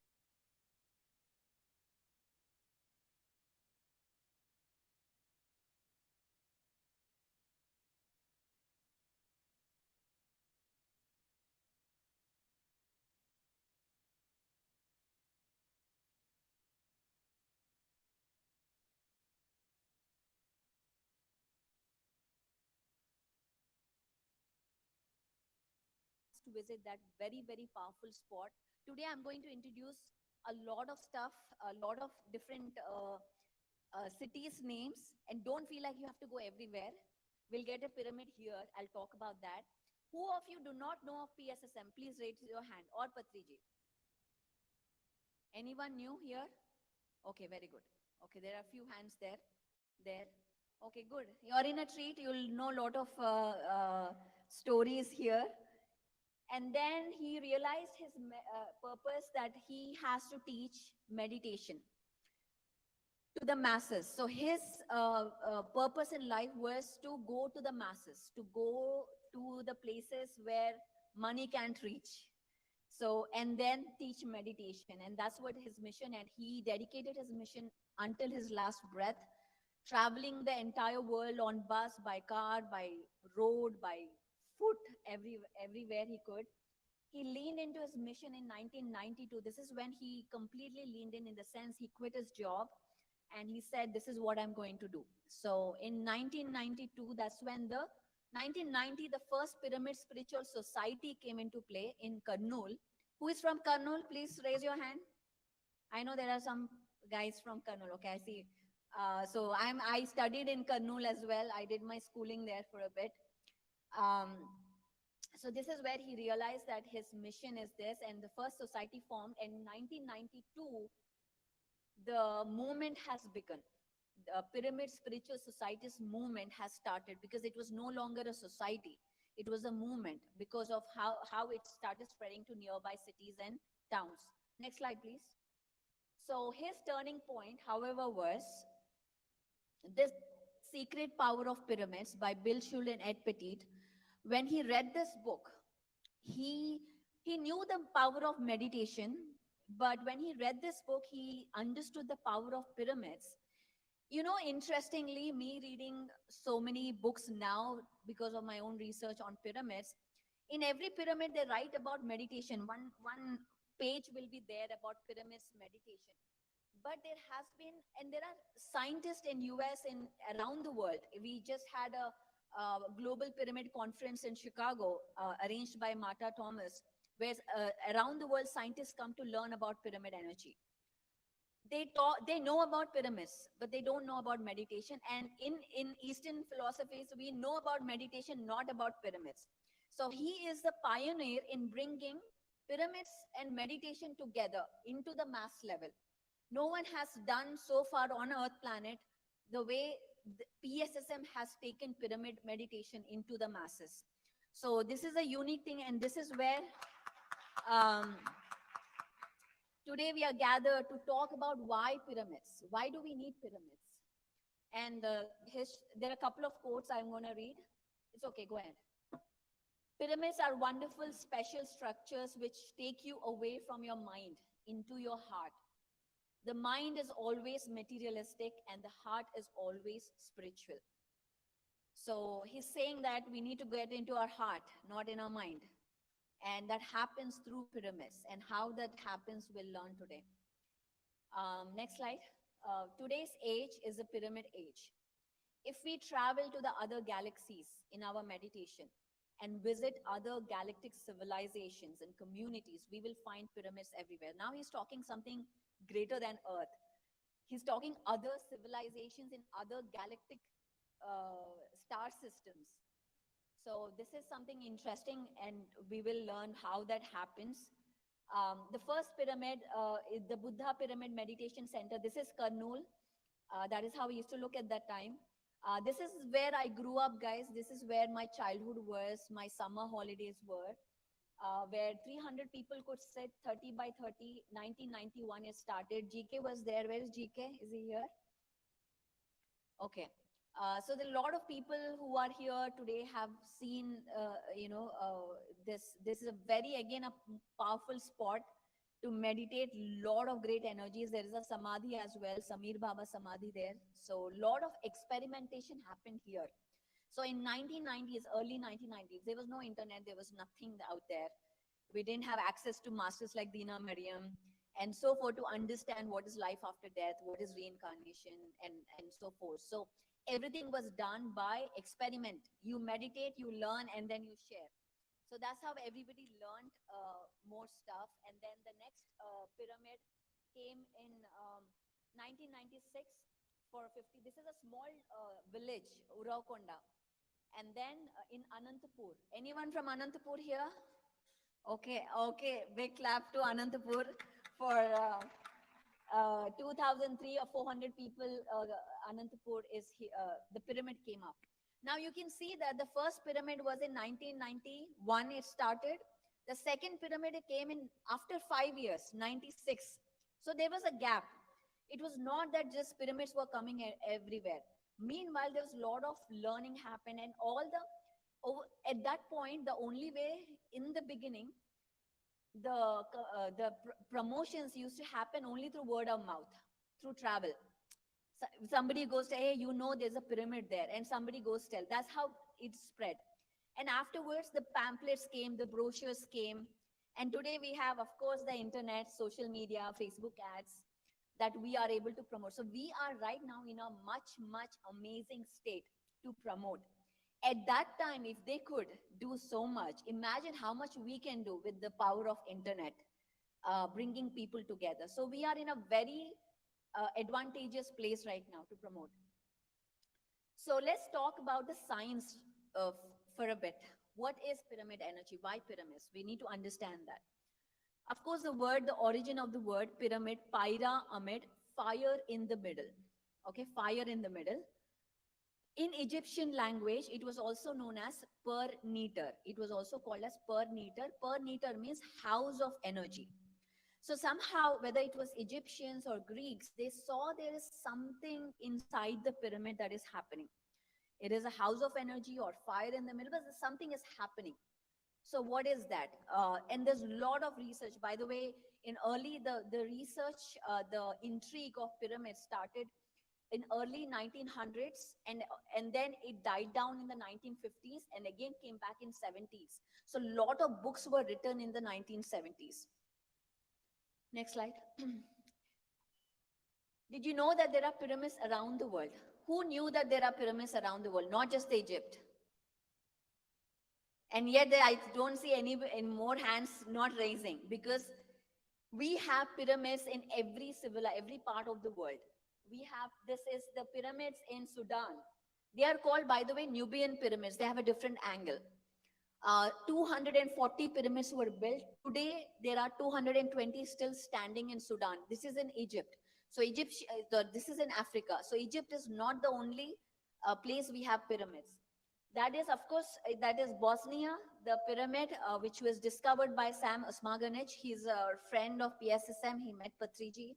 A lot of great research is happening right there. A lot of healing experiences. This is Cambodia, Indonesia, Egypt, and Mexico. That's our last trip from Mexico, the picture at the Pyramid of the Sun. So pyramids are in America. Pyramids are in fact, St. Louis. Ramesh, where are you? Okay. In St. Louis, there are mounds of pyramids. In Ohio, there are underground pyramids. In Alaska, Seattle, in South America, we have pyramids everywhere. In Mexico, every city has a pyramid. Every city, sir, every city has a pyramid in Mexico, South America. It is so amazing. And we have pyramids in Australia, in Tibet, in China. Everywhere there are pyramids. Who are building these pyramids and why? And these are all ancient pyramids. They are not pyramids even when there was no travel. Thousands of years back. There was no travel, no trade, nothing. So how did they know about the same angle? How did they know? How did that information come to China and Mexico? How did that information come that, and all these pyramids are aligned to the north, true north? How is that aligned? How are they getting all this information? It is for us to think. Now, how is that happening? Next slide. This is something that I took from Facebook or Instagram. Somebody did a great job putting all of this together. There are pyramids in Middle East, Iran, Iraq. How amazing is that? So this is some information that is there everywhere. Now, I don't have a slide. I didn't put it. There are pyramids on Mars. There are pyramids on Jupiter. There are pyramids on the moon. There are pyramids on the dwarf planet series, which are taken, the pictures are taken from the NASA website. Now, who is going around the world and building these pyramids on the planets in the solar system? And why pyramid? Why not a Markaba? Why not a icosahedron? Why not a Sri Yantra, but a pyramid? So again, something to think about. Next slide. So something interesting. This is the Giza pyramid. This is how it used to look like back in the day. It had white limestone and it had a gold capstone. So it used, even if you see from Israel, you would see the beautiful pyramid glowing under the sun. That's how amazing it was. And this pyramid, interestingly, now a lot of pyramidologists have confirmed, when you read the books, when you do research, not watch movies like The Mummy.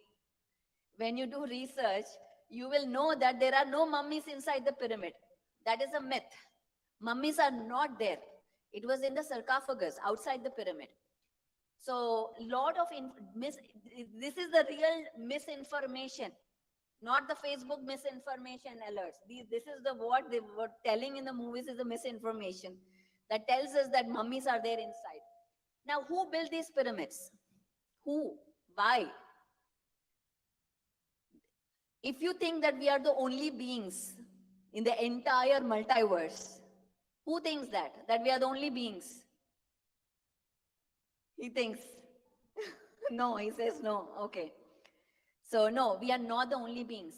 There There are beings all around us. There is US government actually recognized secret space program, 51 different races of extraterrestrials that work with them, which is a secret space program. You can watch all about it on Gaia, many shows. So there are different races, different extraterrestrial races, especially the Pleiadians that come from this information. And they are the builders of pyramids everywhere in the universe. That I'm just intriguing you with this information. Now you have to research, okay? I'm not going to give you everything. You are the researcher and you have to research about it. Let's talk about the pyramid research.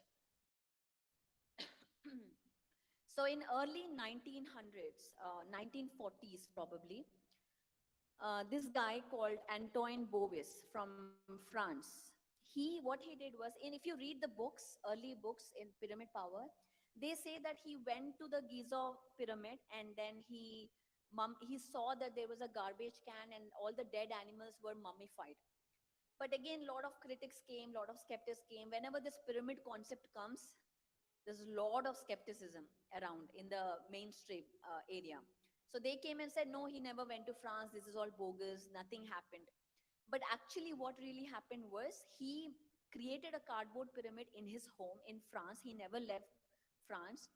And he put dead animals and he saw what happens, and they naturally mummified inside the pyramid. That was pretty amazing. And he started writing papers in 1940s. Now, Karel Darbal, stay on that. Karel Darbal, this guy from Czechoslovakia. Now, we have Denisa from Brussels. You know, in 1940s, 50s, we know what happened in 1940s. What happened? World War II. That is a very tension time for that. And Czechoslovakia was under Russia at that point. And poverty was everywhere, communism. So there was no money everywhere. So what this guy did was, okay, I don't have money. I've read this pyramid paper. I don't have money to buy razor blades. Let me put the blade under the pyramid and see what happens. So he follows that paper that was written by Antoine Bovis, and he does this experiment. He puts the razor blade under the pyramid. Again, particular, it has to be aligned to the north and south for you to do experiments, and not in any kind of radiation, Wi-Fi, like TV rays and stuff like that. So you have to create a space. And what he saw was, this used razor was sharpened like a new razor. Now imagine that. Now pyramid is actually changing the atomic structure physically. It is changing the cells and molecules inside the razor blade. So something is happening with the razor blade that cannot be explained. So what did he wanted to make money now? He found something new. So he went to the patent place and said, I have a patent. I want this patent. And they were very strict. The government were very strict. They said, no, we can't just give you on your word. We have to see what you did. Then only we can give you a patent. So the government guy worked with this fellow for 10 years. And then in 1950, I believe, again, go back. I'm not done yet. 91304, Cheops pyramid razor blade sharpener was created. A patent was awarded. And after that, many Italian, French companies started creating things in pyramid shape. Like one Italian company started giving out milk in pyramid cartons. So a lot of pyramid stuff came. Again, the skepticism started. No, this is wrong. This is not right. Now imagine, now I'll give you more information on this. And then Patrick Flanagan repeated this guy in 1970s. He was a MIT. He got tons of patents at the age of 11 from MIT, Harvard. Very intelligent guy. He's also considered as a reincarnation of Nikola Tesla. Who knows Nikola Tesla here? Okay, very good. He is one of my favorite scientists. By the way, he is the one who actually discovered alternate current that we have in everyday modern life. It's not Edison, it is Nikola Tesla. He's one of the great spiritual scientists. So this guy has repeated there are tons of books. Next slide, please. These are some of the books that you could read to learn about pyramid power, to learn more about the science behind pyramids. So the next one is pyramids in Russia. Did you know there are pyramids in Russia? Who knew? Yes, NJ sir knows. Yes. There are 20 pyramids built by this guy, Alexander Collard. He is a contractor from Ukraine. In Ukraine and Russia, there are 20 pyramids with the angle of 76.345. That is the angle. So it is steep. Okay. This is a very, again, Russia, Ukraine. Whenever we talk about these countries, they are communist countries. Nothing can happen without the government approval. So this guy went to the government and said, I am going to research on pyramids and I'm going to give you something miraculous. And then the government funded him and he built this 144 meters pyramid built by, no metal was used. It was built by fiberglass and PVC pipes only. So no metal was used. Apparently, with that angle, if you use metal, it distorts. So he has to find a way to not use metal, and lot of healing, a lot of papers were created by the scientists. I'll share a couple of examples. Next slide. Benefits of pyramid power. Effects on solids and liquids. What they saw was with the pyramid energy, the diamonds became harder. The diamonds were harder, and also the oil becomes less intense when you mine it out. So there was effects on solids, as we saw already on razor blade. The atomic structure started changing. And I'll share one example from the research that they have done in Russia. They have created two groups. Okay, in one of the hospital there, the premature babies were dying. So okay, there was some tumor or something happening. The premature babies were dying in the hospital. So they were doing this research on pyramids. So what they did was they took water, pyramid charged water. What is pyramid charged water? That is, you take a glass of water, put the pyramid on top of it, leave it for few hours, and you charge it with pyramid energy. That is pyramid water. So that water, they took the water and they injected in the glucose. Okay, two groups were created. One group got pyramid water with glucose, the other group got just glucose. And what they saw was incredible. They saw the death rate has reduced by 70% with the group that got pyramid water. Now they're like, okay, maybe there's something in the glucose. Something is there. You know, logical mind will never agree with this kind of stuff. And they said, okay, let's remove the glucose. Let's just give pyramid water. So they injected again one group pyramid water, the other group normal, actually just normal water, nothing. And again, they saw the results. It was amazing. Like this was again replicated in many different areas. They tested on rats, again tumor rats. They gave pyramid water. The death rate was less, or the growth was much greater than the ones didn't get it. They had put salt and pepper inside the pyramid, and they took the salt and pepper, cooked food with it, and they gave it to the inmates in a prison. And they saw that the prisoners started changing. They became more benevolent, more loving, kinder. And this now, what is happening is it is changing your emotional level.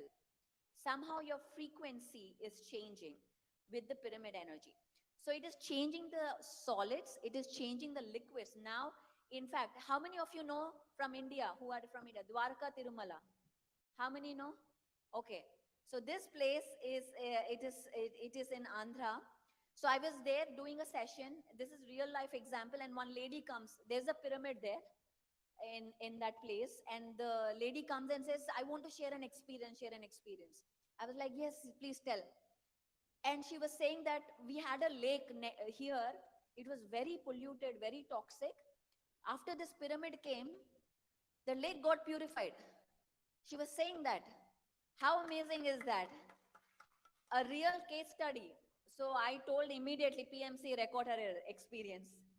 So, and then in Kartal is a place in Hyderabad where from the airport to the pyramid, there are a lot of accidents that happen.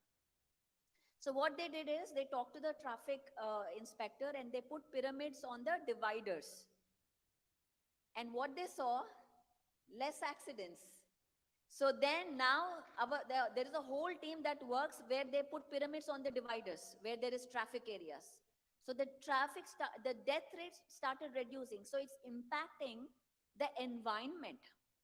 So they also saw that the seismic activity reduced, that is the earthquakes got reduced with pyramid energy. So it is affecting the liquids, the solids, the environment around us. It is not just for us, it is for the environment. I know Ken Rolla from Florida. He has a website, freshandalive.com. He's a great friend. He built a pyramid in Florida, and in his area, hurricanes don't come in his area. So imagine if we build pyramids, what can happen to the environment? How? Now we talk so much about climate crisis, especially here in Western world.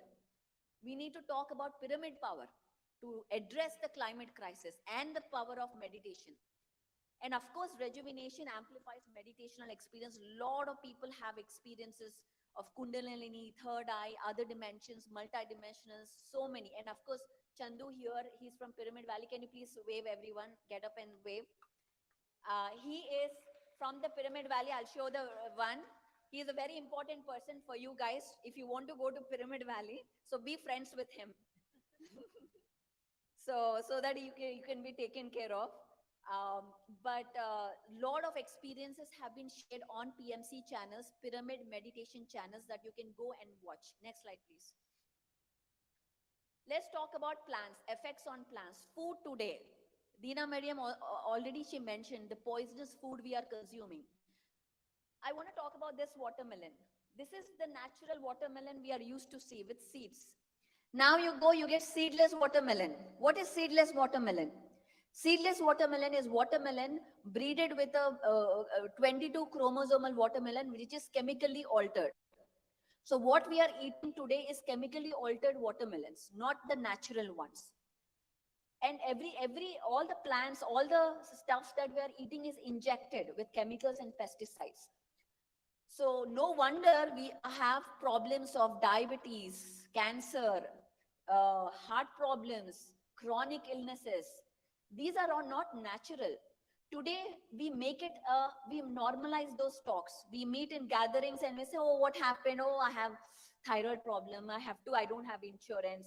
These are the talks which are disempowering. We never talk about that. We have to talk about empowering talks. I healed myself. I did meditation. If anybody, when you go to a family gathering after this event, anybody talks about illnesses or insurance, tell them about the healing properties. Give empowering information, not disempowering information. That's how we raise our frequencies. Spiritual farming, PSSM, masters have started. Where they put, this is the picture from Pyramid Valley, by the way. They grow their own crops and that food is served in the Annadana. And pyramids are kept there for the energy so that the crops can grow without pesticides. Next slide. I'm going to share a case study of Jetavanam pyramid. So this family that you're seeing here, they are the two brothers. One brother left the physical body. The other brother is Prabhakar. This family, they are from a small village, okay? A very interesting case study. They're a small village called Kotala, and they are basically farmers, and they learned about meditation and they wanted to build a pyramid. They don't have money. So what do? This lady, his wife, said, okay, take my jewelry, sell it off. Let's first build a pyramid. And they built the first pyramid. And today they have 85 pyramids there in Jetavanam. 85 pyramids. You see the farmers wearing pyramid caps and meditating and doing farming there. That's how they do. This is rural India, PSSM in rural India, doing spiritual farming. This is what the food we must have on our plates. And that is why PSSM, it all starts from the roots, from the ground level. And today we are here talking at the corporate level, we need to take this, we need to do that. But the groundwork was done by Patriji, going to the farmers and spreading this information. So, and go back.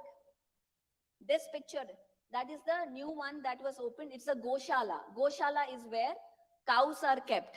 So each cow gets a pyramid. How amazing is that? So each cow gets a pyramid and that milk is given to everyone. So high vibrational. So it's beautiful. I wanted to share this. Everybody must go there to Jetavanam. So next slide, please. And now meditation in prisons, pyramids in prisons. Masters have gone in various cities in India, have gone to prisons, central jails, local jails, juvenile jails to teach meditation. And look at that, this guy sitting in the cell and meditating. How beautiful is that? So it is really heartwarming. And the experiences in prostitutes. Our master Swarnalata from Pune, she goes to prostitute area and teaches meditation to the sex workers, to tell them to take their own power. So the meditation is not just for the educated or the retired or the monks. It is for every person on earth. It is for every one of us. That tells us that we are the creators of our reality. There is no savior out there to come and help us. No, we don't have to wait for a Ram or a Buddha to come appear on earth and save our lives. We need to save our lives. And that is the message of Patriji. And that is what each master is doing out there. Next slide, please.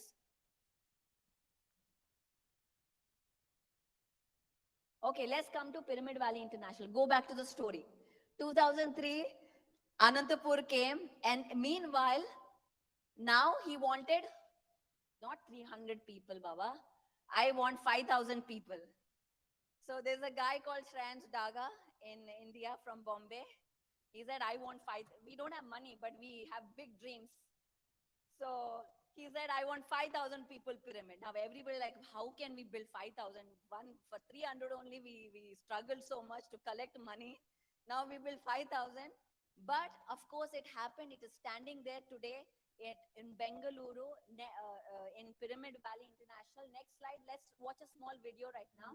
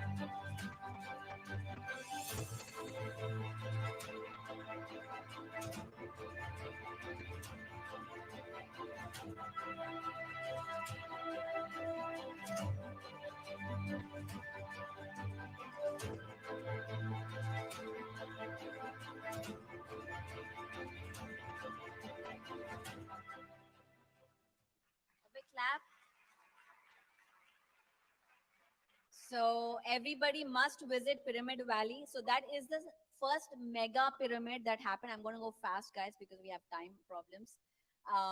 So catch up with me. So the next mega pyramid that I want to introduce is in Kailasapuri, Hyderabad, which is called Maheshwara Maha Pyramid, where this is where Patriji Samadhi is there, and the Shakti Sthal, which we are calling it as Samadhi, the structure on his remembrance is in this campus. This is where we have annual events from December 21st to 31st. Now it is called Patriji Dhyana Mahayagam. That happens every year. Celebration, spiritual science celebration, free accommodation for people, free food, free entry. 11 days of celebration. Last year we had probably 50,000 people come every single day enjoying that. So I'm going to show you there's a one big highlight of this event is the morning meditation, which is from 5 to 8, 3-hour meditation. I'm going to show you a glimpse of that. So I leave you wanting more. So you come there.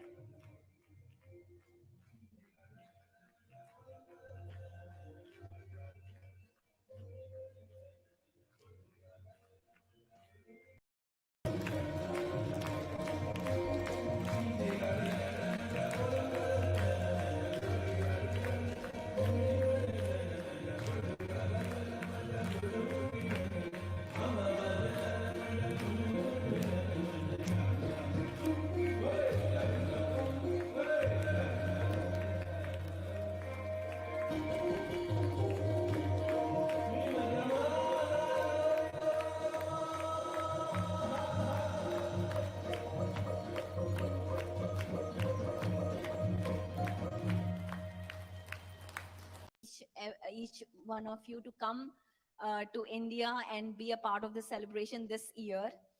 And next mega project we have is from Rajamandri, near Rajamandri, Peravaram.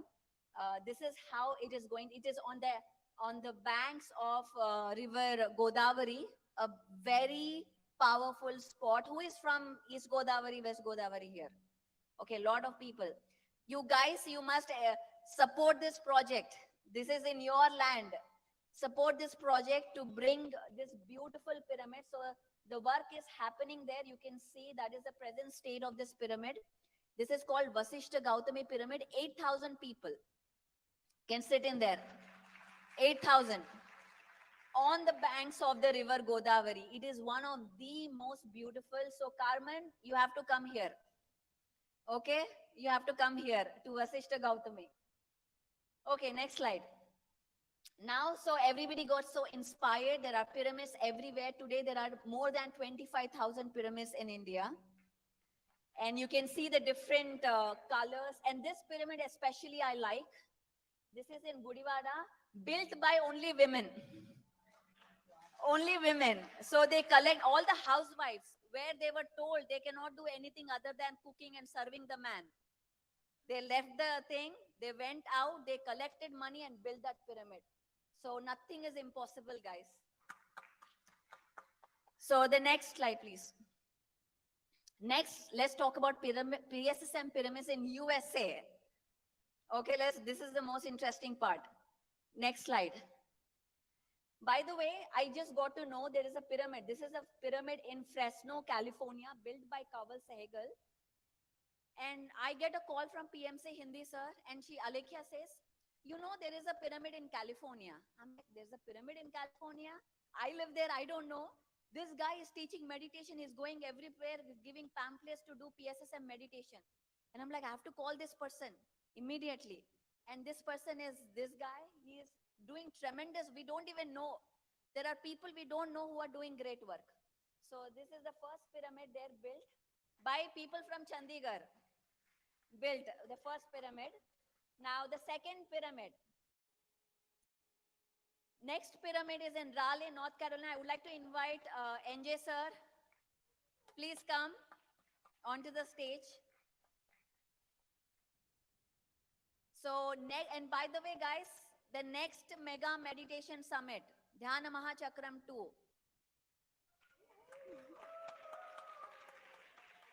So, save your calendar, save the spot.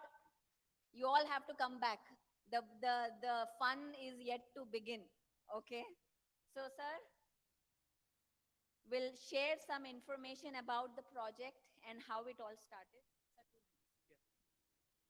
Thank you, Pari. Thank you, everybody, coming for this event. Yes, we are promised, Patri sir, when we visited us in 2018. It's a promise made to Patri sir about 108 pyramids in Raleigh area. So we have the land already donated by one of our PSSM master. And then we are in the process of getting the permissions, and then we are going to definitely build the pyramid there. So we need all your support, intentions, and then, you know, we all want you guys to visit the pyramid in the Raleigh. And then it's an open invitation to everybody here. Please come and visit next mega pyramid meditation in Raleigh. Thank you. Thank you, sir. So, please invite everyone for the summit. Yeah. Please come for the summit without fail for the, Raleigh area. We love to, see you all there, and then come and meditate in the pyramid. We are hoping that we'll make some progress there. Definitely we'll have try to, build the pyramid by next year. Just come and visit us and then make a great success of as today. It's going to be like, I heard 3 days, not 2 days. So we'll have one more day to enjoy the meditation even in Raleigh. Please come. More work for the volunteers. More work. Yeah, we are all for it. Raleigh team, yes. Yeah, we are all excited to, take this challenge, and then we'll definitely make a great event. Thank you. I also want to give a shout out to Ravi here. Where is Ravi? Please raise your hand so that he's also a key instrument for this project to happen. So a big, and of course the Atlanta team, the backbone team for any project in USA. It is a backbone here. So nothing happens with one person, only when people come together. And what we have learned from our experience from rural India is that we don't need money to build pyramids. We need intention to help, to support, and for it to happen. First, that has to be there. If you think and say, how will money come? I don't know, millions of dollars, nothing can happen. All those pyramids that were built by farmers, barbers, who don't have money, but they built such great monuments. Why can't we do it? Living in US, can we do it or not? More, louder, I can't hear. Thank you. Next, thank you, sir. Next, of course, the Dallas, right here. Dallas team, please come. A pyramid right in your backyard, guys. Now you have to support this. You have no choice. So I would like to invite our Grandmaster, Divya, to share a few words. Thank you, Pari.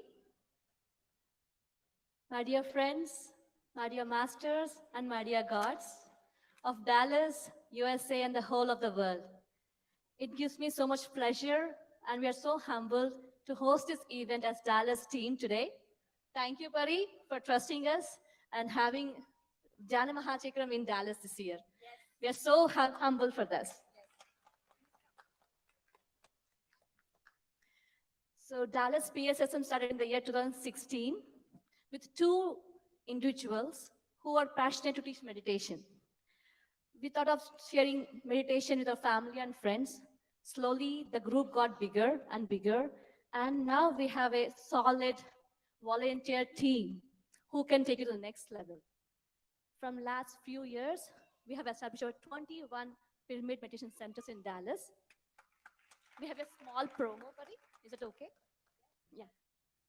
Can we have the promo, please, for the centers?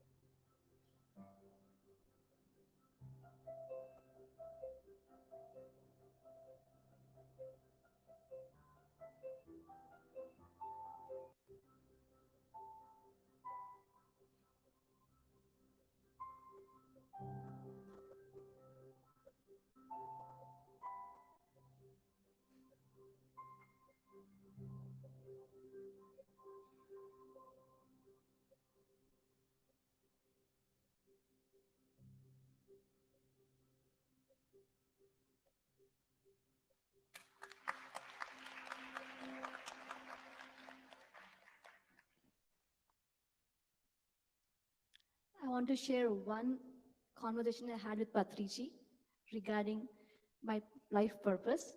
So I once asked him, "Sir, how do we become best version of ourselves? How do I know my life purpose?"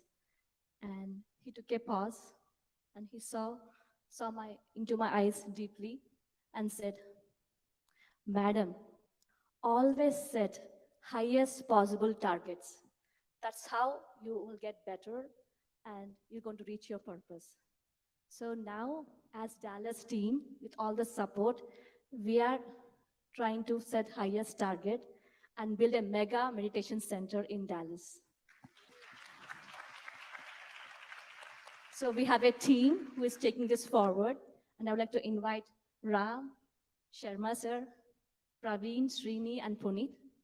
Ram, thank you. Thank you, Divya. I know Pari was asking all of you to visit India and see the pyramids.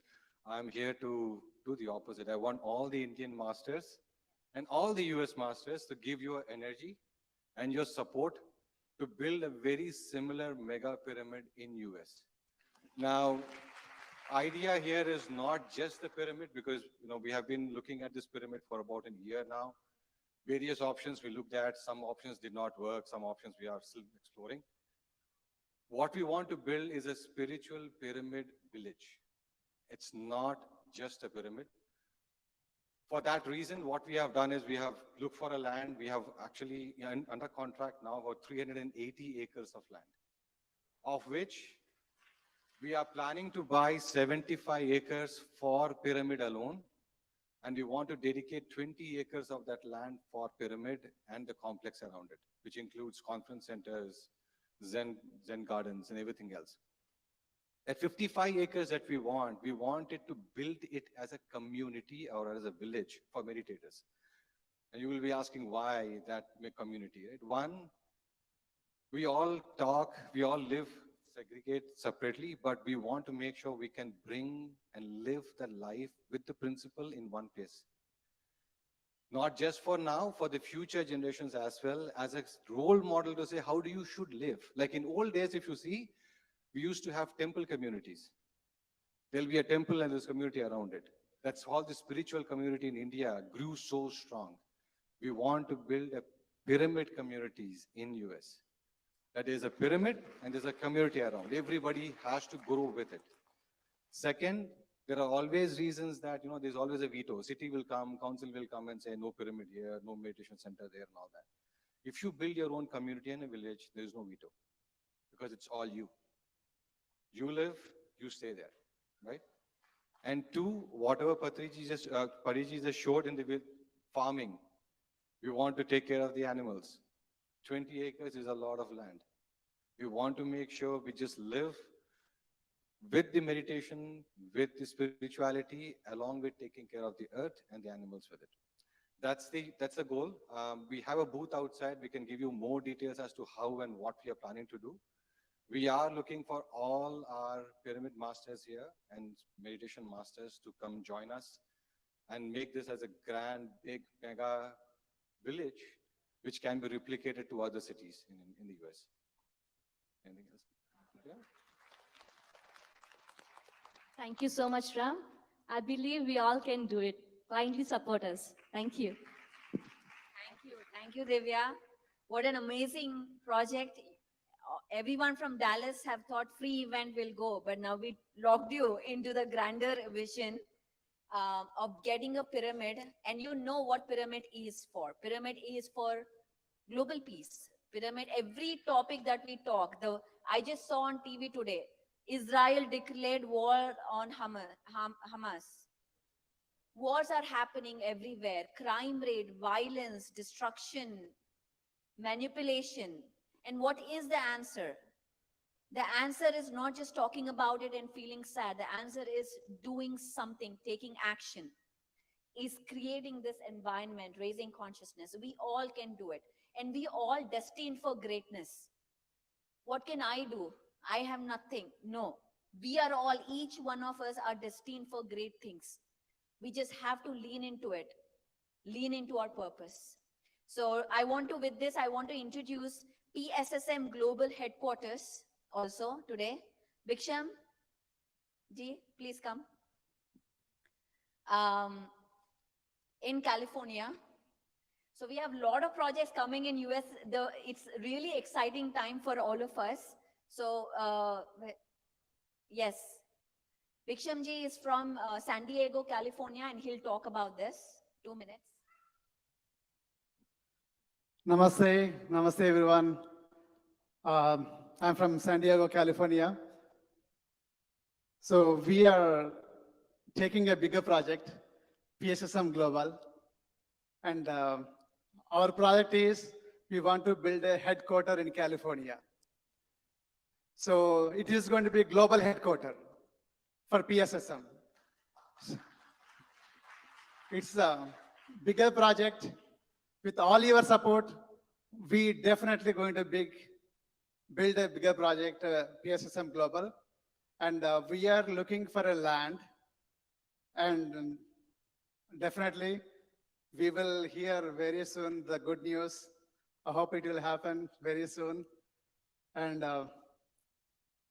it is going to be in somewhere Los Angeles area or between Los Angeles and San Diego area. And also, we would like to build a bigger community. PSSM Global community will be there. So that is what our dream project. So it is going to happen. Yes, thank you. So one thing I want to mention, thank you, Bikshamji, for sharing that. PSSM is not centralized. It is a decentralized organization, which is the physical manifestation of free will. Law of non-interference. We all saw that video today. That means we don't interfere in each other.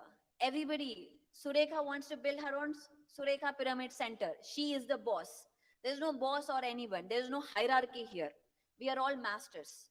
So when we say PSSM Global, it is not a different entity. It is where every entity which was created through PSSM will come under that. In the sense whether it is spiritual tablets, whether it is Buddha CEO, whether it is tomorrow we'll talk whether it is Guda Kesa or anything that comes under, or Denisa starting her own thing, will be having a wing there. So Chandu, that is the plan. So that will have a wing of that place where everybody is welcome. Is true manifestation of what Patriji's vision is free will. Decentralization. So many people ask us, how does this organization work? Is there one boss here? There's no one boss here. You're your own boss. So, but the things that connect all the pyramid masters is Anapanasati, the meditation, and the 18 principles, which Chandu will share in a bit. So these are the things that connect each other. But we all have our own identities. We all do our own great work. We all have our own teams, and we are the leaders and the bosses. So that is the concept of decentralization, and that is the vision that we want to manifest there, that everybody come together as one consciousness again. So it is the oneness, it is the unity that gets everyone together. So thank you. And next we'll do a video. A pyramid is a specific high energy structure. It's an example of sacred geometry. Because of the sacred geometry, there is the highest amount of energy there. So pyramids are basically meant only for meditation. A pyramid is a specific high energy structure. It's an example of sacred geometry. Because of the sacred geometry, there is the highest amount of energy there. So pyramids are basically meant only for meditation. So all meditation centers are being built only in the form of pyramids.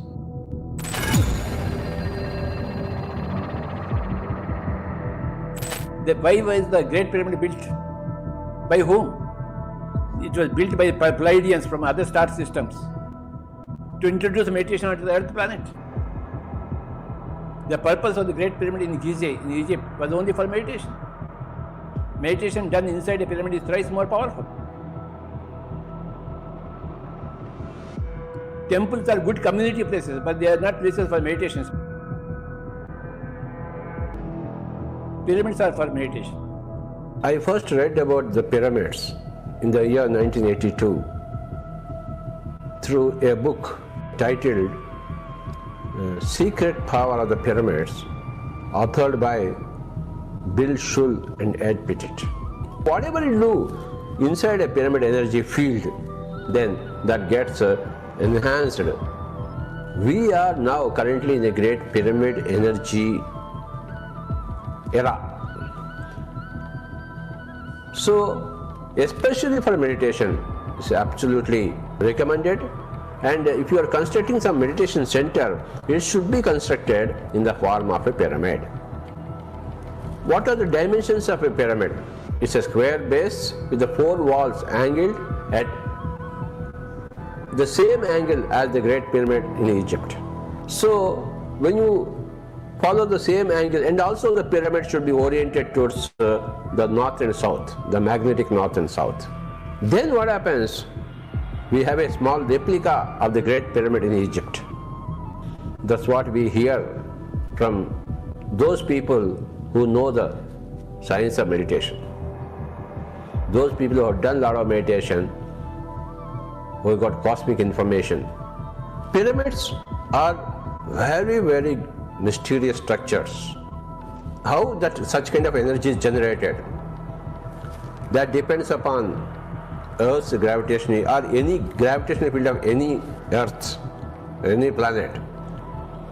So each Earth has got its own unique angle, and in the physical creation there are n number of Earths, n number of planets revolving around n number of suns.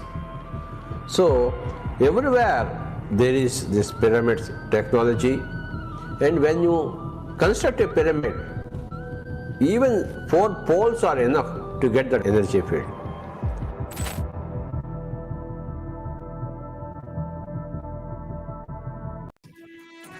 Just a final tribute to Patriji, who brought us all here.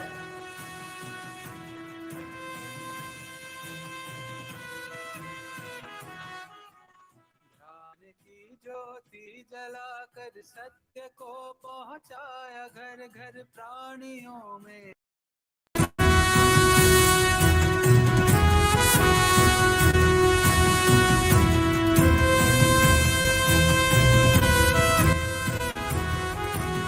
ज्ञान की ज्योति जलाकर सत्य को पहुंचाया घर घर प्राणियों में। एकता हो स्वर्ग उतरे इस धरा पर।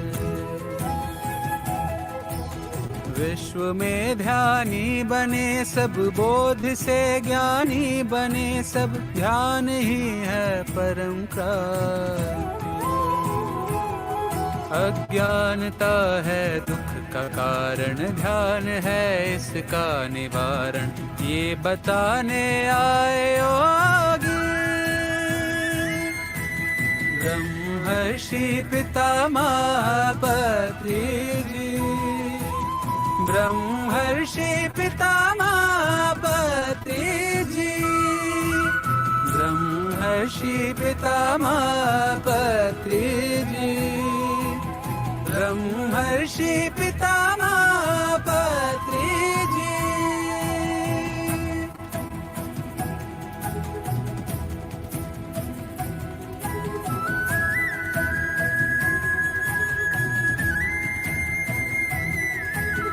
ध्येय उनका यह रहा बस, जीव के प्रति जागे करुणा। फैले शाकाहार जग में, मित्रता हो धर्म अपना।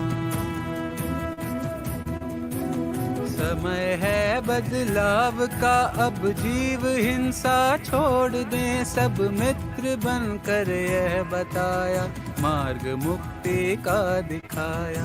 ब्रह्मर्षि पितामह पत्रिजी।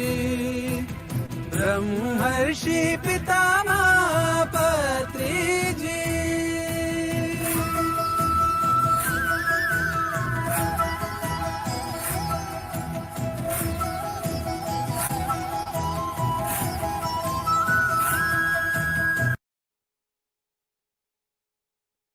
Biography out. This is for all pyramid masters. This message for all existing pyramid masters. He has read thousands of books, promoted thousands, lakhs of books, but he never focused on writing his own book, his own biography.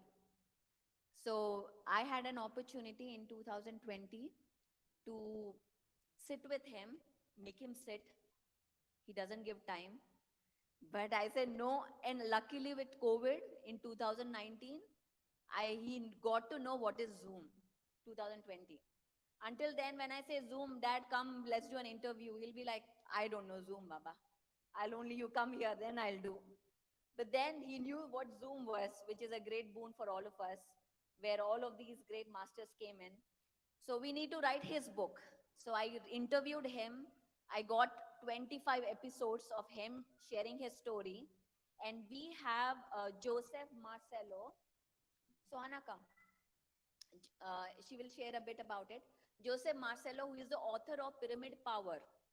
He agreed to edit and review his book and publish it at a global level. So I would like Sohana, she has taken up that project. By the way, guys, please give her a big clap. She has taken up the project to get this book done and raise funds. So I would like her to speak. Thank you. So, as you all know, I'm Sohana. And if you don't know, I'm Sohana and I've been meditating since the age of 13. So I'm from California, basically. So all of this journey actually started like since so long, but as we all know today, like for the, since the start of the day, you all guys have been watching so much, listening so much about a great human being here. Like, you could see the title, how interesting it is. It's like the uncommon journey of a common man. So this is something beautiful that is about to be get into this reality, to be delivered soon. So for making this happen, like very soon, I request and I ask you all for one small favor to actually, volunteer yourselves. You could make this move and give us lots of or raise the donations around $15,000 because we have a beautiful woman called Radhika from New Delhi writing this book and which is being previewed and edited by Joseph Marcelo. So he's the author of many books, the books that he had written about pyramids and the power of pyramids. So you all guys can, make this happen and raise the funds because we want this to happen like very soon by end of this year. Like for, we want to release this in Dhyana Maha Chakram, India. So, Patriji, he had shared so much, like each one of us, we have witnessed and experienced it in all our lives. So, this is something that maybe we could pay this or contribute in this way that I am just looking forward because we got this opportunity and I would also want our future generation to witness this opportunity because it makes a lot of sense, right? Every person, at some point, they will start reading books or, like me, I was a person that I've never even touched a book. But the time changed and I read lots of books and this is a history which has to be stored and we are looking forward for this greatest scripture and trust me, Radhika has skilled it in a way that you will see once the book has been delivered out into this world and I request you all to make this move and at least please do something that is possible. I want to say something about this girl. So I met her in 2019 in Florida and she was doing masters. I know I'm running late, extremely late. I hope it's okay if you guys miss your dinner. Stay here because a lot of information being shared. This girl was like in masters and she's like trying to figure out her purpose and stuff. Fast forward 3 years, I met her. I knew that Bikshamji messaged me and I'm looking I just moved to Irvine, right? So I'm looking for masters who are there in California. I have to meet them. And then he messaged me, you know what? There's a great core master right next door to you. I'm like, who is that? He sends her a message. Oh, I know this girl, Sohana. I met her in Florida. And I said, Sohana, I'm right next to you. Come home. And she came immediately that night for dinner. And she's like a powerhouse. I'm amazed with her transformation. This girl is going to transform millions of lives. And I talked about the book to her and she said, Pari, I have $3,000. I will give right now. So your goal will be fulfilled. That's what this girl has given me so much confidence. So at that point, I told Soumya, it's okay. We don't have to pay Joseph Marcelo. It's okay. Let's just release the book. We don't have money right now. And this girl came and gave me confidence saying, Pari, we will do it. I will get the money. And today she is here. So a big clap to her.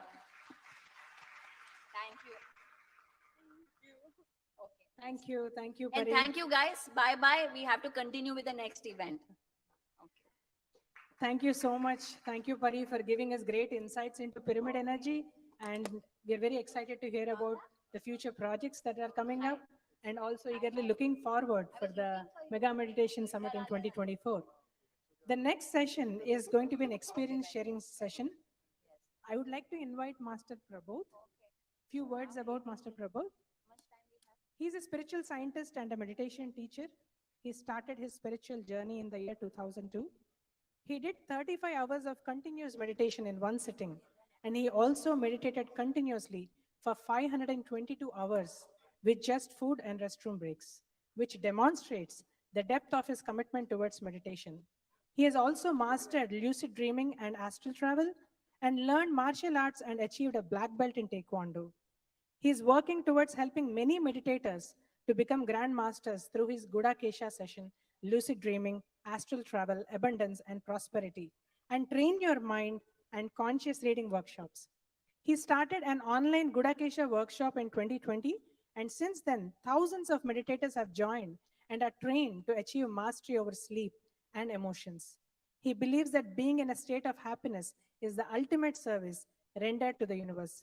So let's welcome Prabodh Master and request him to share his wisdom.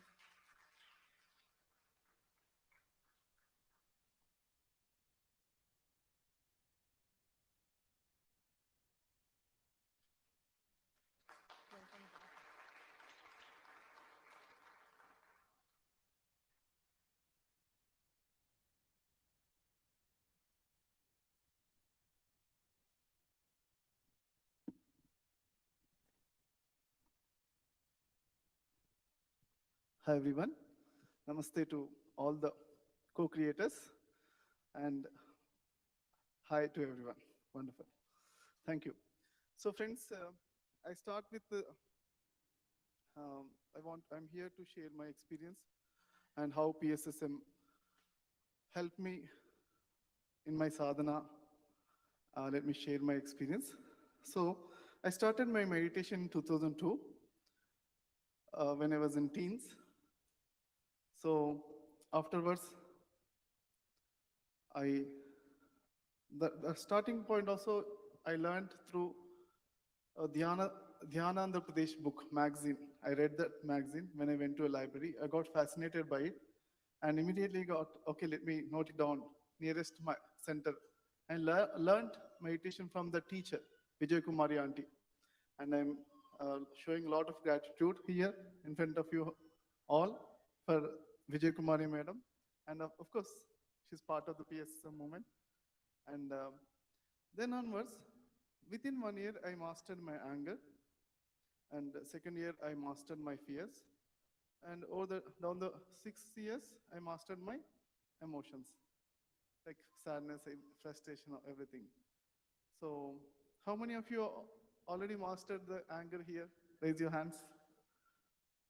Raise your hand, come on. Some of you are there, 1, 2, 3, 4, 5, 6. So many people. Claps to all of the masters. How many of the masters who master the fears? That means rational fears are okay, irrational fears, asamanja samayana fears. How many of you mastered fears? So many masters. Claps to the masters who master the fears. How many of you mastered the sadness? Sadness. Wow, so many masters. Claps to these masters. So meditation helped me for that one. I decided one day that let me be happy always. And on the day onwards, I'm observing many situations are making me unhappy, my mind. Every single situation, devastated. Sometimes, earthquake is coming sometimes, but I know earthquake is only coming for me because everybody is calm. That kind of situations were there. So in this journey, I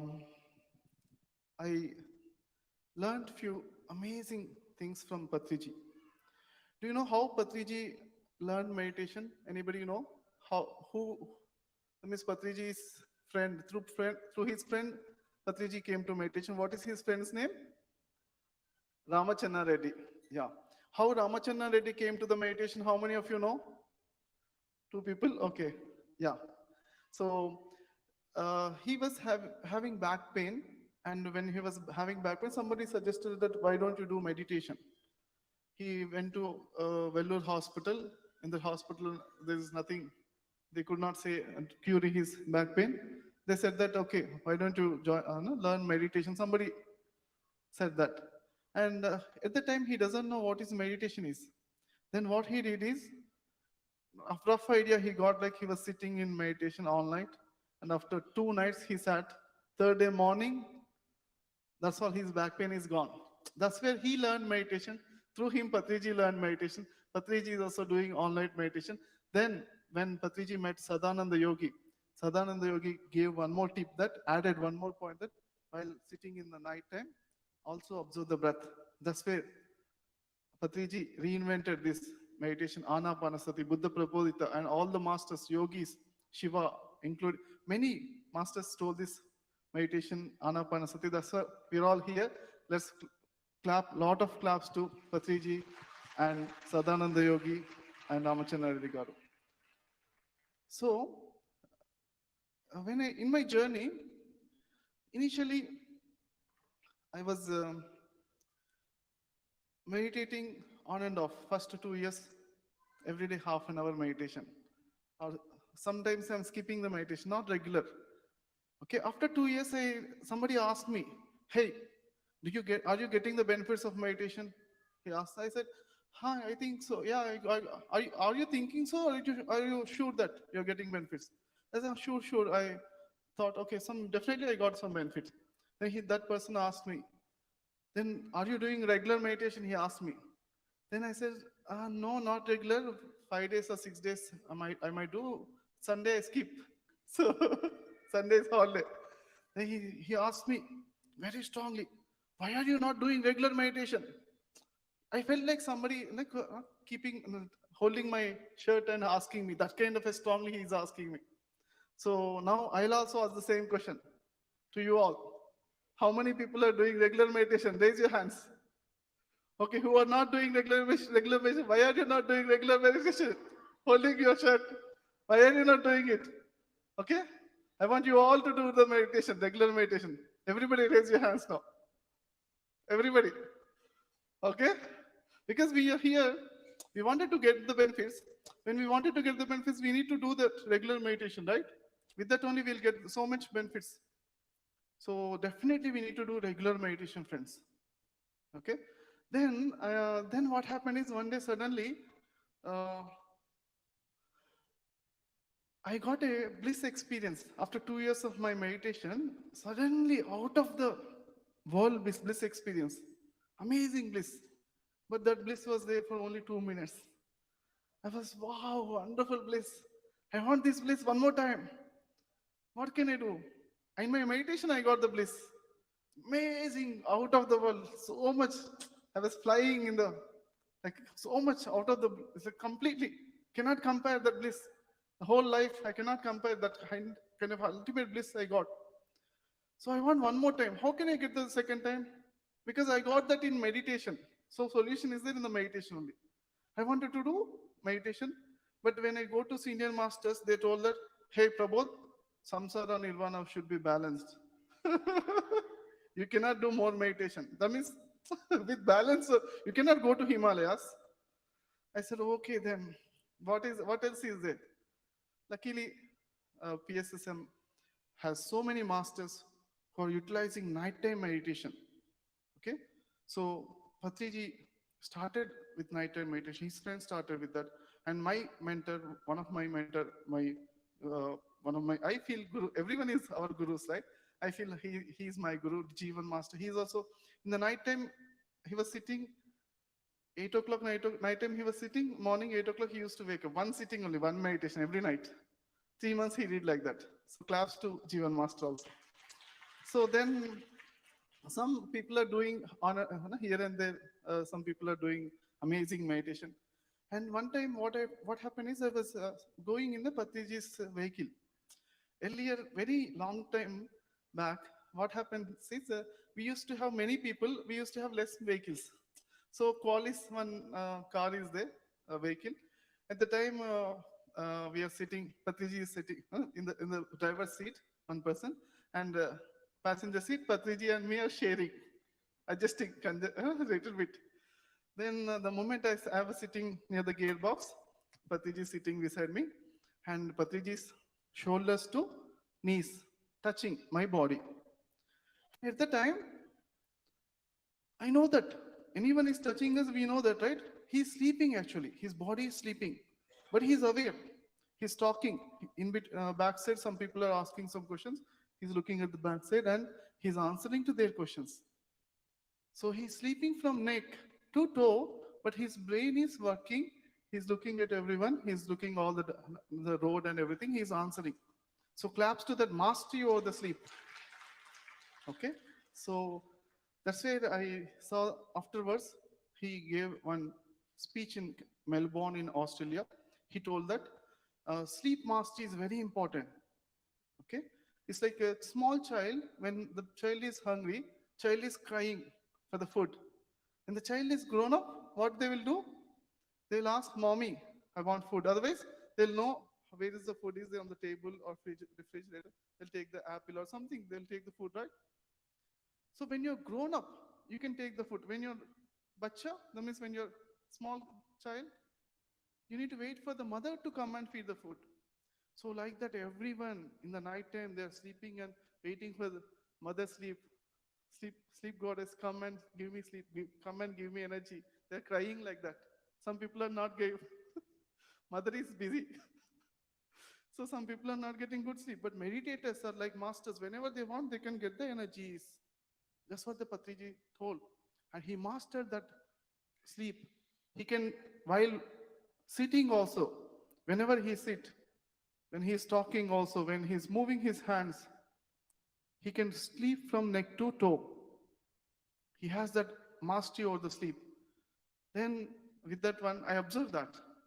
And also Ramana Maharshi's quotation is, every night, everyone is getting bliss in their deep sleep time. Okay, God and Nidra. In the deep sleep time, bliss they are getting, ultimate bliss. But at the time, they are not aware of it. That's the reason they're living like normal life. But anytime any one person is getting awareness in their deep sleep, they'll be realizing the ultimate bliss. Then the beggar's life will be transformed to the emperor's lives. That's what Ramana Maharshi's quotation said. So I got some clue. Patriji seeing Patriji, and okay, then I need to master the deep sleep. In the deep sleep, I need to be aware. So I was sitting all night trying to increase my meditation every day, little bit meditation, 1 minute more, 1 minute more. So it's like America is called an opportunity land, right? So one question I'll ask you: every day is an opportunity. Is the opportunity knocks only one time? How many people agree? One time only it knocks in your life, or every time it will come? Every time, right? Who said that? Wonderful. Yeah, claps to that. Every time it is coming. So I felt like every night is an opportunity for me to improve my meditation. So every night I was trying little bit more. Can I be little bit more? It took me 8 years to mastery and to do meditation all night. I was started doing meditation all night. I was sitting and meditating.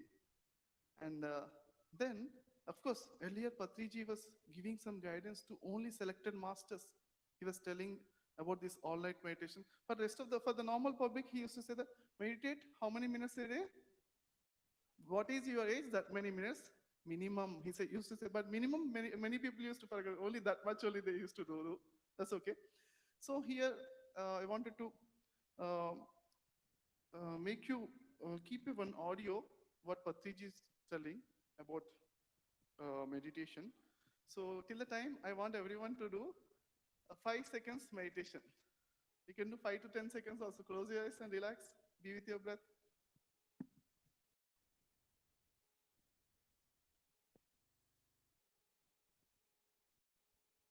3,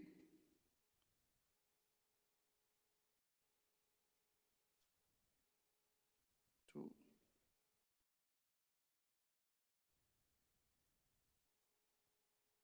1, 0.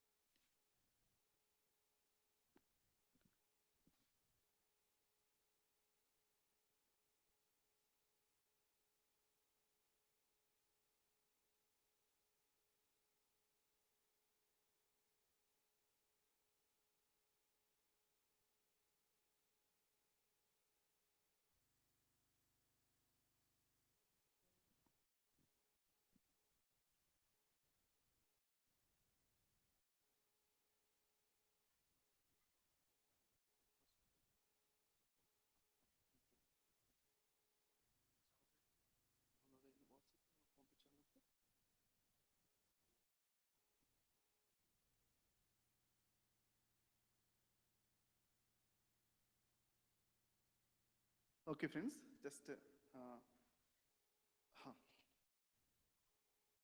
till the time I'll be sharing one more couple of points. I noted down some points also. So, many masters also doing the nighttime meditation. Like today morning, Dina came, and what is the book she wrote? Untold Story of Sita. In that story, in that untold story, Sita was meditating all night. How many of you know that? Raise your hands. See, these many people read the book. So claps to Sita, Master.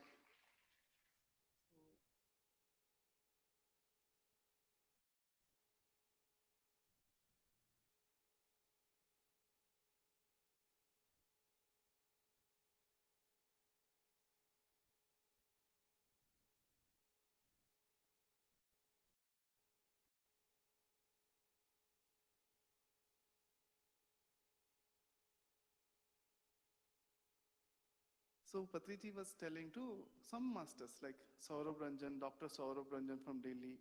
Some masters, earlier he was guiding that do the nighttime meditation, utilize all night meditations earlier. But after Corona, he started telling to everyone also. So now I started doing this meditation from the past 21 plus years. And first 8 years, I was wondering about how to do the quality meditation. I was asking so many people. Every master I used to ask, am I doing the right meditation, observing the breath, is it right? Like still I'm getting thoughts and how to improve the quality. One thing I observed is whenever I'm reading the books, whenever I'm meeting the Sajjana Sangacha, meeting the similar like-minded set people, I was observing that my quality of meditation is improving. Okay, that's what my observation is.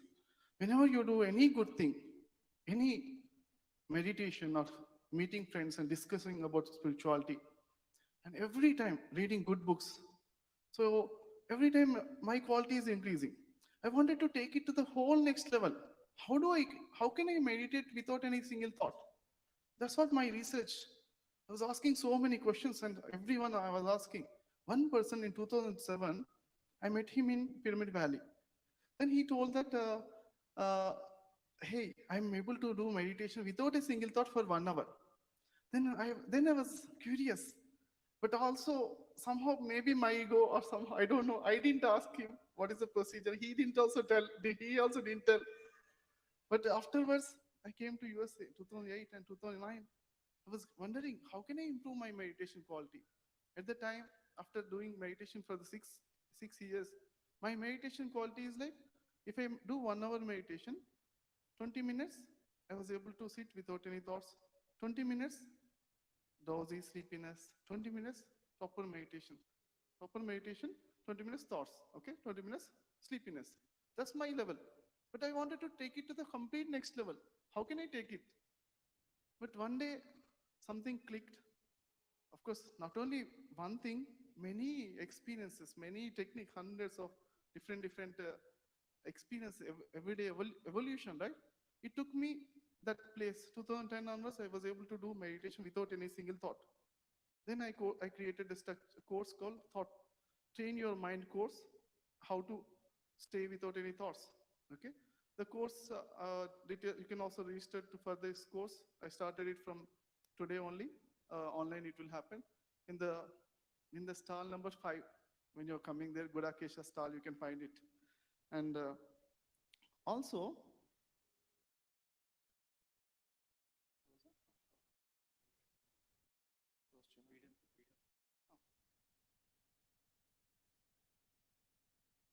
I want somebody to come here from the first row. Somebody come fast. Who will come fast? Yeah, please come. So we'll see Patriji's vision. Okay, we are all here for the Patriji's vision, and lots of claps to Patriji.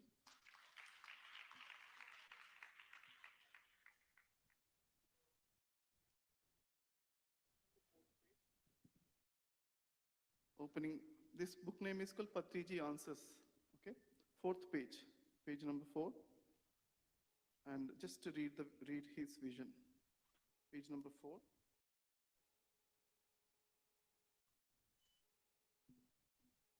Patriji, do you have a dream? Somebody asked about Patriji's dream. You read the last 3 lines. Maybe after 10 years, you will see billions of people in meditation at the same time. There is no group sleep, but there will be only group meditation. Thank you, friends. So with this, I'm coming to the conclusion. So friends, I practice this how to meditate in the night times because I am busy in the morning times working. So if you also wanted to increase the meditation time, how to take it to the whole next level, we are here to guide you. Come to the Gudakesha stall. And Patri madam, in 2005, in Dasara time, she gave me guidance in Pyramid Valley. Under her guidance, we were meditating thus all nights and Navaratri, best utilization. So this time also Navaratri, I'm having this course in physical presence is Vijayawada. You can share to your friends, but in online also, in Zoom also, we are conducting the course, how to meditate online. If you're interested to that, that's called course name is called Gudakesha. Gudaka means sleep, Isha means mastery. So we are conducting the deep sleep challenges also. We are having the watches, Samsung watch or some watches. We use it, and when you go to in your meditation, if your meditation is like going deeper than the deep sleep and staying there. So with the deep sleep only, we get so much energies and so much healing power. Anandamaya Kosha we connect. So I welcome all of you to this Gudakesha course, mastery over the mind, and complete every time thoughtless mastery over the meditation. Okay. Thank you all, friends. Thank you very much. Thank you. Thank you so much, Prabodh sir. I would like to request Jyotsna and Soumya to please be here to felicitate Prabodh sir.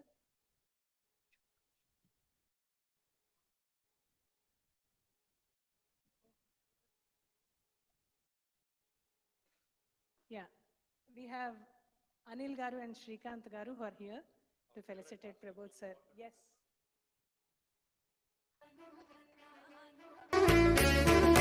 Buddham sharanam gacchami.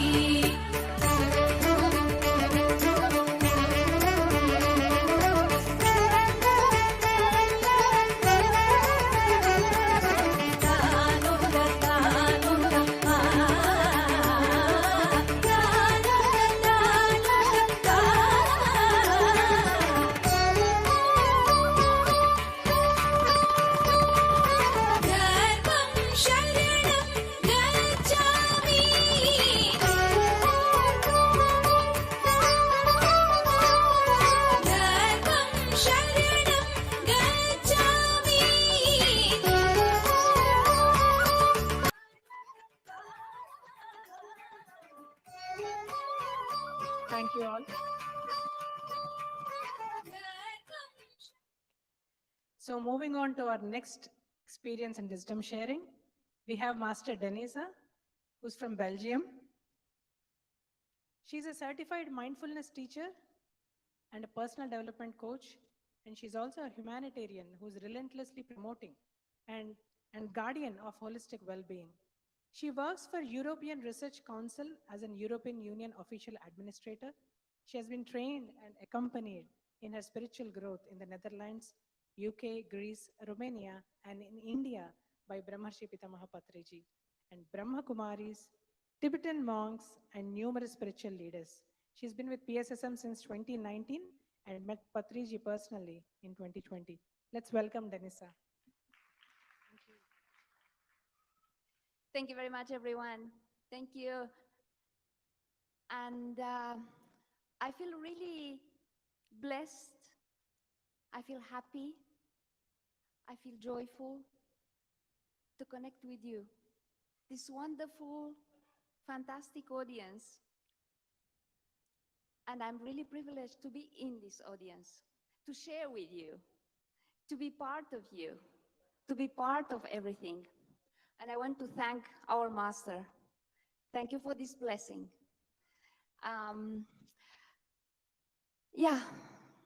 So if I'm here, nothing comes just by accident. Nothing comes just like that. If I may sit. It's been back in 2020 when I met our master and my master, Patriji.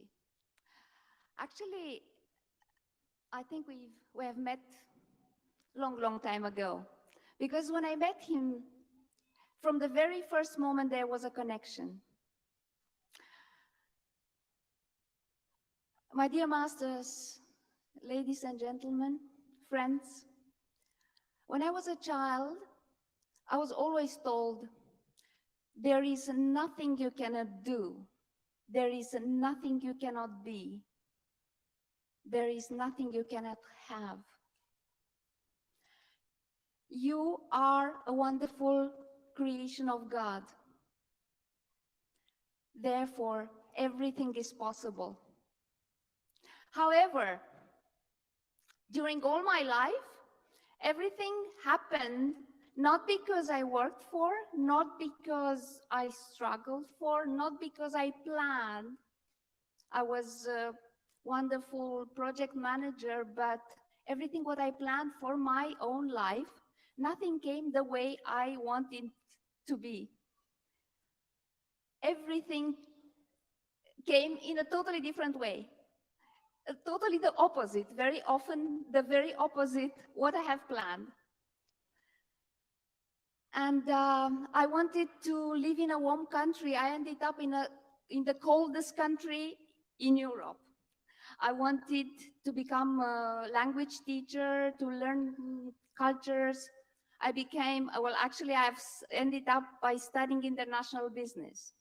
I wanted to have a wonderful family, wonderful relationship. Everything collapsed. So I remember my father then saying that, well, try better, try harder, do better, learn more. However, everything collapsed. I lost my parents when I was very little.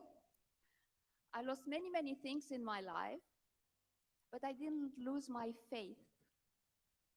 And I didn't lose that mindset that it has been infliged to me, that everything is possible. Nothing is impossible. You can always do. You can always have. You can always be. So where I want to come with this is that even though nothing happened, almost nothing, even sometimes the smaller thing didn't happen the way I planned, the miracles always happen. And at the unexpected moment, unexpected time, which I strongly believe that was the right time, things happened. And that was exactly what happened when I met Patriji. In 2019, I happened to be in Malaysia for business and for leisure. And I Googled for a meditation center because I wanted to meditate in a group. So the only person, I Googled several places, I sent some mails, and the only person who answered to me was the Grand Master from Kuala Lumpur, from PSSM. He invited me to the meditation center. He introduced me to the concept, he introduced me to the group, he introduced me he explained how it goes and who is our master. And that was fantastic. I immediately got a connection.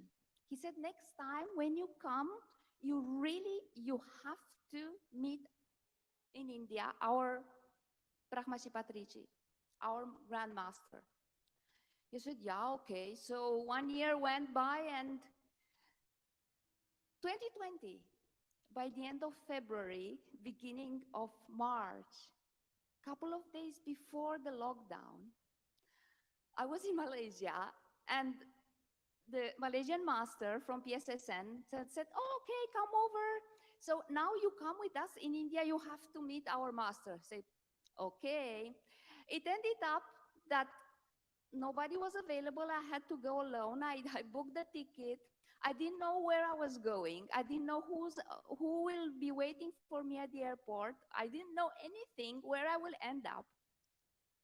Anyway, like in a puzzle, everything became, and I could put little bits and I could see the big picture.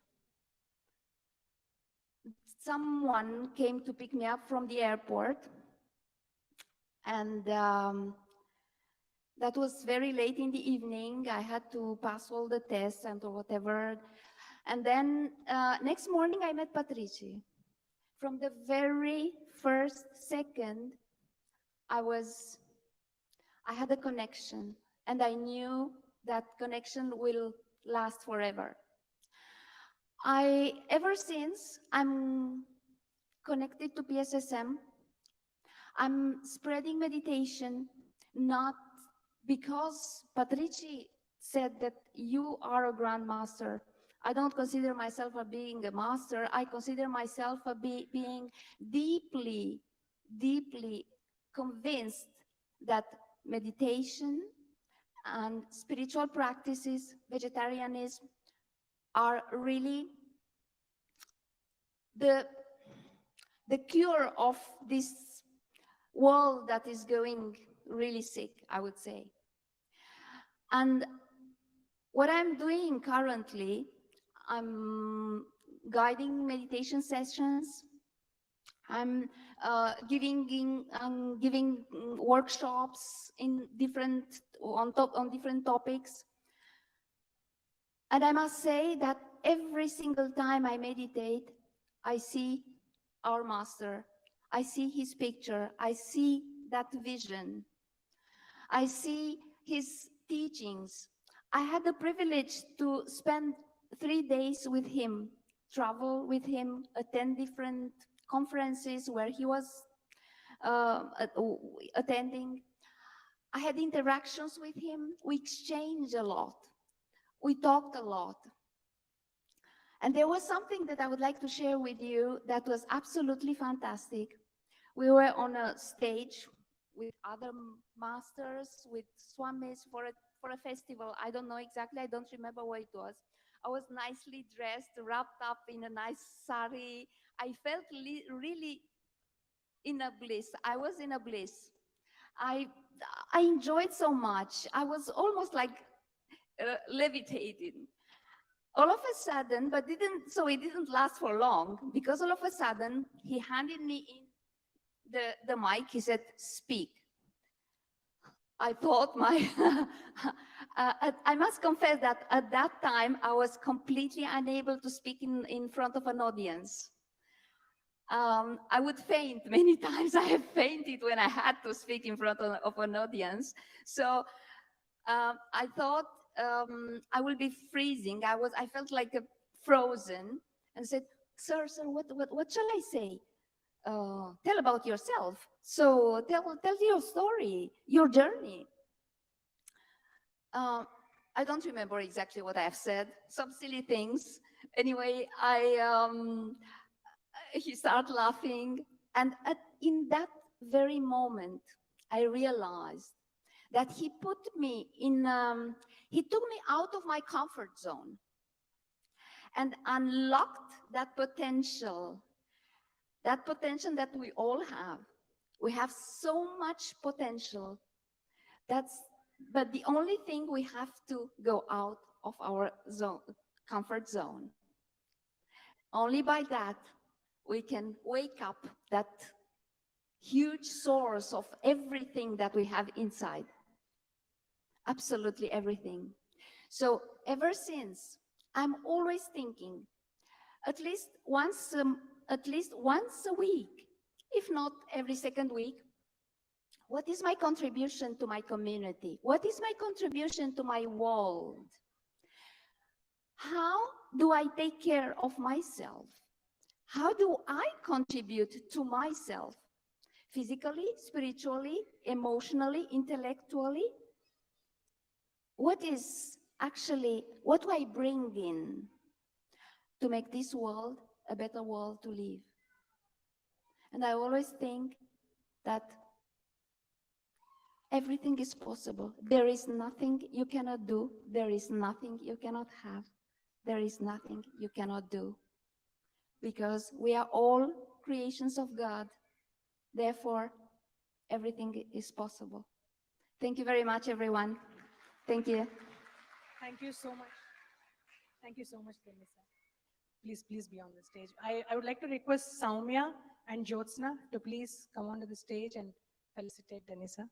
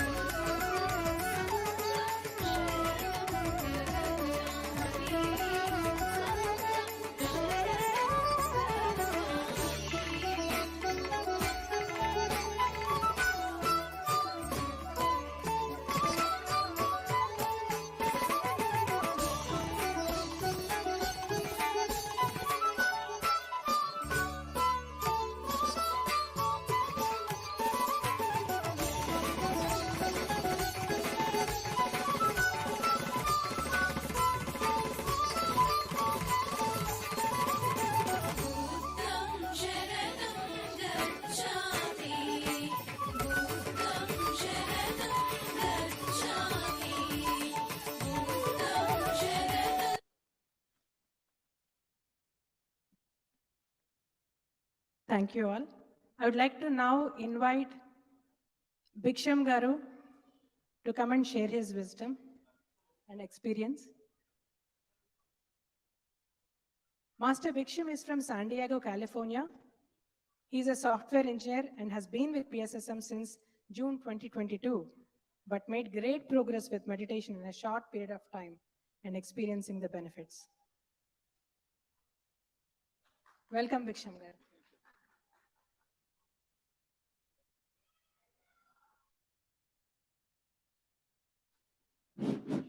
Thank you.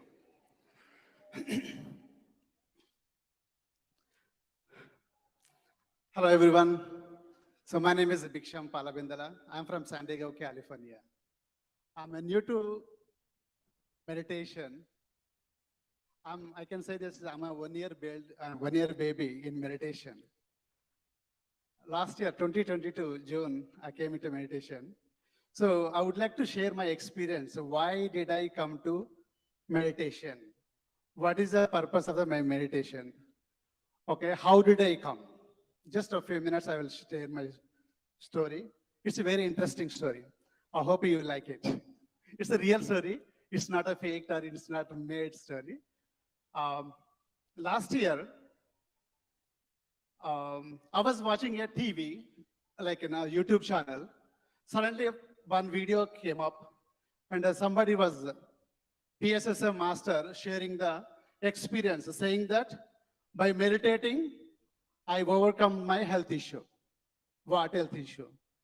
My back pain. Somebody was saying that cancer, my sinus problem. Whatever the problem they're saying there, they lost their mind. I don't believe that.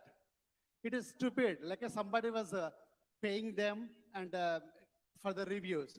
After we join the program, definitely they will come up with the charges, like maybe monthly $100 or $200 or $300. So that was the reason that everyone is saying that practice meditation, you will overcome these issues. So I didn't believe it. Usually I don't believe these kind of things. So as usual, after I watched the video, was a 1 hour video, I watched it, and a second video came up saying that somebody was saying that, okay, I overcome my cancer by practicing the meditation. I said, come on, what are they talking about? So stupid. I didn't believe it. Then second, third video, fourth video, fifth video, nearly I addicted to the videos. It was everyone saying that it is interesting to me. So what else they experienced? So after watching the 50 videos, no one is talking about the money. And they are saying that it's simple. You can do meditation whenever you want, wherever you want, however you want. I like that idea. No money, you don't have to go anywhere, you don't have to pay anyone, and I don't have to buy anything. And also, no side effects. How? Super. It's excellent. So I can also do meditation and see whether I can overcome my health issues. That time I was having 2 health issues. So I want to practice the meditation and to see whether it is a true or false. So one day I started meditation. I woke up at 5 o'clock and I started meditation. Then I woke, like, after 2 hours, I felt like in 2 hours I did meditation. Hey, I did 1 hour full, 2 hours meditation.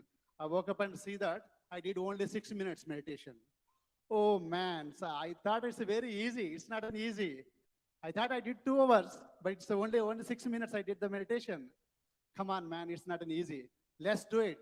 So second day, again, woke up at 5 o'clock and start meditation. Again, I did that, only 5 minutes. Man, how did I do that? People are saying that I did 4 hours, 5 hours, 6 hours, 10 hours meditation. It's not an easy, man. Let's do. But I didn't give up. Every single day, I woke up at 5 o'clock and start meditation. After 1 week, I was able to do 15 minutes. Hey, good thing. So then at the same time, I forgot to tell my story. At the same time, I was having a sinus problem. In 2007, I had a surgery on my left nostril. And then again, after that, like 2021, started having the same issue.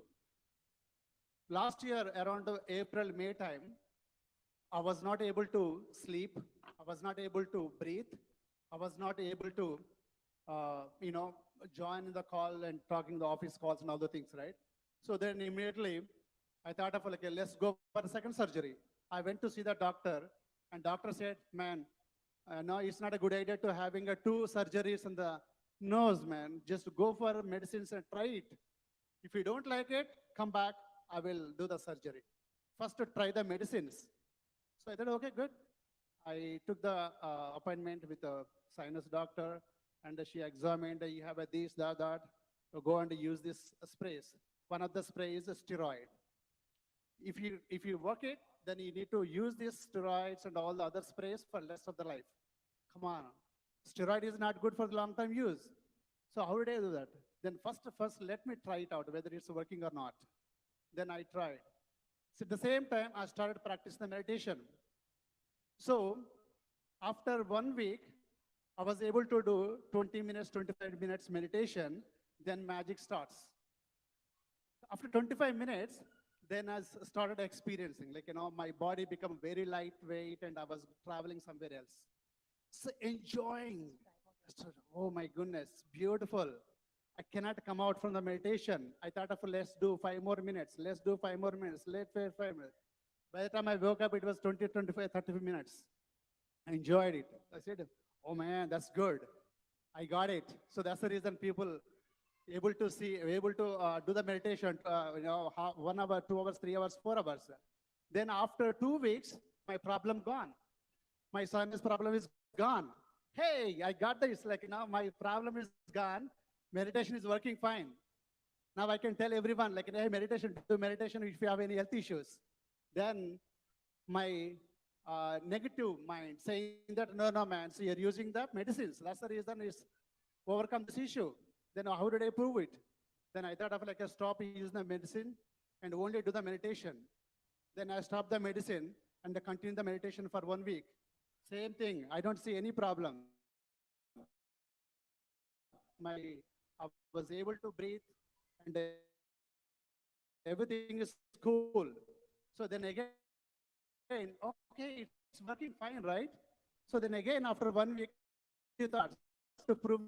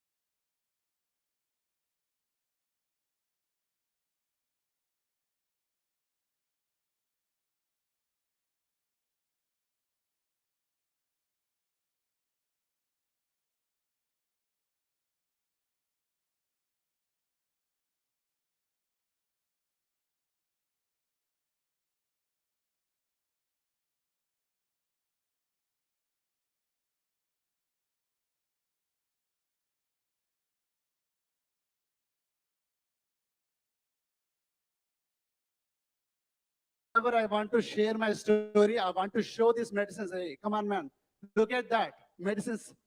There, prescription date. 1 year. What is today's date? So how much is that empty or is still full? So I was showing that. This is my experience. So that means you can do the meditation, you can overcome this issue. Once I overcome this issue, then my next problem is acidity. Acidity, I've been using the everyday one single pill since 30 years. Okay. So since I overcome this sinus problem, I can overcome this, my acidity problem too. So then what I did was, after this, so I continued, I started meditation June. July 4th was my birthday. So from July 4th, I stopped eating non-vegetarian. I became a vegetarian immediately. Hey, so Patriji said, whether you do meditation or not, but you must stop the non-vegetarian. By birth, I'm a non-vegetarian family. So I stopped eating non-vegetarian. I became a vegetarian from July 4th. So then after that, I started working on that, my acidity problem. Every single day, I used to take one pill in the morning. The day starts from my pill. So if I forget the pill taking, by afternoon, I start having the problem. So then I stopped the medicines from last year, October. And then till now, I didn't take any medicines for my acidity. So I had the two problems, then I overcome these two problems. So that's it. That is my experience. I hope you like it. You will also do the meditation. Jai Patriji. Thank you so much, Bhiksham Garu. I'd like to invite Anil Garu and Shrikant Garu to felicitate Bhiksham Master.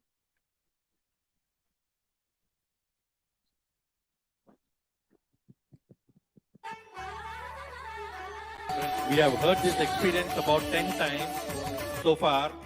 It is still inspiring, still inspiring. So he's a great master. And we have rushed him to finish up faster. Sorry for that. Sorry, sir. Sorry for giving you less time. Thank you. Thank you. But a great experience, friends. Great experience.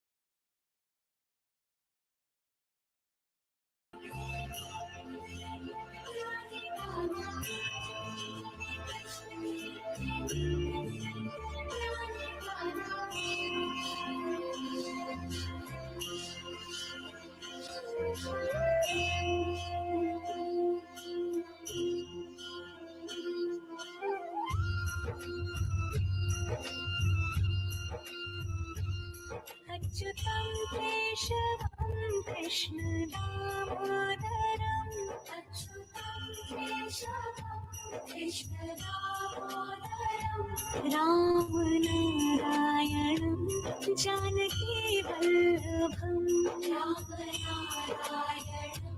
जानकीवल्लभम्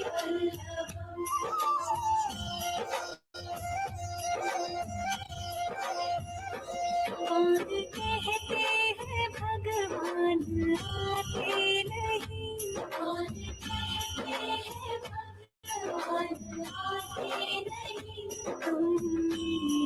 की जैसे बुलाते नहीं, मीरा की जैसे बुलाते नहीं।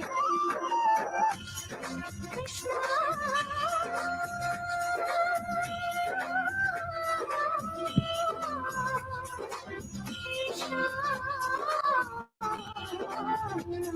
कृष्ण कृष्ण है श्याम श्याम है गोकुल नंदन प्यारे कान्हा, कुंज कुंज में कृष्ण खेलते नित्य निरंतर प्यारे कान्हा। कृष्ण कृष्ण है श्याम श्याम है गोकुल नंदन प्यारे कान्हा, कुंज कुंज में कृष्ण खेलते नित्य निरंतर प्यारे कान्हा। रास राधिका संग खेलते गोप गोपियाँ सारे, हे कृष्ण रंग में लीन हो रहे मंत्र मुग्ध है सारे। अच्युतानंद श्याम कृष्ण दामोदर राम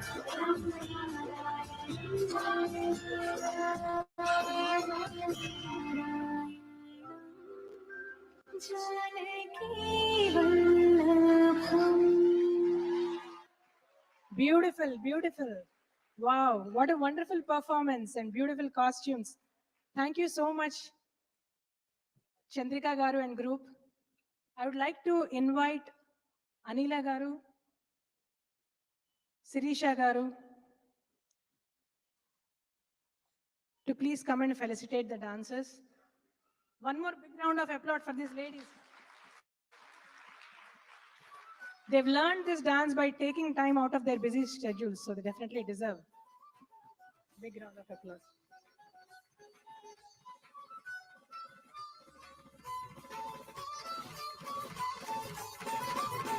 बुद्धं शरणं गच्छामि, बुद्धं शरणं गच्छामि, बुद्धं शरणं गच्छामि, बुद्धं शरणं गच्छामि, बुद्धं शरणं गच्छामि, बुद्धं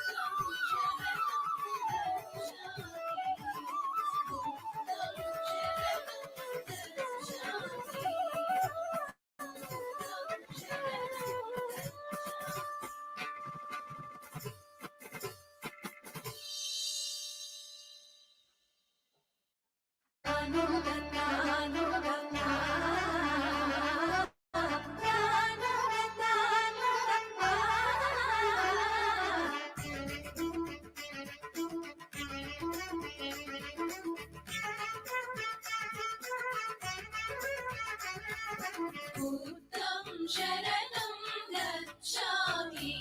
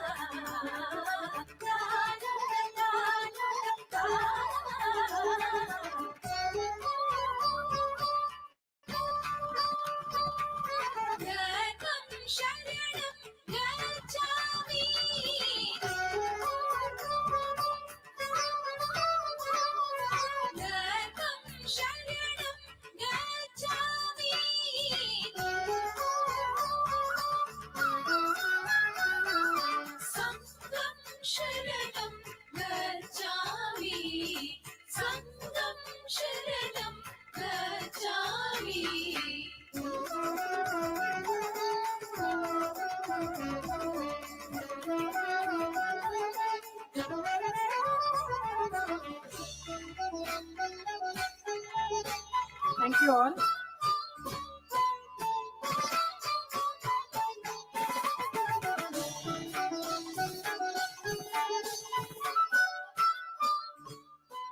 Now I would like to invite our next speaker, Master Chandu from Pyramid Valley, India.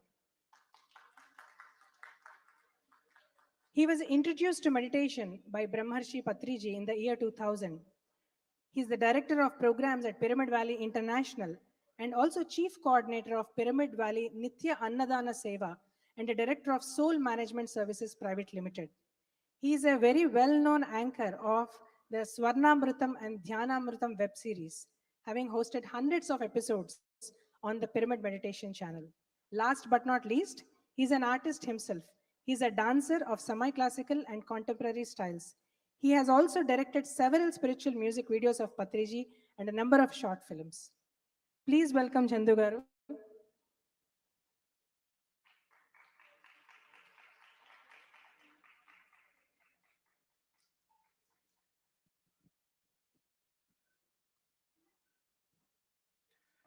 Thank you, ma'am. First of all, my great gratitude to our founder, Brahmashi Pitamaha Patriji, for giving a greatest opportunity to all of us to meet at one place. That is Dhyana Maha Chakram, USA. So I give a big clap for our master, Brahmashi Patriji. Myself, Chandu. So I've started my meditation in the year 2000 in Mehboob Nagar near Hyderabad, Telangana, India. So my purpose of to enter into the meditation to improve my academics initially, and once I improved my academics and professional career, so parallelly I was practicing my meditation very sincerely and seriously by doing meditation, listening to many pyramid masters and reading spiritual science books and attending Patriji's many programs, events, truckings, and many more. And I had a great opportunity to work, to do service in Pyramid Valley International for the past 12 years. And there, the opportunity is to work with our founder, Patriji, in Pyramid Valley very closely, as he used to stay longer days in Pyramid Valley. So this is a brief introduction about myself. So first of all, my friend Paripatri, who has encouraged me and pushed me to come to US. So thank you, Pariji, for making it happen. For the past 1 year, she's pushed me a lot. We have to come to US because you have been given visa by Patriji for 10 years because he has done a lot of the push and follow-up to get my visa in the year 2019. So since then, Pari was insisting me that we have to come to US very frequently to utilize that visa. So the things have fallen place. So this is the stage now. So the visa approval, Patriji and Pariji pushed me here. So joined together. Today, I got an opportunity, the greatest opportunity to talk about the 18 guiding principles of PSSM, which was formed by Patriji. So just now, Pari was telling that PSSM is a decentralization, and everywhere the pyramids projects will be happening. So you're all your own boss. So how to become your own boss? So that is only following 18 guiding principles. So if you follow 18 guiding principles, then you're the perfect boss for yourself.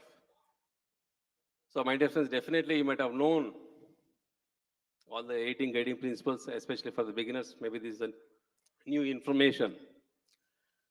So when we talk about again the 18 guiding principles, so that it will be a self-check to all of us.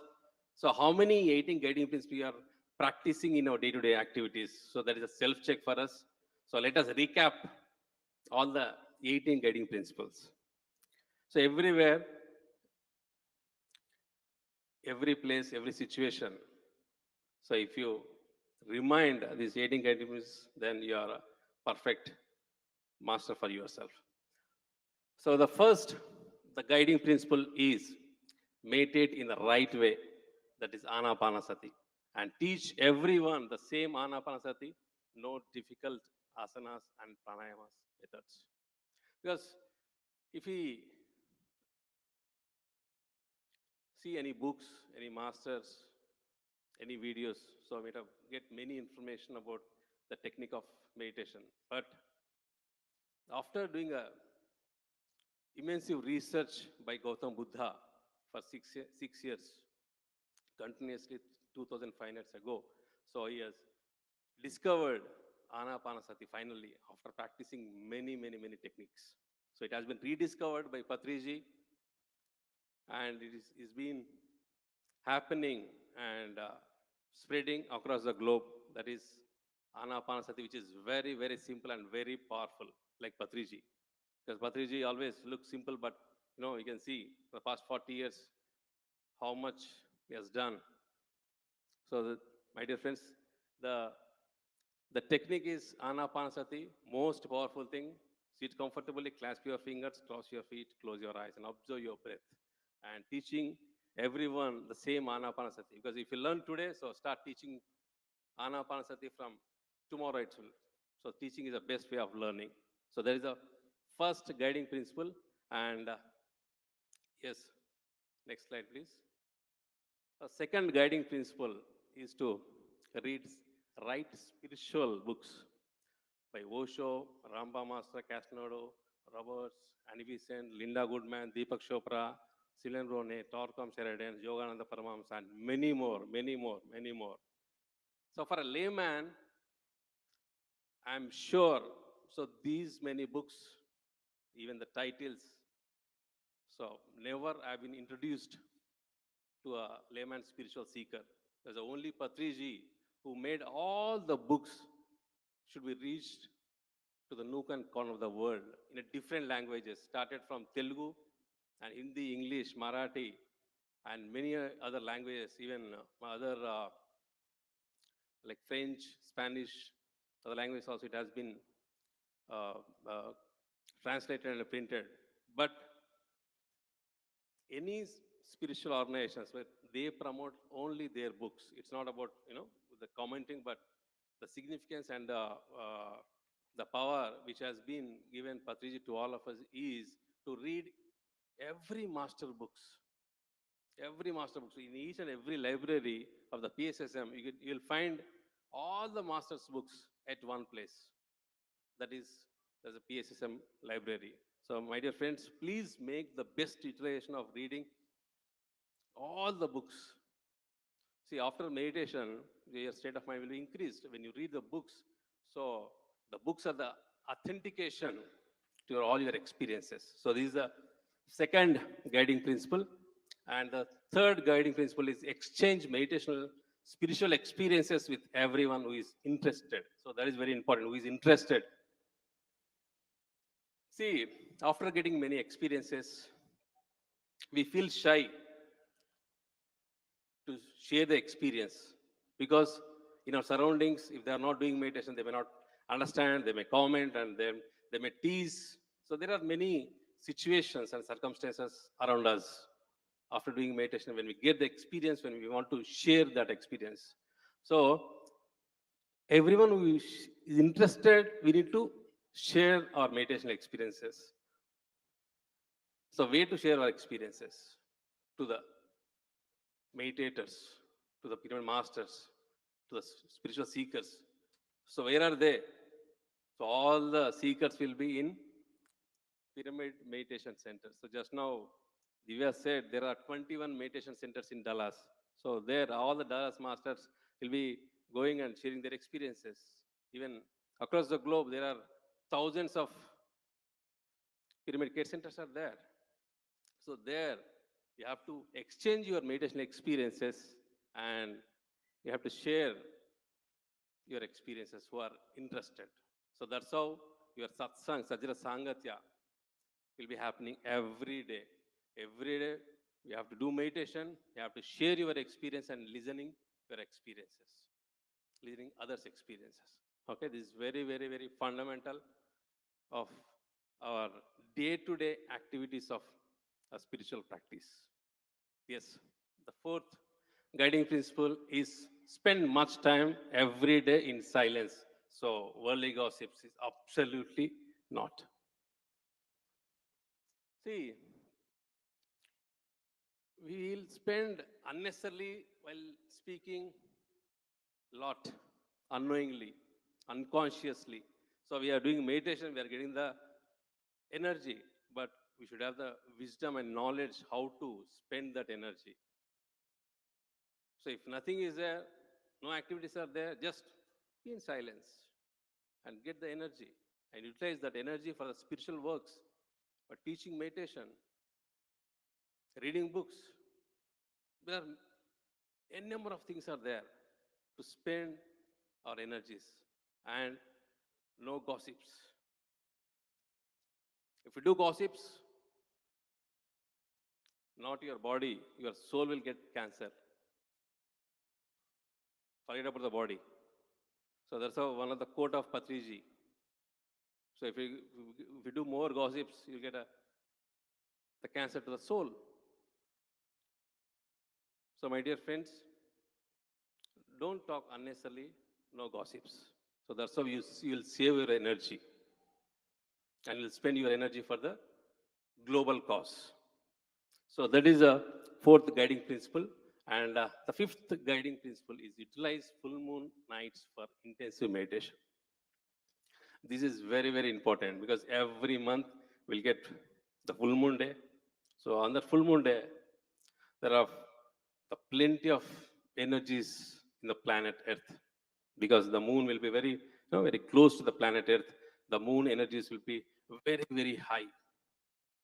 And we have to channelize that energy to ourselves only through meditation. So that's how we have to utilize our all full moons. In all the pyramid meditation centers, everywhere they conduct the full moon meditations. The whole night, it starts from 10 o'clock till morning, 6 o'clock. They do meditation, they do satsangs, they have the tea breaks, and again, Patriji videos, and campfires. In the campfire, they do the satsang. So this is what happens. It happens in every pyramid ashram. So make the best utilization of the full moon as a fifth guiding principle. The sixth guiding principle is utilize the pyramid energy for meditation as much as possible. So my dear friends, just now Pariji has given a fantastic the presentation on pyramid energy. So you know what exactly the pyramid power to ourselves. So utilize the pyramid energy for the meditation every day, wherever it is possible. So you can wear the cap, you can sit in a rooftop pyramids or mega pyramids in your, wherever the meditation centers are there. Yes, that is the sixth guiding principle. The seventh guiding principle is give up the psychological dependence on medicines. Only meditational energy heals. See, after doing meditation and practicing meditation and after listening to many experiences, reading books, so definitely there's some challenges will be happening. Like you may get some health issues starting from headache to cancer. But that is a test for you. That is an absolute test for you. Either you will do meditation to heal or you'll take the medicines. The solution is only through meditation. You have to heal yourself. So initially, definitely there's some the challenge you may face it, but once you heal yourself, you'll get more confidence, and then you'll continue to heal yourself completely. So that's how the best healing for ourselves is only through meditation. So there are thousands of lakhs of people have been healed through meditation. So there are many, many experiences. You can listen all the experiences in PMC and even in your meditation centers. Yes. The eighth guiding principle is no meat, no fish, no egg, and be a vegetarian. Eat accordingly only to need. See, animals are our friends. We don't have any right to kill our friends for our survival. Absolutely no. That's the very foremost important thing. So teach very strongly about the vegetarianism. For the past 40 years, so Patriji, wherever he goes, from village to village, town to town, city to city, country to country. In every speech, you'll find be a vegetarian very strongly. Show your compassion and love for animals, not on people. To the people, you can do friendship, but you can show your love and compassion to the animals. So that is a message. Don't eat your friends. There are a number of things are there to have the food. The food is the only choice. So my dear friends, just eat according only to the need. If you feel hungry, just you have it. Otherwise, do meditation. Don't see your watch and go for lunch and dinner. Okay, just eat accordingly. Because some of our pyramid masters, so they have done many experiments by being in a liquid for 1 week, 10 days, 1 month. So they have done a lot of experiments. There's only the choice to have the food. There's only for the taste, not for the survival. It has been proved by many masters. So this is a message of 8th guiding principle. So the ninth guiding principle is spend much time in pure nature, forest, meadows, river banks, and mountains. See, they are the places where the very positive and high vibrations will be there. It's there. Just we'll go for the sightseeing. We'll go for the picnic, not for meditation. So after doing meditation, so these are the places we have to find to ourselves where we can do meditation. There are very less thoughts will be there. The density of the thoughts will be very less. So in our all surroundings, so these things are there. Just but the thing is we don't know. So make the best utilization of all these places and do meditation and increase your energies. Yeah, the next one is the 10th guiding principle is no spiritual clothing, no sacred body marks, no rituals. It's nothing to do with the meditation. It's your own choice. Completely your own choice. So you should not judge anyone. Wear these clothes, that kind of costumes. No. Even to our children. It's only their choice. If you want to do meditation, just we need to wear the red clothes. So there is the brought up, and in the society it has been completely they made up all our minds. So Patriji made this as a strong principle. So to do meditation, only the breath is required. No cloths. The cloth is, it's your choice. So that is the 10th guiding principle, which is very, very important. So to teach meditation wherever you are going, because they may expect some kashaya, vastras. But after seeing many, many pyramid masters, they found that to teach meditation, only the knowledge and wisdom is required, not the costumes of kashaya. So that's how for the past 40 years, so Patriji made very strongly on this principle as no spiritual clothing and no sacred body marks, no rituals. So the next principle of 11th guiding principle is imparts meditational training to children right from their early childhood. See, we have learned meditation, maybe some of our the senior masters, they might have learned at their young age. So how much energy we have saved for ourselves. So the same thing, after the age of 5, we have to teach meditation to everyone. So I got inspiration when I started my meditation in the year 2000. So when I read the book of Patriji, so there it has been mentioned that to the Hanumanji,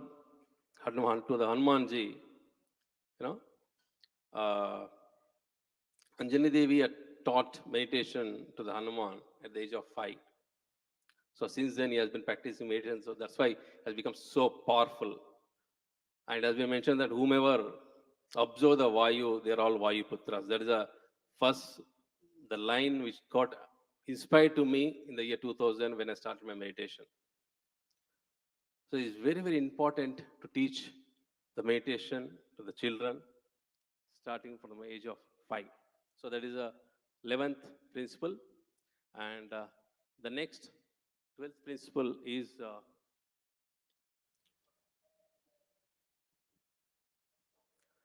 learn to live as masters, never as disciples. Yes, Patriji is an example for that. So he never trained the pyramid masters as a disciples. He always says, my dear masters, my dear gods, and my dear friends. Never ever it has happened in the planet Earth. So that is the greatness of Patriji. So he created many masters across the globe, and they're all teaching meditation in nook and corner of the whole world to make it as Dhyana Jagat, Shakara Jagat, and Pyramid Jagat. So my dear friends, if you learn meditation today, start teaching tomorrow and never make them as a disciple. Make them as masters. So teaching is the best way of learning. So when you want to become master, don't make others as a disciples. Make everybody as a master. Then only you'll become a master. So that is the guiding principle. That is making everybody as masters, not as a disciples. So the 13th guiding principle is reject money exchanges in meditation training programs. So this Dallas program is free. So give back big clap to all the Dallas masters. So that is a principle to conduct the meditational programs, events is absolutely free. To teach meditation, no money exchange. It's absolutely free. So that's why in the whole globe, since 1990, the movement of this meditation is happening very, very fast, very rapid. It's only because of all the pyramid masters, they're teaching meditation without taking money. So give a big clap to all the pyramid masters. And the 14th guiding principle is no worship of idols and no worship of living masters. So here I can just remind Patriji's some of the talk that whenever he speaks, as part of this principle, if you put Sachin Tendulkar photo or ideal, will you get cricket? No. We have to go to the ground and practice. Then only you'll get all the techniques of the cricket. So you put up photos and frames. So you'll not become a master. You'll take the inspiration, you'll take the knowledge, wisdom. Then we'll put in the practice. So that's how the Patriji made everybody as a masters. The 15th guiding principle is overcome all your personal problems using own meditational strength. So definitely you'll get many challenges in day-to-day activities. But we have a Vajrayuda in our hand. That is meditation. If you get any problems, the problems are the best gift to ourselves to learn new things. If you get a problem, we have a Vajrayuda. Sit in a meditation and increase your energy levels and solve your problems. I'm definitely I can see a lot of challenges while conducting this event for the past 6 months. But to overcome those challenges, all the USA team have learned many things. They overcome many situations, but how? That's only practicing meditation. I know because for the past 21 days, there is a continuous 24/7 in a Zoom meditation is happening. So everyone has improved their, their strength through meditation. They have overcome all the problems, all the challenges. So the big example of this practicing of these 15th guiding principles is the activity of all the USA masters by conducting 21-day program, continuously increased their strengths of, through meditation. They overcome all the situations, problems, and they made it happen as Dhyana Maha Chakram USA, which is happening right now. So give a big clap for them. So that is the 15th guiding principle. And the 16th is enjoy normal family lives, no sannyasa. So he's a man. He has shown the example. So everyone thinks that if we want to do meditation, we have to go to the Himalayas. No, here itself, there are many pyramid centers are there. We have to go our own regular family lives, no sannyasa. So that is the greatest, the learning for us in normal family lives. We have to live and do miraculous things. So, no sannyasa, my dear friends, and do your family lives normally and do the miraculous things. So that is the 16th guiding principle. And the 17th guiding principle is establish pyramid meditation centers in all the villages, towns, and cities, and even the countries, all the countries. So just now, Divya said, 21 meditation centers are there in the Dallas. So they are following 17th guiding principle. And Patriji is putting a global headquarters in California. And rallies, their rally team is doing some activity and pyramid activity. So these are the centers which will be benefited for all the upcoming spiritual seekers. So we need to establish, because to gather at one place, we should have the pyramid centers. They are the hubs. Then only all the satsangs will happen. So we need lakhs of pyramid meditation centers in all the villages, towns, cities, countries, and which is already it's happening for the past 40 years. So more than 20,000 meditation centers are there. So every day, every weekends, every Sundays, the activities are happening. So that's how Dhyana Jagat, Pyramid Jagat, and Shakar Jagat is going to be happen. So we need to follow this. Wherever we are, we have to establish the pyramid meditation centers. So what are the things are required? We need pyramids, we need books, and we need seekers. That's all. It's not a big thing. So Patriji made everything as very simplified. Everything is simplified, no complicated. Thing is complicated, including meditation.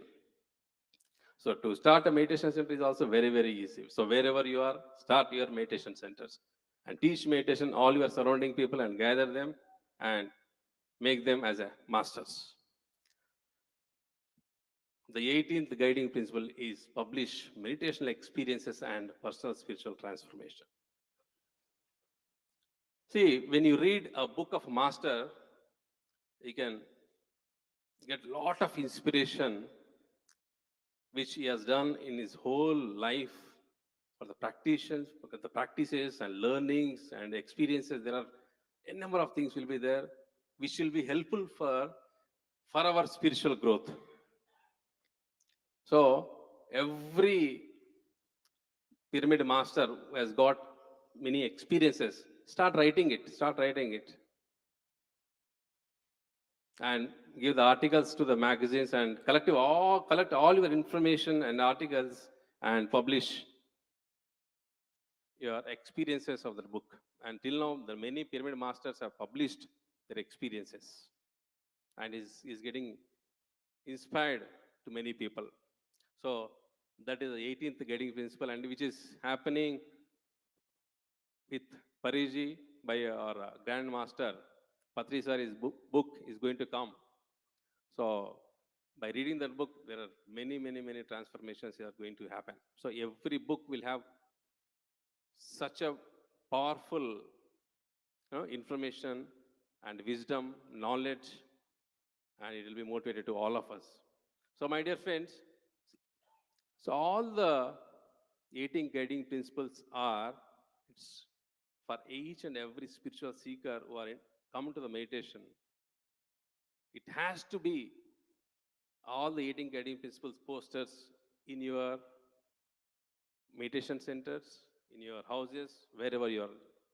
Every day, we need to check ourselves. I know the mind is always playing.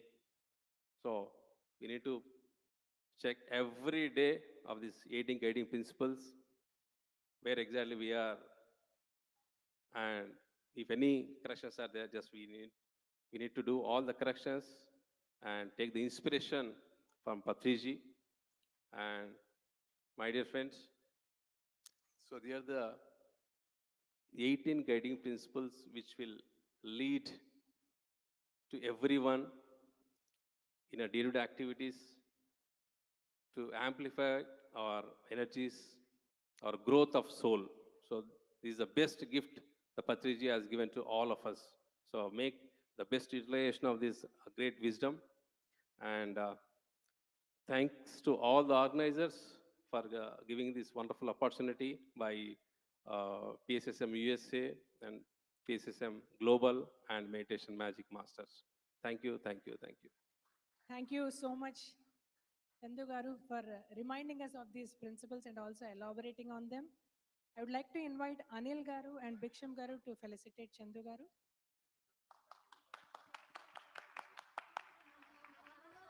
Truly inspiring. Thank you very much, Chandu Master.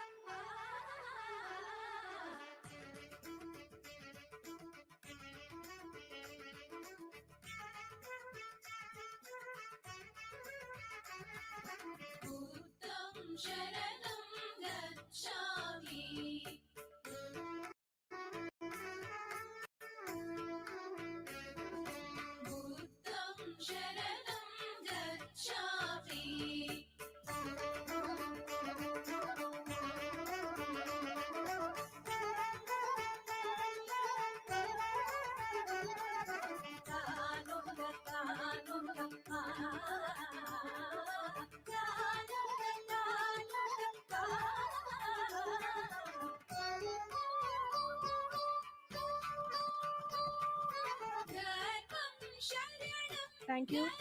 Friends, before we move on to our next meditation session, I would like to invite Srikanth to felicitate our technical team.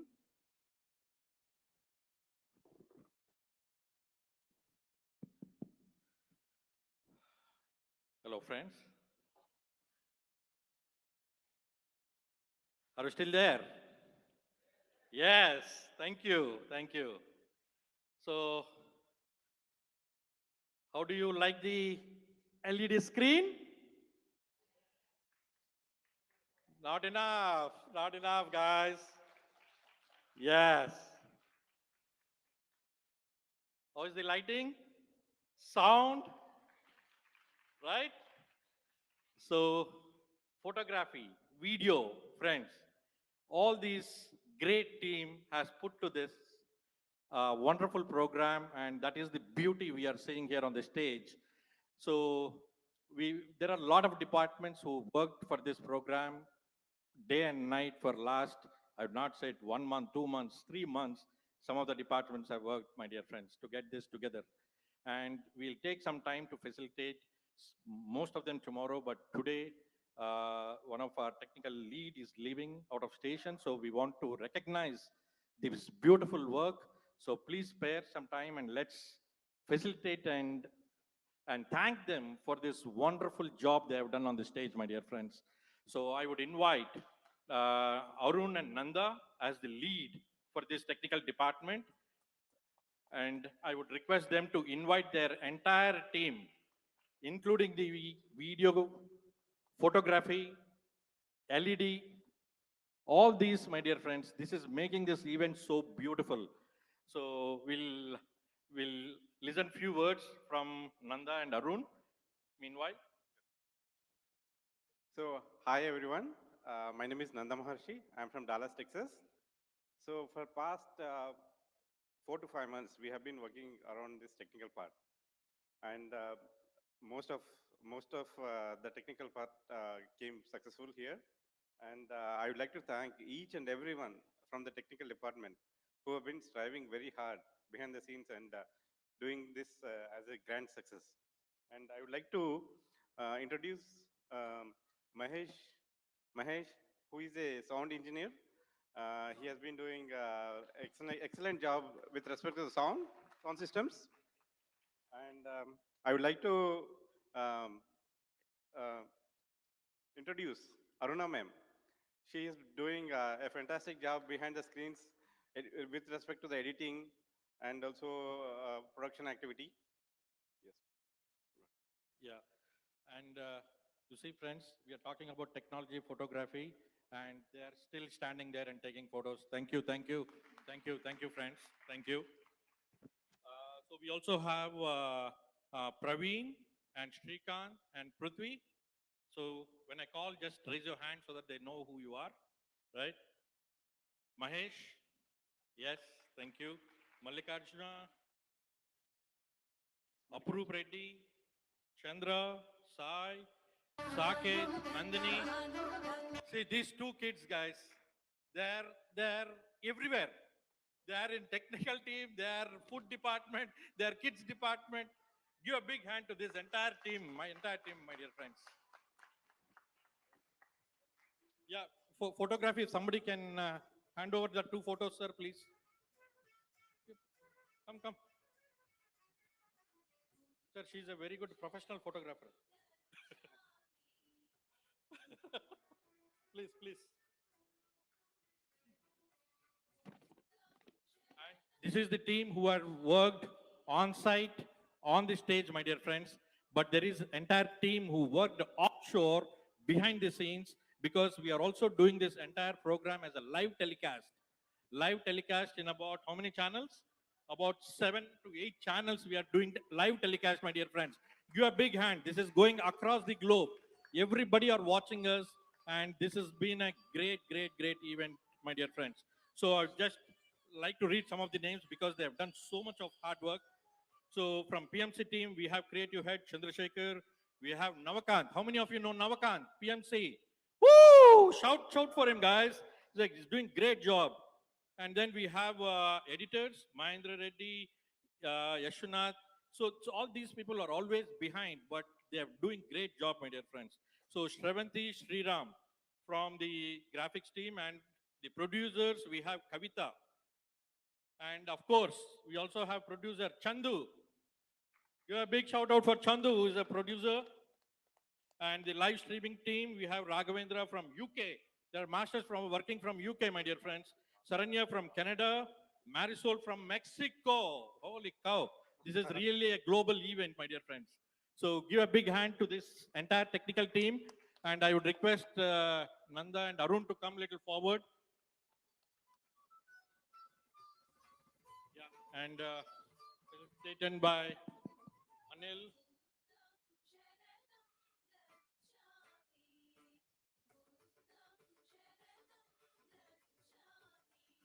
And by the way, this whole LED screen idea was by Padri. I heard from you, so can we request you, Pari, please, if you don't mind?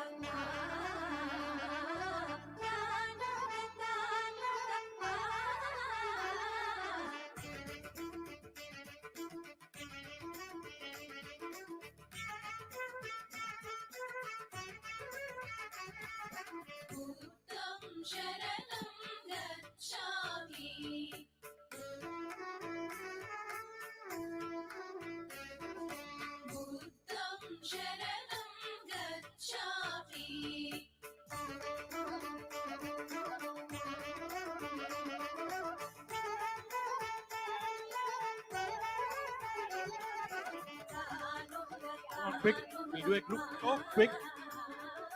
Group photo.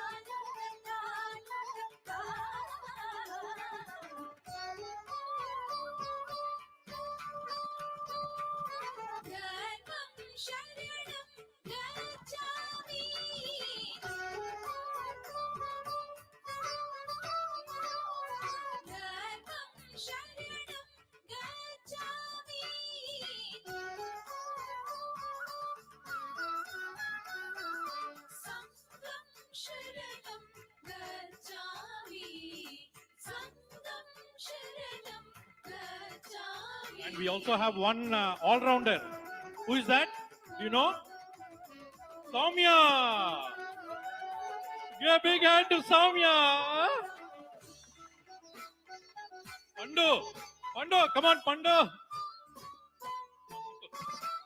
Prithviraj Pandu!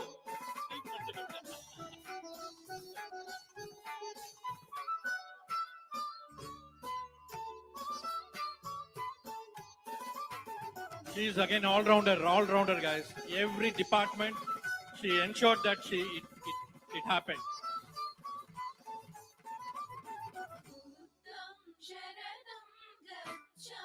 He's the guy, so young, behind the LED output. He's the guy.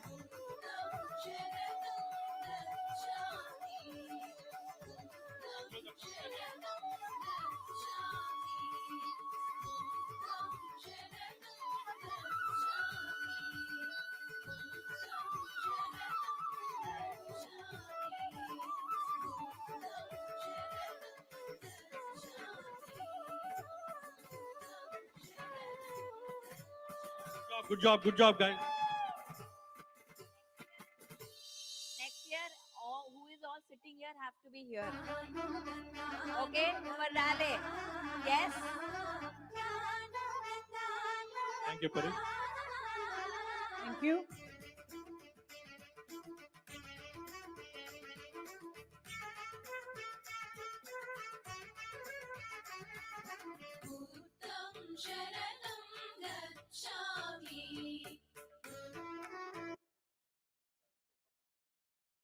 Friends, we are going to get into our second meditation session for today. I would like to invite Sirisha from Atlanta. Sirisha has been practicing Anapanasati meditation since 2001. In 2019, Brahmarshi Pitamaha Patriji has inaugurated Siddhartha Pyramid Meditation Center in her house. She has organized several group meditation sessions, one-on-one spiritual sessions, guided meditation sessions, full moon meditation sessions, and various wisdom sessions. Let's welcome Sirisha from Atlanta. Hearty welcome, Sirisha. Thank you, Swapna, for introducing. Friends,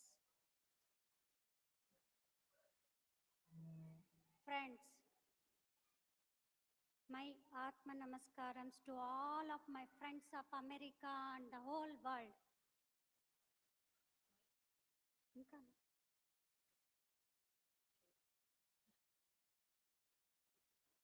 Friends, happy evening to all.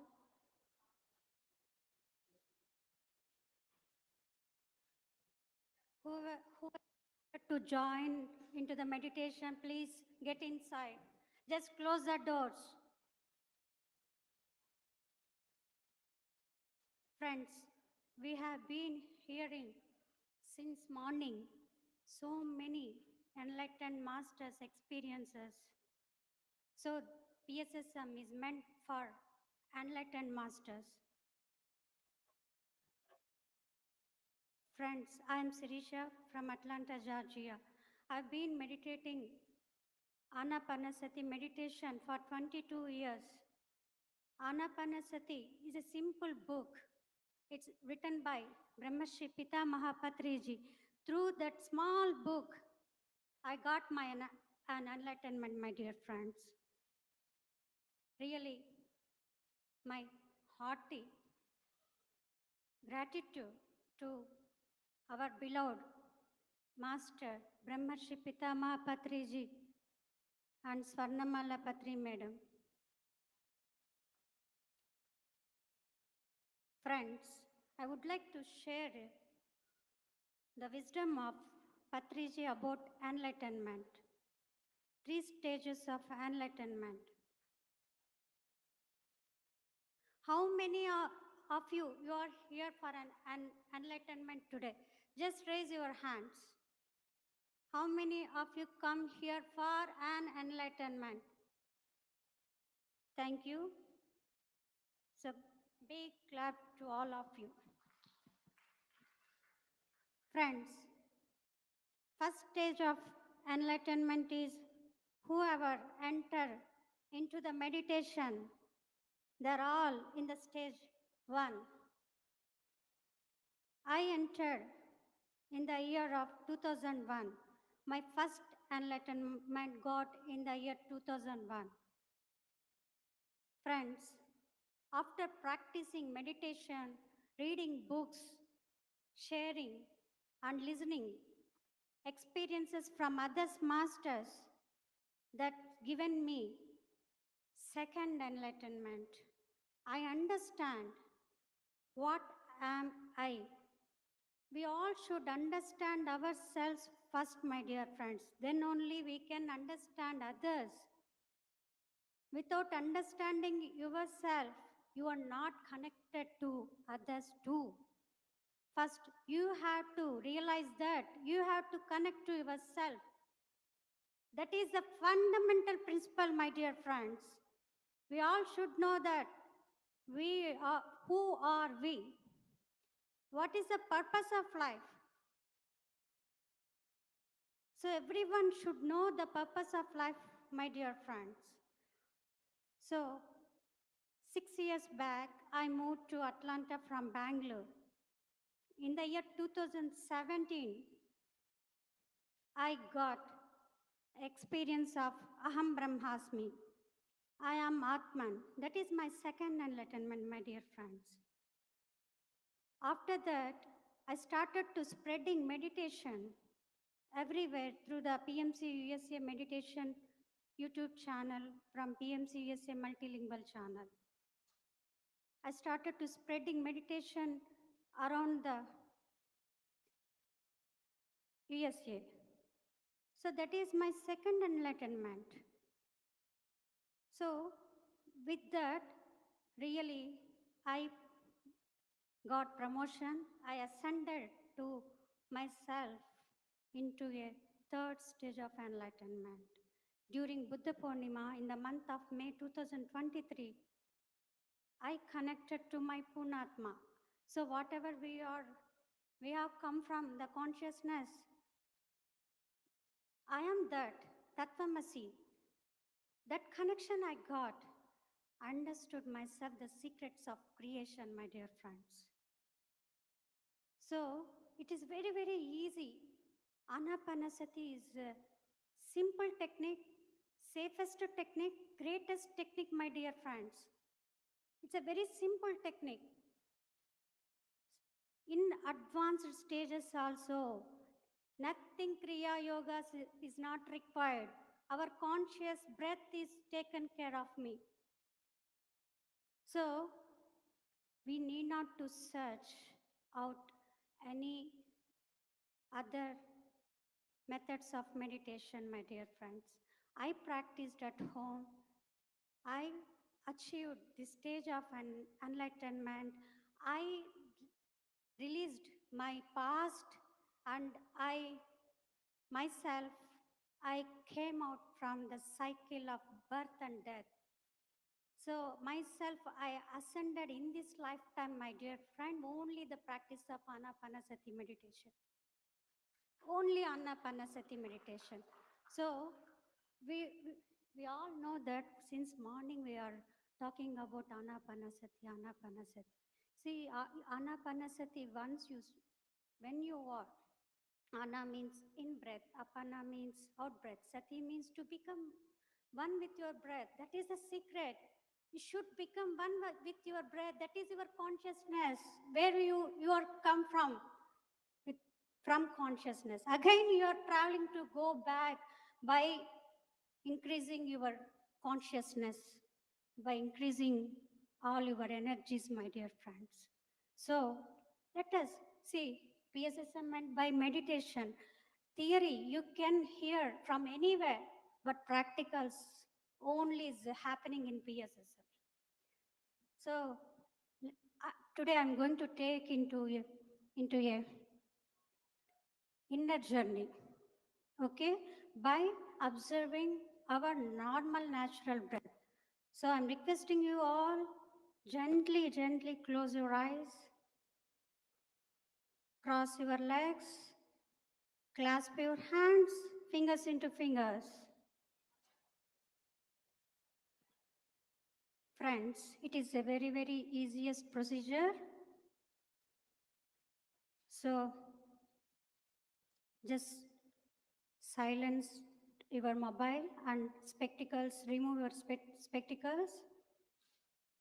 Sit in a comfortable posture, my dear friends. Comfortable posture. Sit in a comfortable posture. Just observe your normal, natural, soft, easy, tender breath, my dear friends. Don't worry about your breath is coming from navel or from other place. No, no need. Just observe your natural breath wherever it is. When you observe your breath, your mind becomes calm, my dear friends.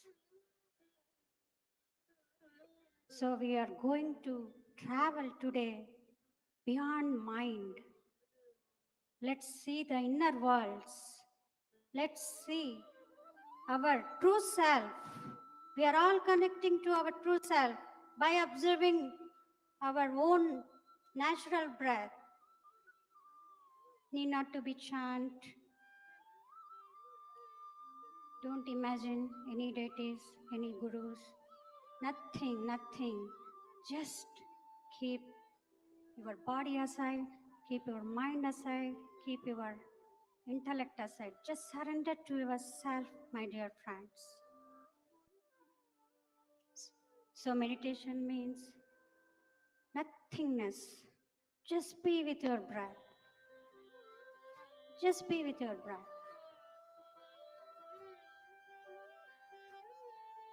Once you tune the breath, your breath is going to be a master to you. It leads you, my dear friends. Just follow your master. Just follow your master.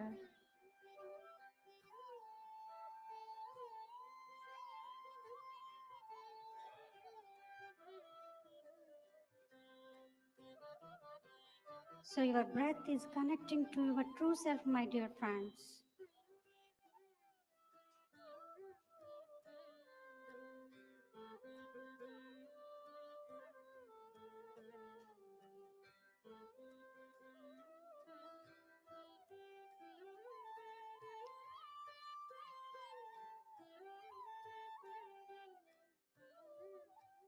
When you are with the breath, just feel the flow of cosmic energy is entering through your Brahmarandra.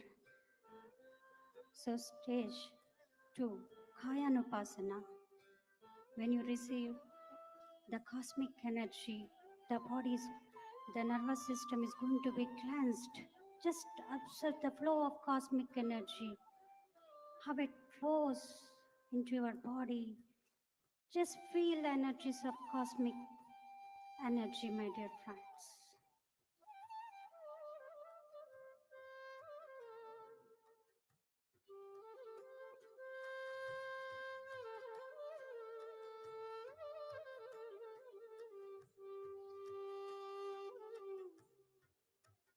Once you receive the sufficient cosmic energy, then your third eye begins. Just feel the energies of your true self, my dear friends. Our true potential is within us.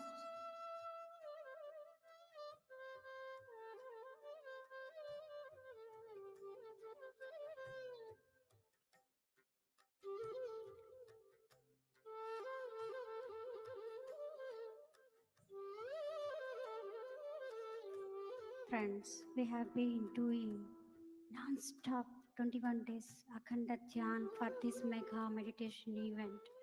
We are all connecting to the mega meditation event energies.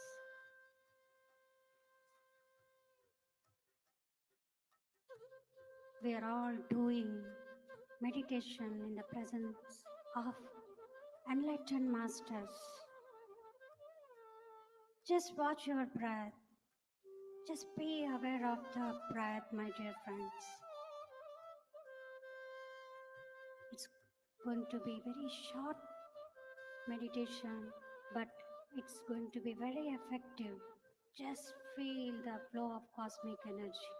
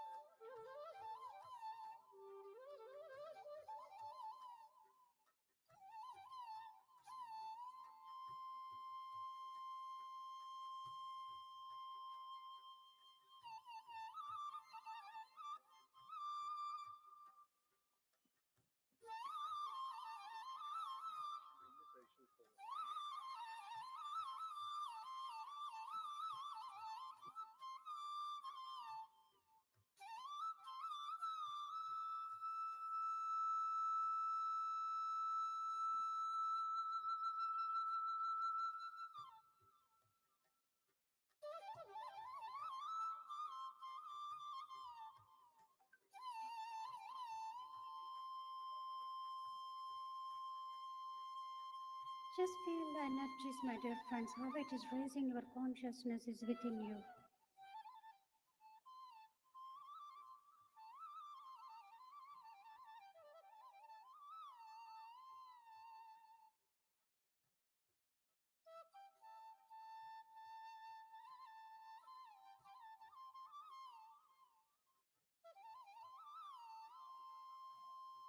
This great energies helps to you elevate your consciousness, my dear friends.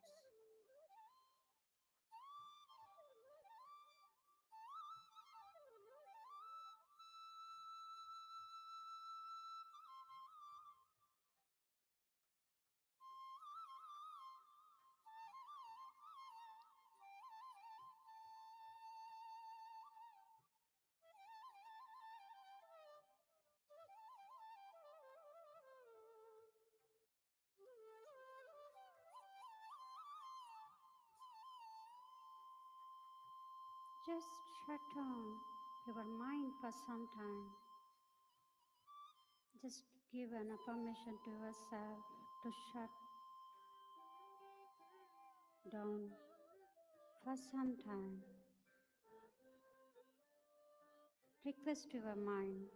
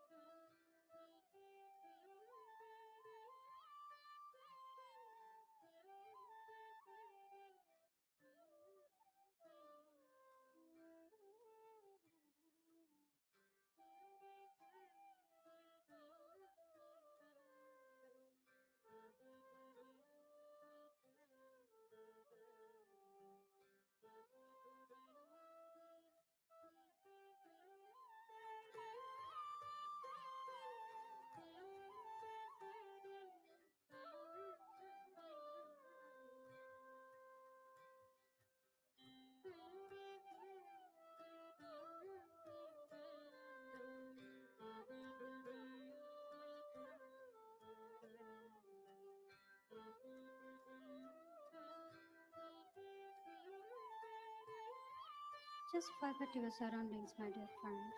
Just go within and connect to your normal breath.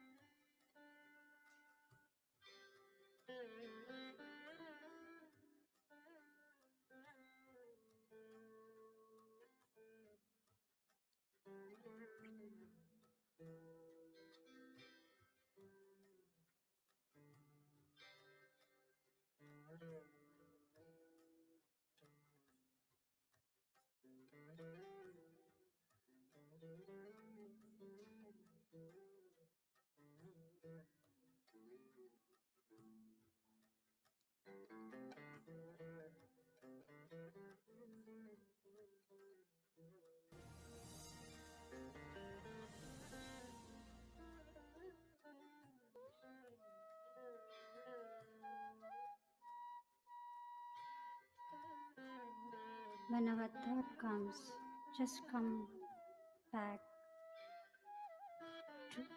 come back to your breath, my dear friends. Just give attention on your normal breath.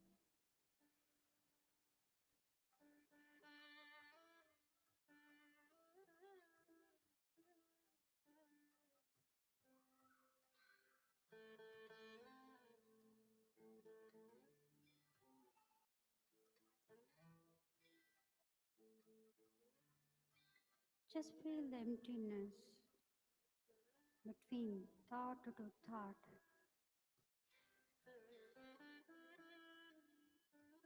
Just observe yourself.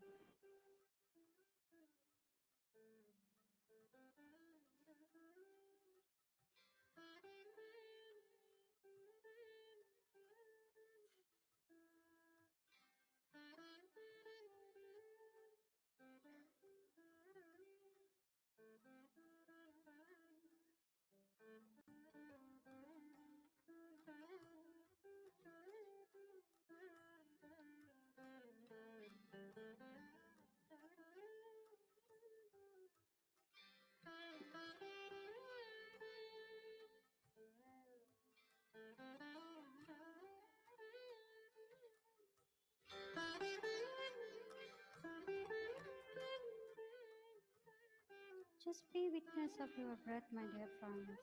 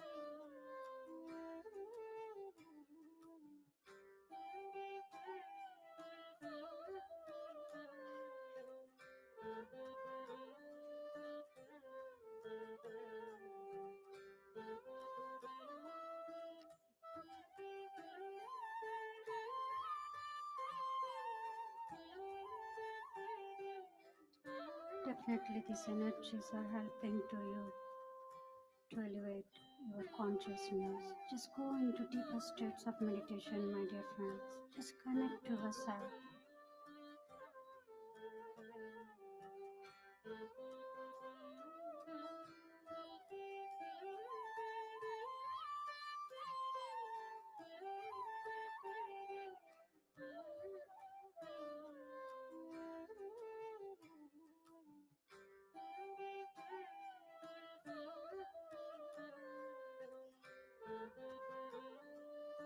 Just utilize your time, my dear friends.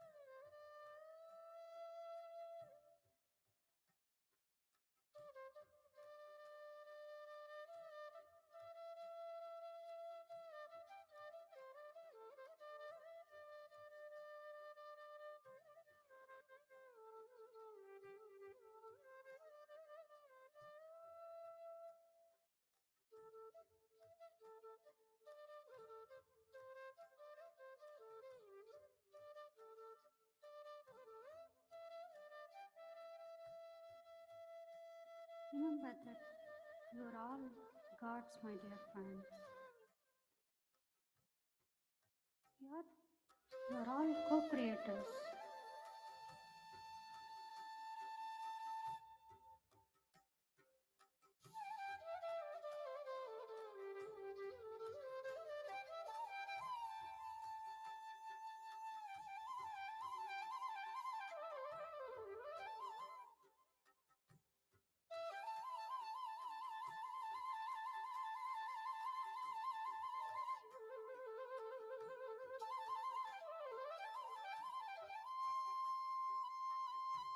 Just allow yourself into the deeper states of consciousness.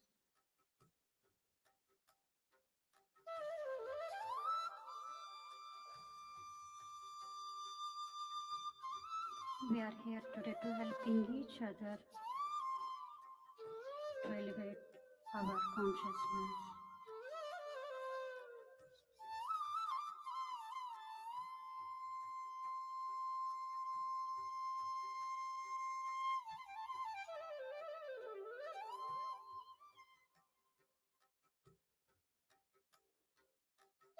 Group meditation is thrice more powerful than individual meditation.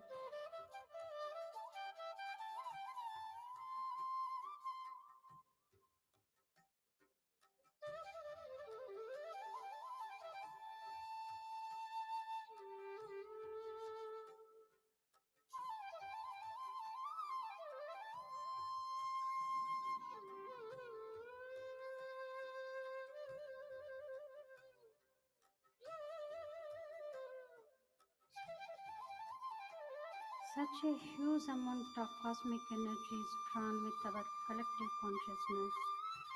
Just feel the energies, my dear friends.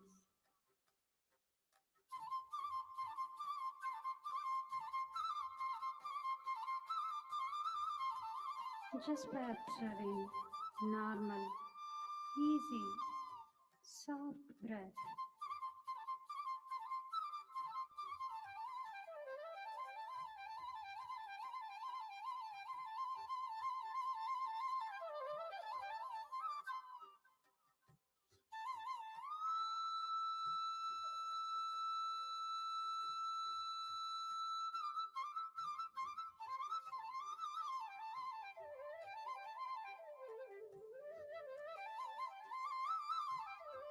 Just you have to surrender to yourself, my dear friends.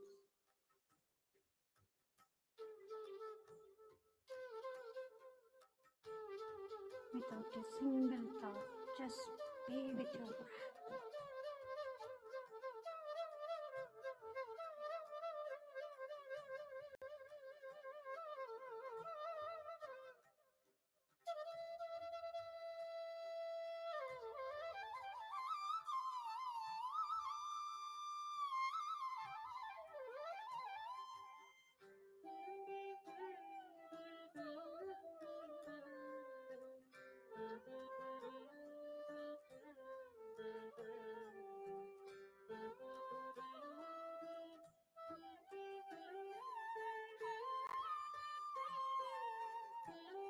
We are all becoming Vaiputras by observing our own breath.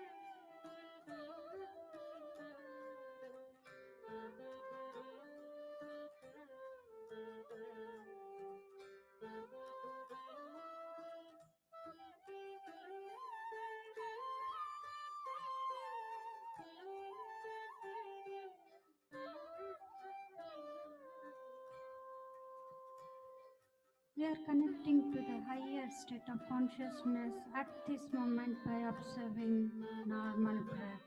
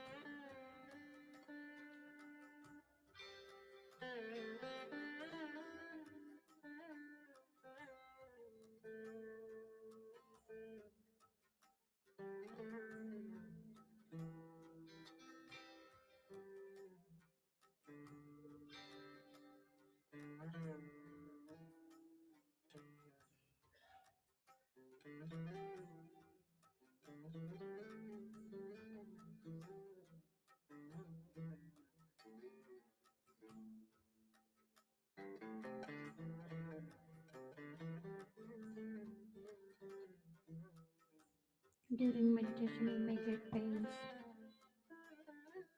Just observe the beautiful changes occurring in your body.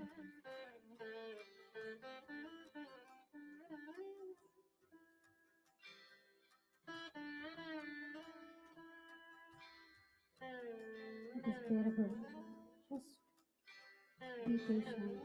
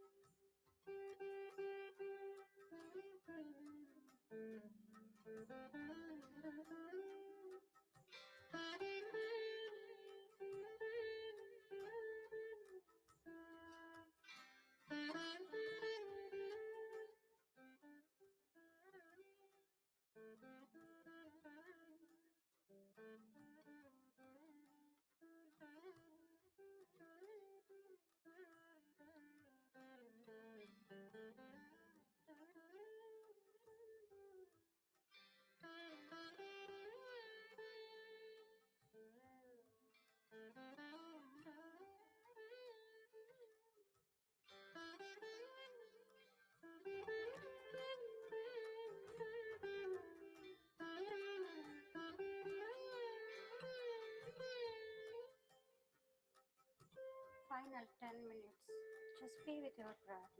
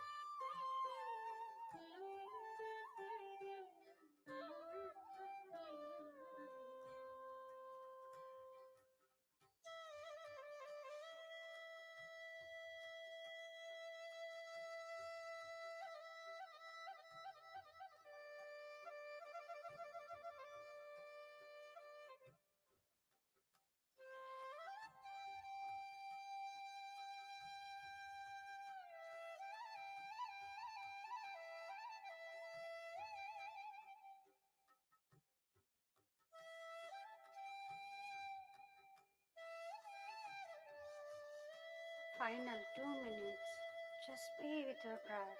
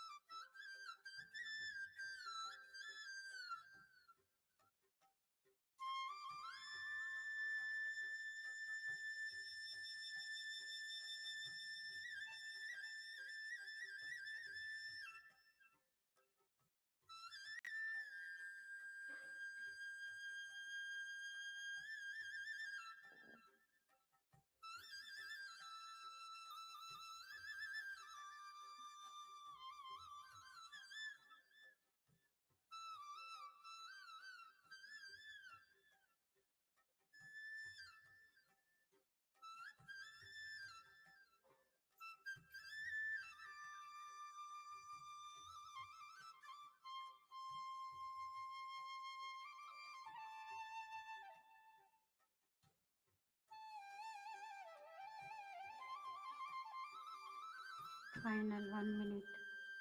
Slowly come back to all your senses into the physical body.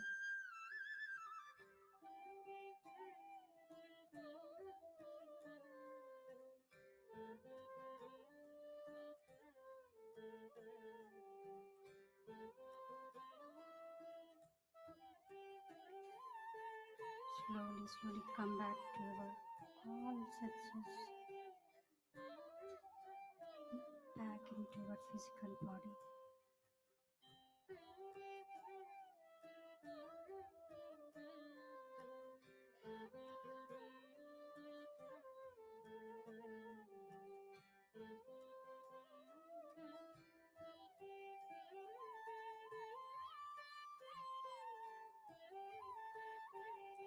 Friends, let us show our gratitude to our beloved Master Maha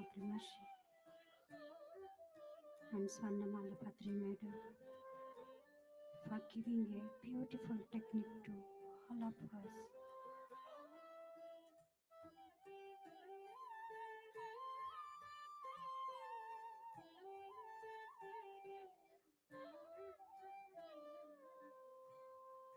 Let us thank to all our organizers for giving a great platform to connect to ourselves, to our true self, and elevating our consciousness today.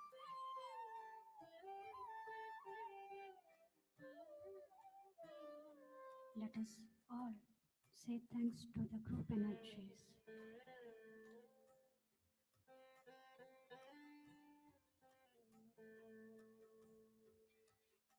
of every enlightened master.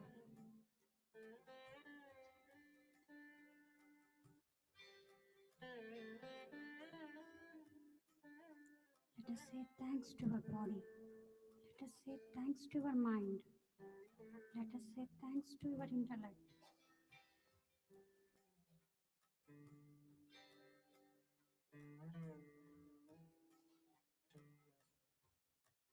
For giving a beautiful experience.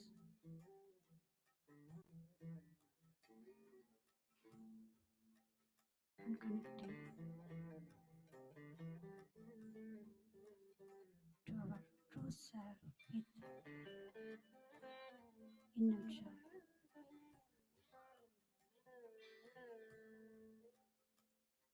Just appreciate yourself.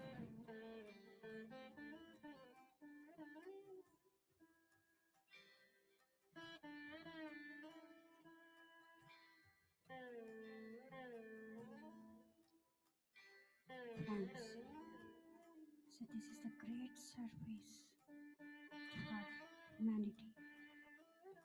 That's what we are teaching today. Anapana certification to all. Thank you all. Slowly place your hands on your eyes for 5 seconds.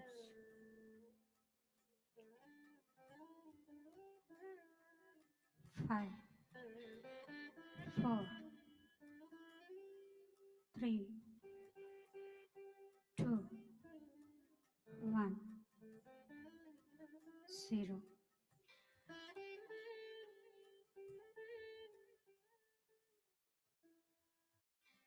Just give a big clap to our meditation today.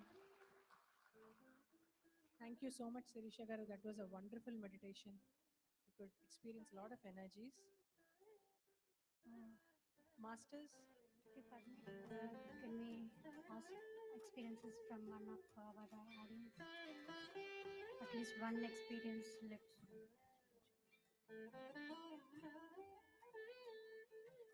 Okay. Thank you all for giving this opportunity. Thank you all.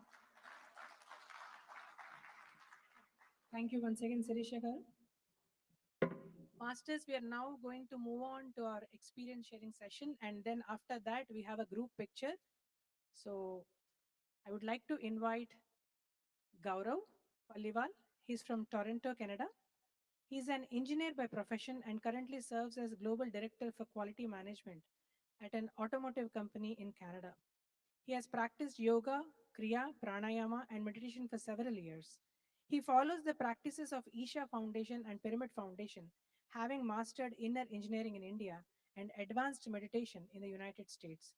He has spent the last 3 years researching quantum physics and is sharing this knowledge to promote meditation, particularly among youth. He's been with PSSM for the past 4 years. Let's welcome Gaurav.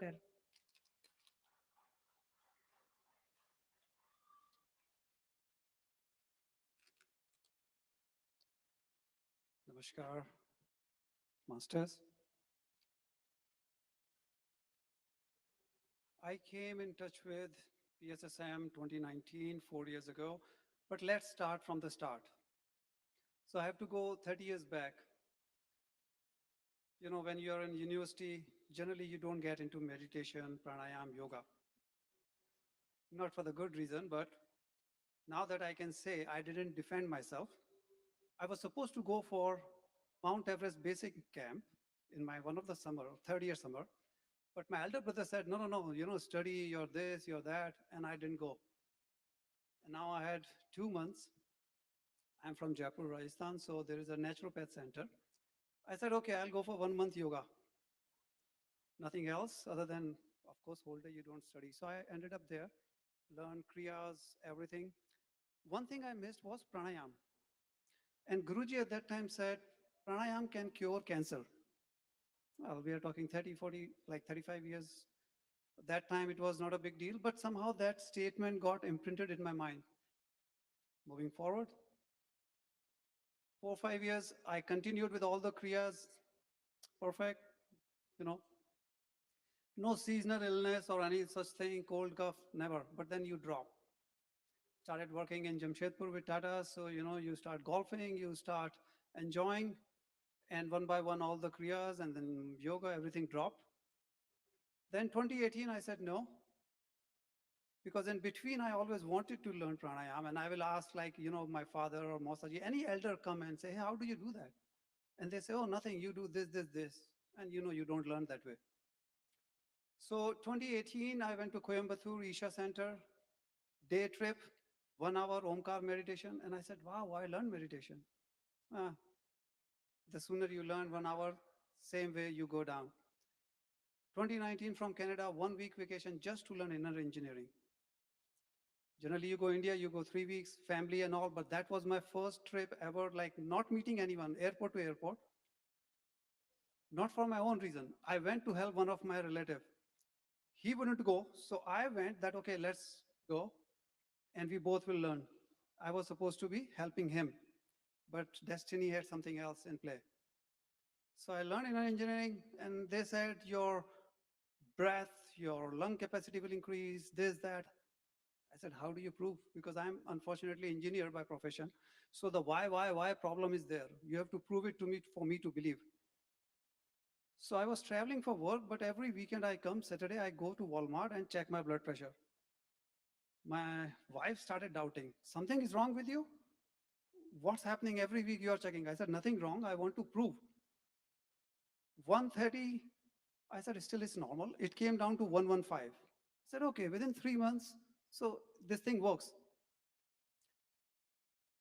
Another 3 months down the lane, which is 6 months after I learned, good thing was in this time I asked my wife to join, she also did. And then in November, so February I learned, September 2019, which is pretty much 4 years from now, I was diagnosed with stage 3+ cancer. So it comes automatic, like, you know, boom.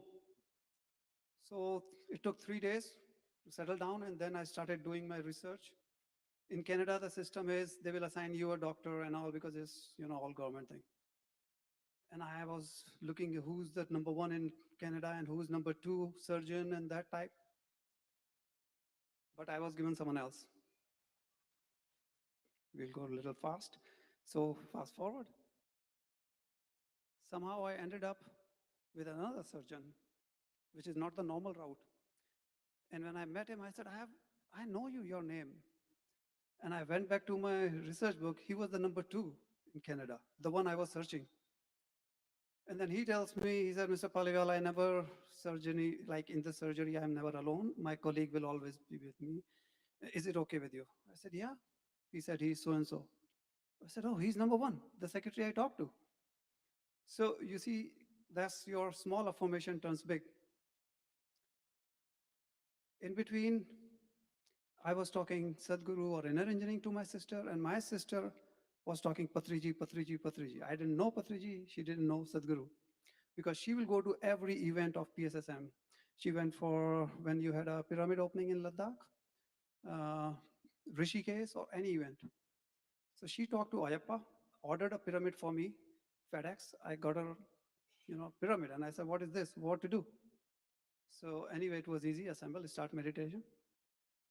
Then she contacted another master. She called me and said, okay, this is how you do 20 minutes. I said, fine. Couple of days a week, half an hour, 1 hour, 2 hour. As I said, I'm an engineer. I said, hold on. Tell me 24 hours, I'll do it. Don't keep going this step-by-step approach. You just tell me how many hours I need. So anyway, we continued. Then comes a time the radiation started, and I was going myself. I was driving, I was going there. And every time they will ask, any side reaction? I said, no. They will give you medicine, anti-nausea and all. I said, I don't need. And come that, one good thing happened is at that time I was introduced to Dr. Joe Dispenza. So then I started looking into his work and all. Then I did his online workshop. And I remember the fourth meditation, it hit me. And the way the energy was flowing, I knew there's DNA change happening, guarantee it, because the way it was going. Now, was it real or placebo? Who cares? Because I cannot judge unless I get my DNA tested. But to me, it doesn't matter. End result, what matters. And of course, continued. But the confirmation came when, okay, in between also I did my affirmation. At that time I was told, okay, this is what the formal affirmation is. And I had that I cannot see my tumor. And surgeon was very clear that we have to shrink it. And then only we can do the surgery. So it will be a little bit smaller, and then we'll surgery, and then chemo and all that. So after radiation, I went for my advanced meditation, which is in Tennessee. There's another center. And that was Shunya. So did advance, continued with that, long hours, 6, 8, whatever was. And just before surgery, which was in February, he said, okay, we'll have to do a scan with the camera. I said, okay. And I could see because I've seen this screen before. And before the surgeon came, the assistant, all the fellow doctors, they will do. And I'm looking at the screen and I'm saying, where is the damn tumor? I can't see it. And the surgeon came and he said, this is 1,000 times better because there was no tumor. It was flat. I said, wow, let's go party. Job done, out. He said, no. It's gone, but the roots must be there. So I will still do the surgery. And now that was a point where I had to decide. Either I say no, I have to write it down that I am saying no, or go through the whole process. But that was only 6 months me into this. So that was too early for me to make that call. Though I could have. Today, I could have done this differently. So lesson learned. One of the principles, number 11, get your kids to meditation so that they don't have to be in doubt that, oh, I'm only 1 month into this, or I'm into this after I having a problem. Get before. Your decision will be like this. But when you are in it, it becomes tricky. Clock is ticking. So for a long time, I kept thinking, I wish. But again, now I know the universe message.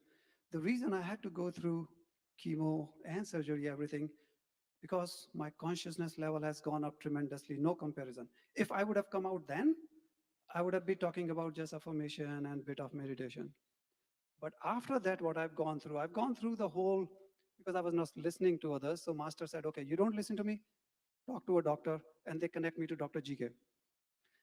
So I did all the spiritual tablet, all the exams. I think I was the first batch in Canada before it went all the way. And then I went through the whole process of forgiveness, gratitude, everything, and listening to different doctors. And there's a very good surgeon in Harvard. He's a very good heart surgeon. But he said very good thing that don't listen to me, do your own research. And there is a website in US, PUBMED, publication is medication, any paper you can research, PubMed. And I would go there, whether it's spiritual or scientific, you get every kind of paper. So I could see, okay, this is how meditation works, this is how this, that, and the other. And I started making my own notes. Because you have to go by the way your brain works. You cannot copy paste from someone else. Does not matter what. Yes, learn, go to the base, but from there you have to go learning who you are. So I did a lot of things. I went to Greg Braden. Actually, Greg Braden helped me one big way because I was told, find out why it happened to you. And I said, are you telling me I invited that? Well, answer was yes. I found out 4 reasons. And one of them, Great Britain helped me because that was very clear. And that was the example, what I just mentioned. When 25 years I had in my head, pranayam can cure cancer, the word was there for 20 years. Anything that you are thinking, energy you are radiating, universe says, okay, whatever you want, here you go. That was one of the 4. So keep it in mind. Be aware of negative thoughts, fear, anything.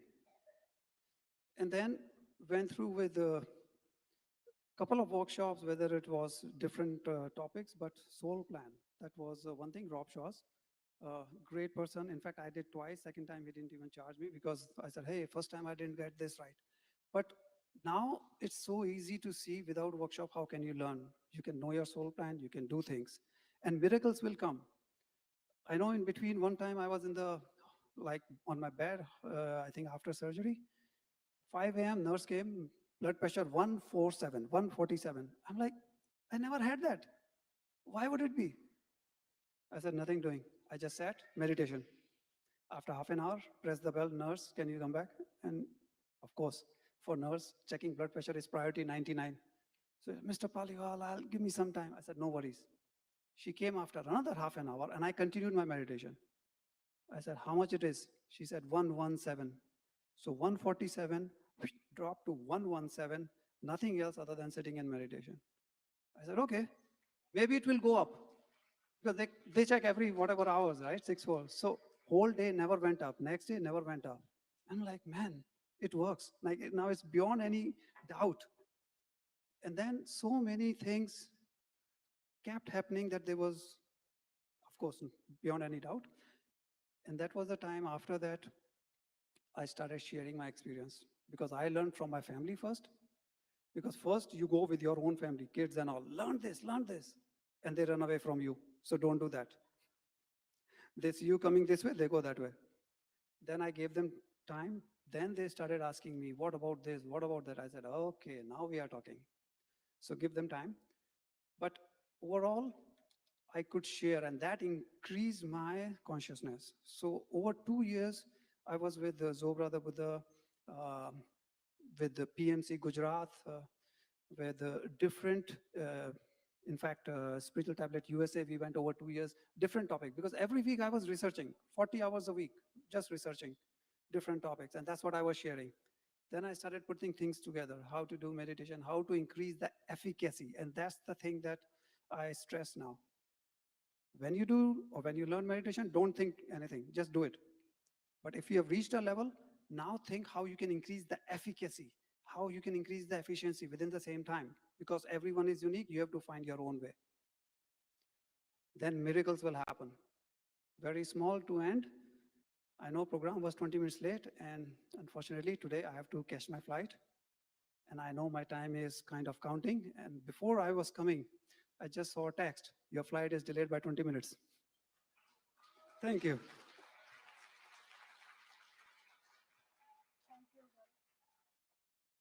Thank you, Gaurav. I would like to request Hari and Shibu to please come and felicitate Gaurav.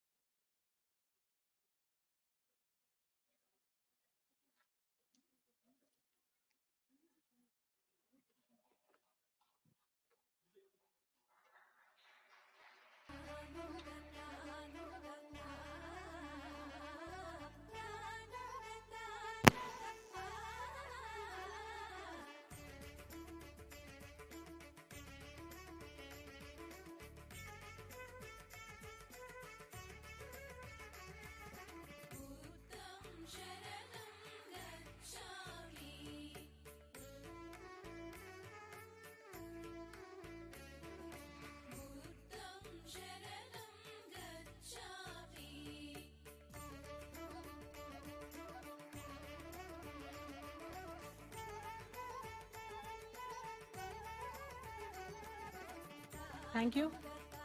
Must just request you all to come onto the dais. We'll all take a group picture. Please come forward.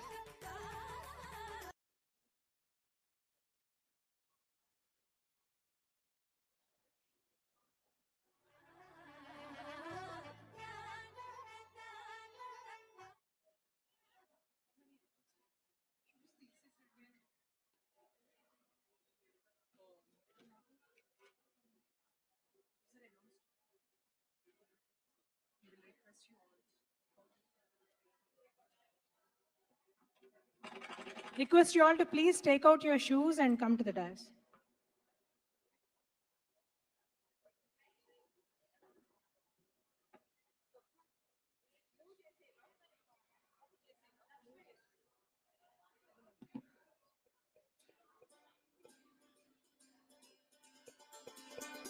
Please leave your shoes wherever you sat and please come.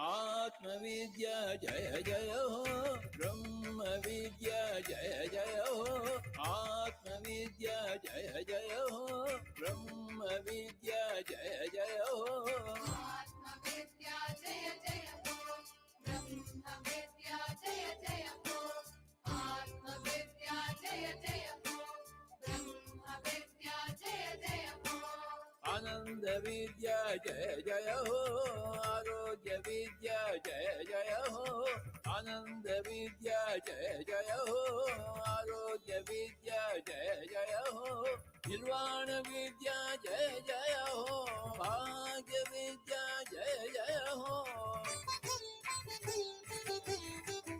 आनंद विद्या जय जय हो आरोग्य विद्या जय जय हो आनंद विद्या जय जय हो आरोग्य विद्या जय जय हो निर्वाण विद्या जय जय हो भाग्य विद्या जय जय हो श्वास विद्या जय जय हो फिर श्वास विद्या जय जय हो ध्यान विद्या जय जय हो दिव्य ध्यान विद्या जय जय हो जय हो जय हो जय हो जय हो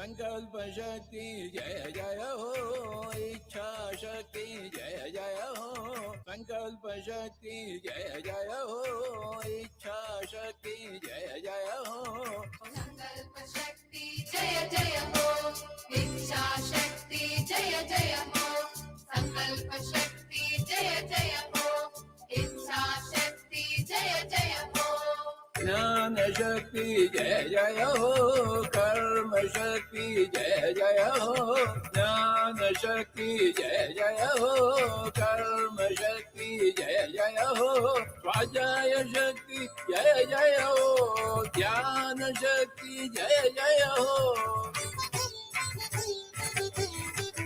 ज्ञान शक्ति जय जय हो, कर्म शक्ति जय जय हो, ज्ञान शक्ति जय जय हो, कर्म शक्ति जय जय हो, स्वाध्याय शक्ति जय जय हो, ज्ञान शक्ति जय जय हो, प्राण शक्ति जय जय हो, दिव्य प्राण शक्ति जय जय हो, पिरामिड शक्ति जय जय हो, दिव्य पिरामिड शक्ति जय जय हो, जय हो, जय हो, जय हो, जय हो।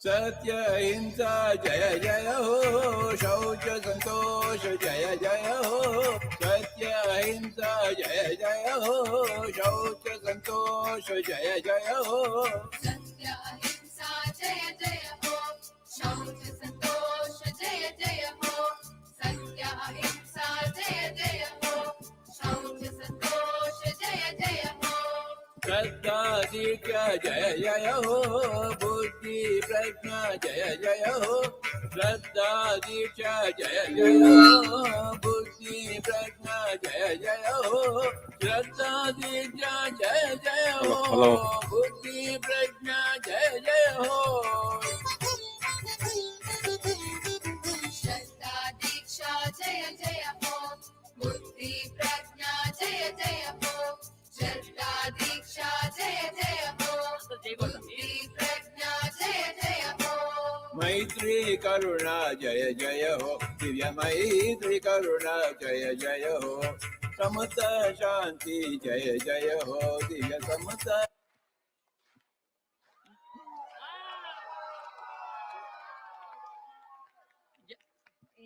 ध्यान जगत की, पिरामिड जगत की, ब्रह्म सुभाष पत्रीजी की, जगत गुरु ब्रह्म पत्रीजी की, ग्लोबल लीडर परी पत्रीजी की, యుఎస్ మాస్టర్ అందరికి మనందరికి